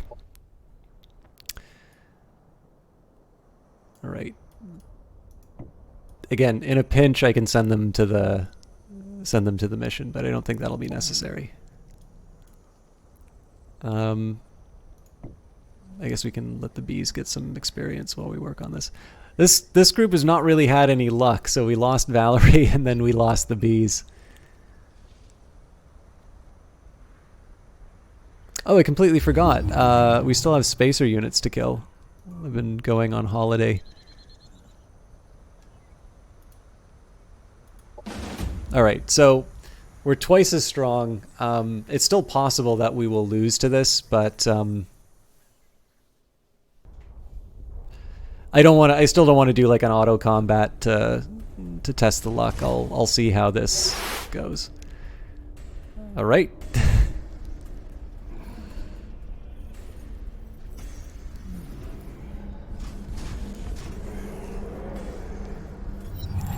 So I'm familiar with at least a couple of these units. So I believe this is just a... No, that's not a standard golem. Okay. So standard drained I think we can work with as long as we keep our distance. So the hand that gives, I'm going to assume, gives like boosts and whatnot. So Essence Blast consumes all Essence charges, channels them into a blast of Essence, dealing damage in a 1 hex radius area of effect. Essence Pulse, unit channels the Essence within a pulse of Essence, damaging enemy units. Connect Communion, this unit connects to target friendly unit that cannot form connections itself. Both units gain Communion, which allows them to be targeted by certain abilities. Communion, this ability can connect 2 units with... Okay. So, Tithe, unit reaches out and forcibly takes the Essence charges from a target unit. Okay, and Sacrament of Decay consumes all Essence charges, units linked through Communion, and the Arc itself deal an additional 10%. Alright, so... Oh, and then the Sacrament of Vitality consumes all Essence charges, healing all linked units, and the Arc itself through Communion. Right. So if I kill this thing, I want to be sure that it's, like... I can't really one-shot it, I don't think, but I want to make sure that I am... I want to make sure, like, I do a meaningful finisher on this thing, so... We'll load up for the defense bypass, obviously. I should have turned them before I did that. I'm a little surprised that I can't target them from here.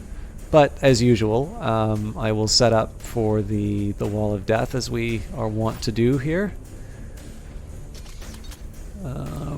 It's not a lot of cover. I don't mind that my hero's taking point. They're a little more survivable.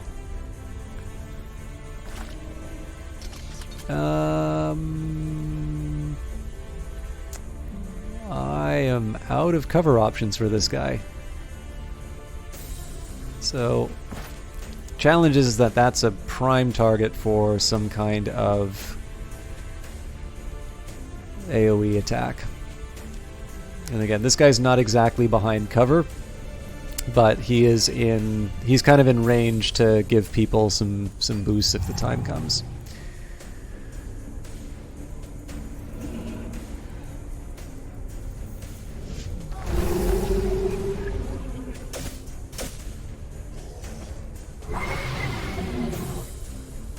Okay, so that's decent damage for a couple of taps.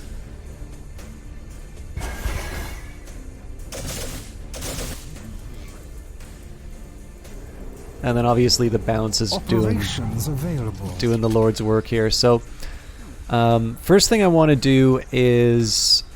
So I'm going to hit as much as I can with this static charge, because I basically want the sniper shot to hit like a truck. So even if it means that we like overdo it in terms of damage, like this is definitely overkill. But it looks scary, so destroyed. that's the first rule. If it looks scary, you gotta take it down. So this is not the best opportunity I've had, but at least it's some damage. And again, this is a reasonably weak unit, so as long as we set up some intelligent overwatch, or actually, you know what, we might be able to finish the job. So I'm not completely out of the woods, right? We haven't seen what this thing can do combat-wise, but at least on paper it doesn't seem to be the most terrifying foe. We can set our guys up with a boost, but I'll wait a little bit. And in this case, I think I will do an arc discharge. It does like nothing. So maybe it was the arc I should have been paying attention to all along.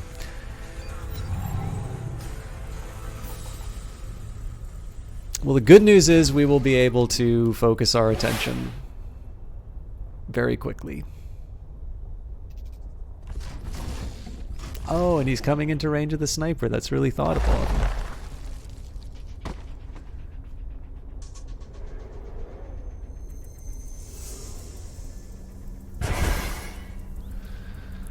Okay, that's not my favorite. Actually, this might count as a flank. Nope. I was kind of hoping to save... oh, you know what I should be doing?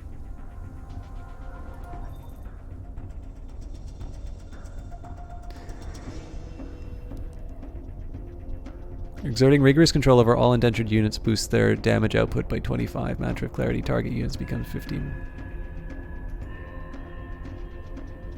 Yeah. So that might have meant the difference in terms of taking that thing out. But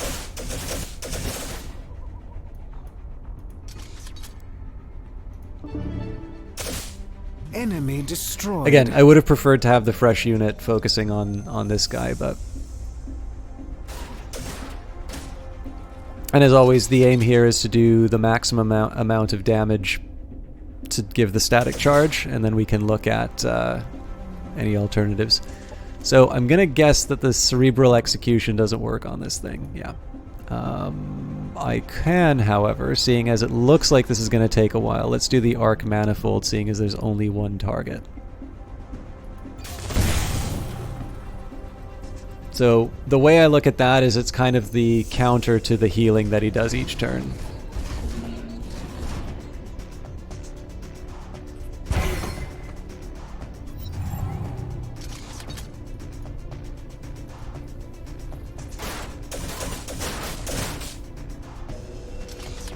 And again, we just stand, do the three hits of damage, and hope that it's enough by the time we get the elite units up. Not going to do any heals or anything. Oh yeah, actually, maybe if I wasn't focusing on arc, I would have realized that it would have done better. Our forces are victorious. So, clearly... waiting was the right call there, because if I had not, almost certainly would have lost one or two of the indentured, which of course would have limited the arc, the benefits of the static discharge and whatnot. So we laid low the hands of Artok and approached the ark. The platform ascended as the apex of the sanctorum shook and cracked to behold a field of stars. Exposed to the night sky, the ark is resting there, waiting for us to crack its last seal. There it is, the treasured artifact of the Aztec, shimmering like an obsidian obelisk. Tell me, Hatil, what is it that we will find when we open it? Redemption, a new life, power. The responsibilities lying ahead will be a test of character and faith. I will be at your side if you need me during this new journey, my friend. Thank you, Hatil. As the new head of House Farron, I say it is time to stop contemplating the past and start adding a fresh chapter to our family chronicles.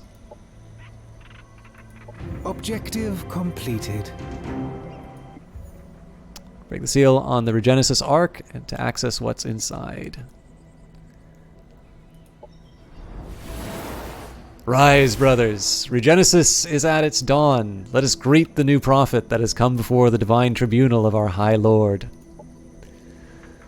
The contrast, the colors. I feel as though I could glimpse beyond the fabric of reality. My memories and past all seem to have entered a new state of flux. The flame of revelation. It burns away all sin. Oh, no. Why won't it stop? Welcome, Marlock Tenor. I've been expecting you.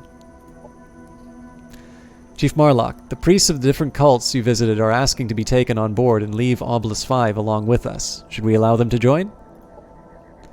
Given their contrasting beliefs, they would sooner or later be conflict. It would be unwise for us to accept all of them into our ranks. Considering our options, I'd say we'd best take along Hun Robert, Lalia Dama, or Empress Locke. I don't actually remember. I love these names, by the way. I actually don't remember which was which. I think Lila Dama was the meditation one. Let me just take a quick second to verify that.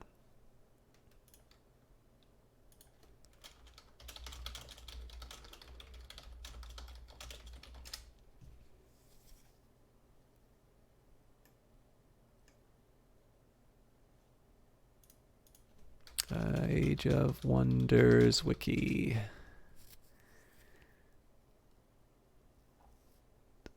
Planetfall.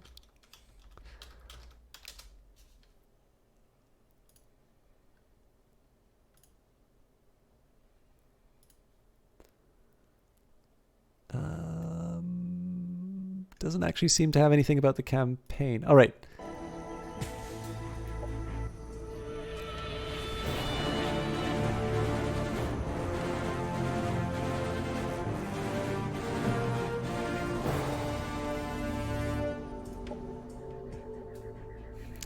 So yeah, needless to say, we had a little bit of a point where we broke out.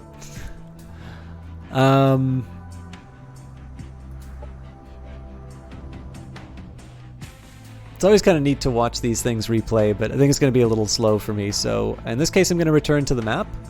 Oh, actually, I wanted to return to the campaign map. Opening the Regenesis Ark was an act of divine providence. As the beacon was lit, its echoing signals spread to all Star Union worlds, releasing billions of Aztec minds from their ancient slumber. I myself became joined with their High Lord Zito Remenzes. By accepting my role as Heritor Prophet, I will bring redemption not only to my own house, but to the sinners of other cultures and races alike. Alright, so let's save because I'm done for tonight. That's October 27th when I start. Sorry, November 27th.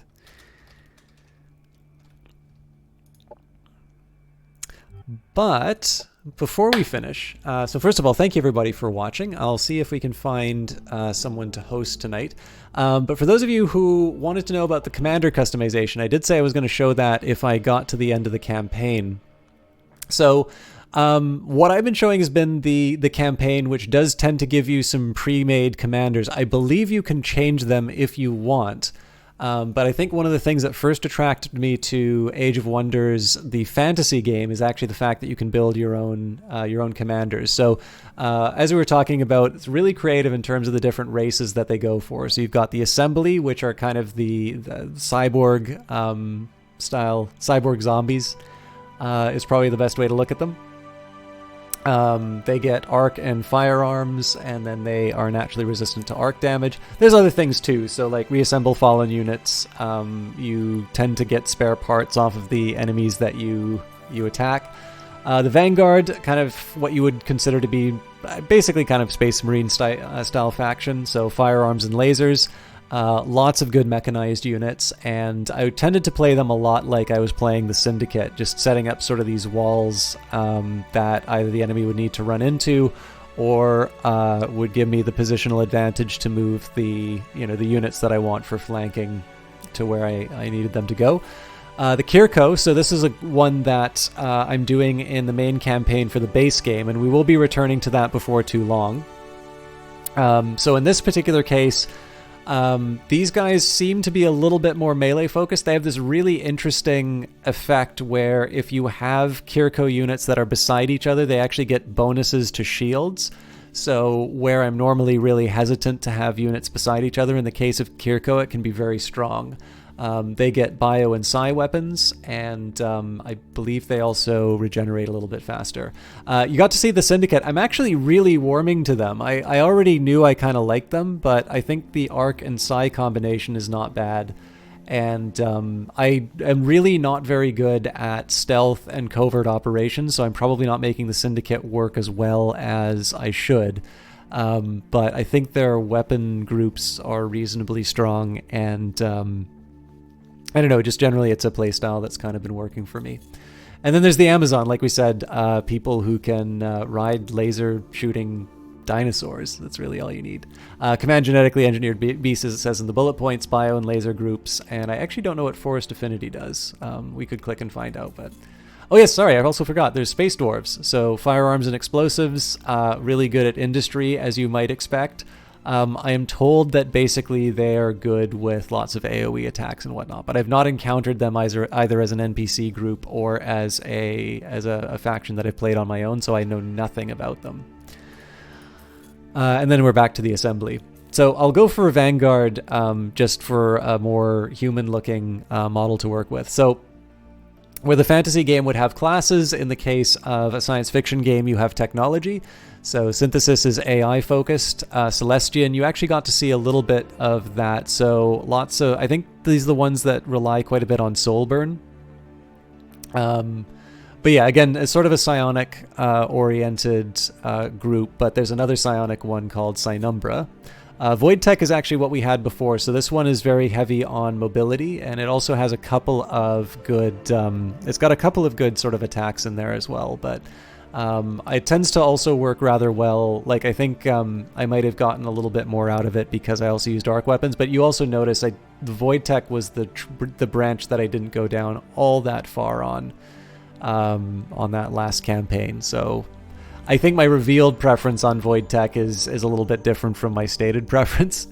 Xenoplague is neat. Again, I've usually used it more in reaction to finding a Xenoplague unit, but you can infect other units, and if they die, I think there's a chance that it becomes a plague unit. I also think it's got some decent healing and whatnot. Yuri Fiveware, thank you very much for that follow. Xenoplague's OP? Okay. Again, it's one that I've done through finding units. I've definitely, whenever I see their like parasite effects or anything like that, I basically focus them down. So my fear is as much of an indicator as anything.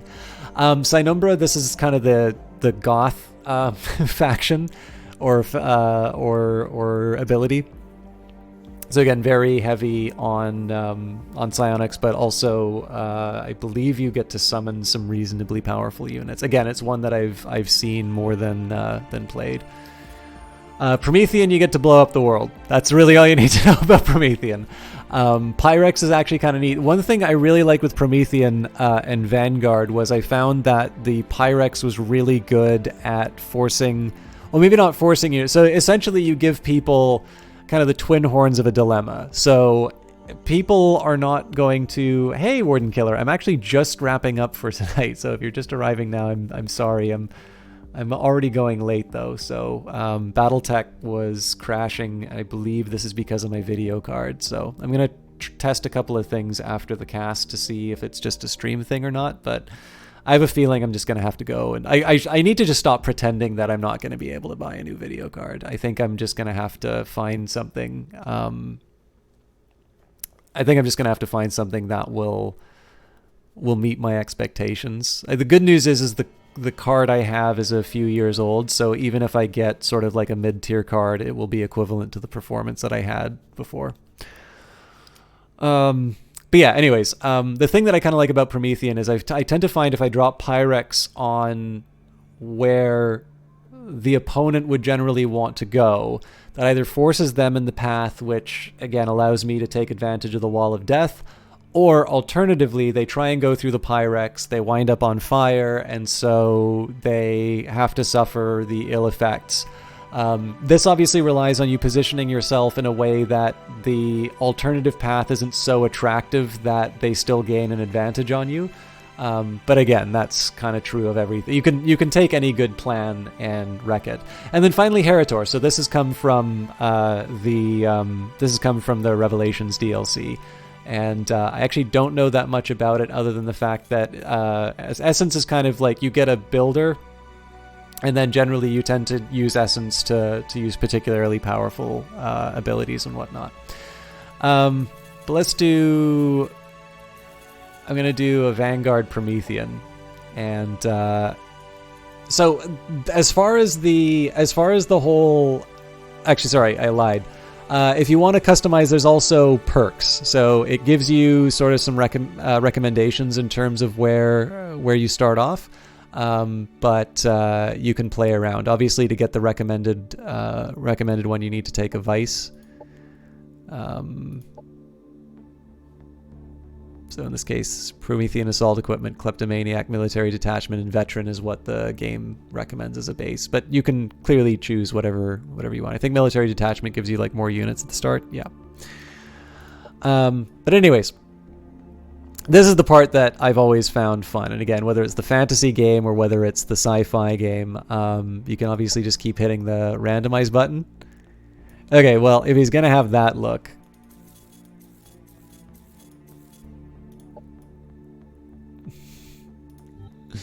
Yeah, why not? Let's just say Sinumbra. So that's actually a pretty decent looking. For random, I'd run with that. This one definitely looks very very Sinumbra, but probably just because of the background. Obviously, I could run through all of the individual examples, but there's a lot. Oh wow, that's a really good looking one actually. I'm fond of it. There's some of the head items sometimes go a little fun. So, for instance, I believe this is it Overlord? So that's another Triumph game. Or was this from No, I'm pretty sure this is Overlord. I never played it, so you'll have to forgive me. There's nice bubble helmet. Let's give him the cowboy hat. What's his name? Not Hyun.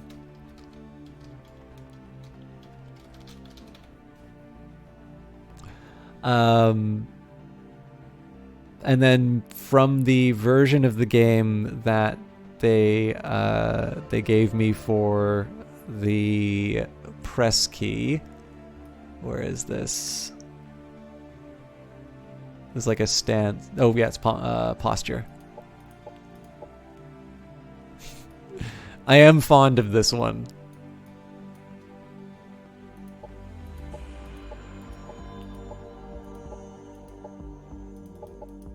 I think this is what I start off with. But yeah, I mean, like, obviously you can have a ton of fun with this, and you can actually do some really neat little storytelling with the looks of your people. So the assembly tends to have quite a bit of character to... Well, actually, they all do. I mean, like I said, one of the things that I like the most about this game is there is just a ton of personality inside of it. As you can see from some of the events that we ran into,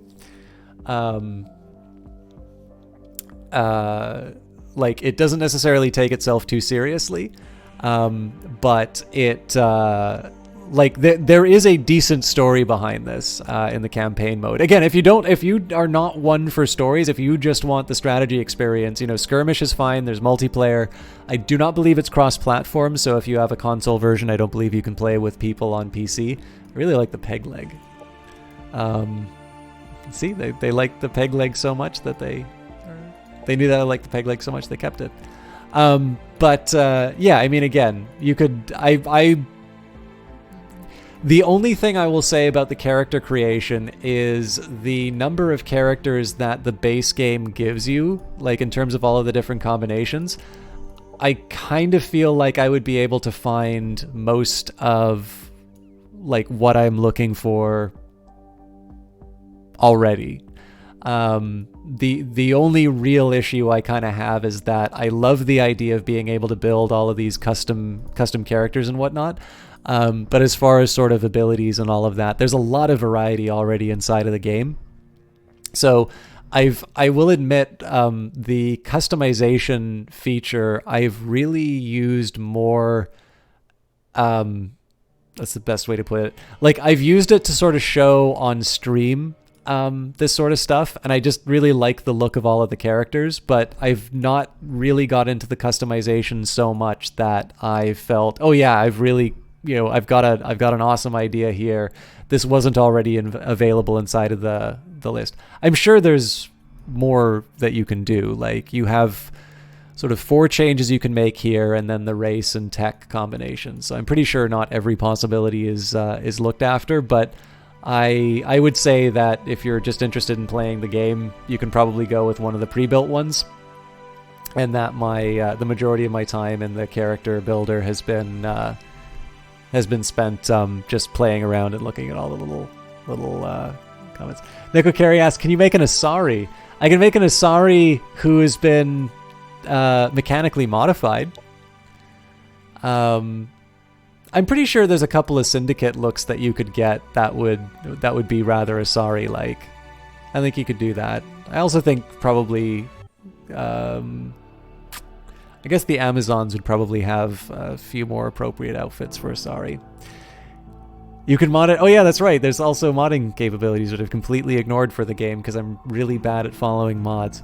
Anyways, guys, thank you very much for watching this. I'm sorry. I mean, I did get to do an extra hour and a half of Planetfall, and that's following an hour of technical problems. So you guys did a really good job of making me feel a little bit better about the troubles that I was running into. I have a train to catch on Saturday, so there will be a stream on Friday, at least as far as I know. Clearly, I am at a point where this computer could run into something that breaks the stream at any given time, so maybe take that as a caution. But yeah, I have a train to catch on Saturday somewhat early, so it may not be an extended stream like this one, but if I'm capable of doing Battletech, I'll try it. I probably won't be able to.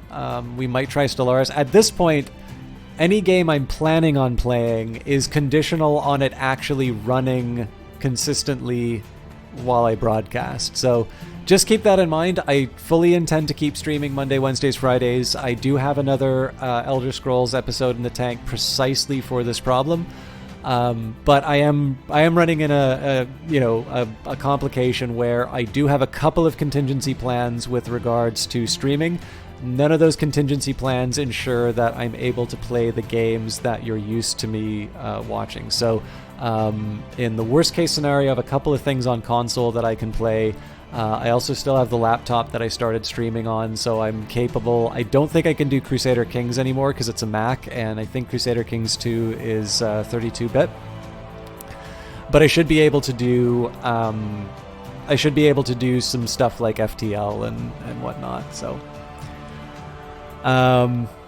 what else? Yeah, let's find somebody to pass this off to. So sorry you're not going to be able to hear the music for a little while, just while I find someone going on. And I will, if you guys are concerned about whether or not a stream's happening based on the card, I will almost certainly be complaining about my technical issues on Twitter. Oh, Jesus. I have a few options here, and I'm not sure what to do.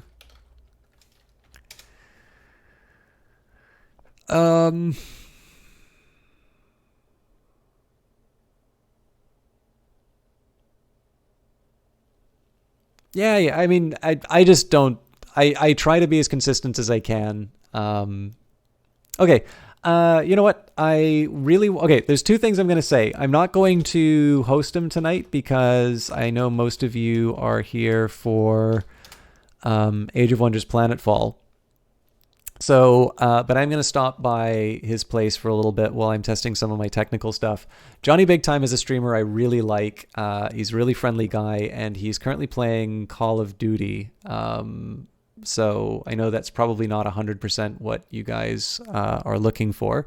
But do check him out, especially if you're looking for something new. But it looks like we have got one Russian stream and one streamer who says Kirko Empire early game stuff giveaway. So I will raid. Well, I say raid, but I'm just going to host Duzek Snow. I don't actually know who this streamer is, but they are doing Age of Wonders Planetfall in the language that I'm speaking right now. So I hope you guys enjoy it. And as far as my stuff, again, Friday, if I can get the streaming, if again, my computer doesn't burst into flames, and then the usual Monday, Wednesday, Friday, and I will try and figure out what's going on with the video card. I will probably make a decision on that within the next couple of days, regardless of how the insurance stuff turns out. Anyways, have a good evening, and we'll see you next time.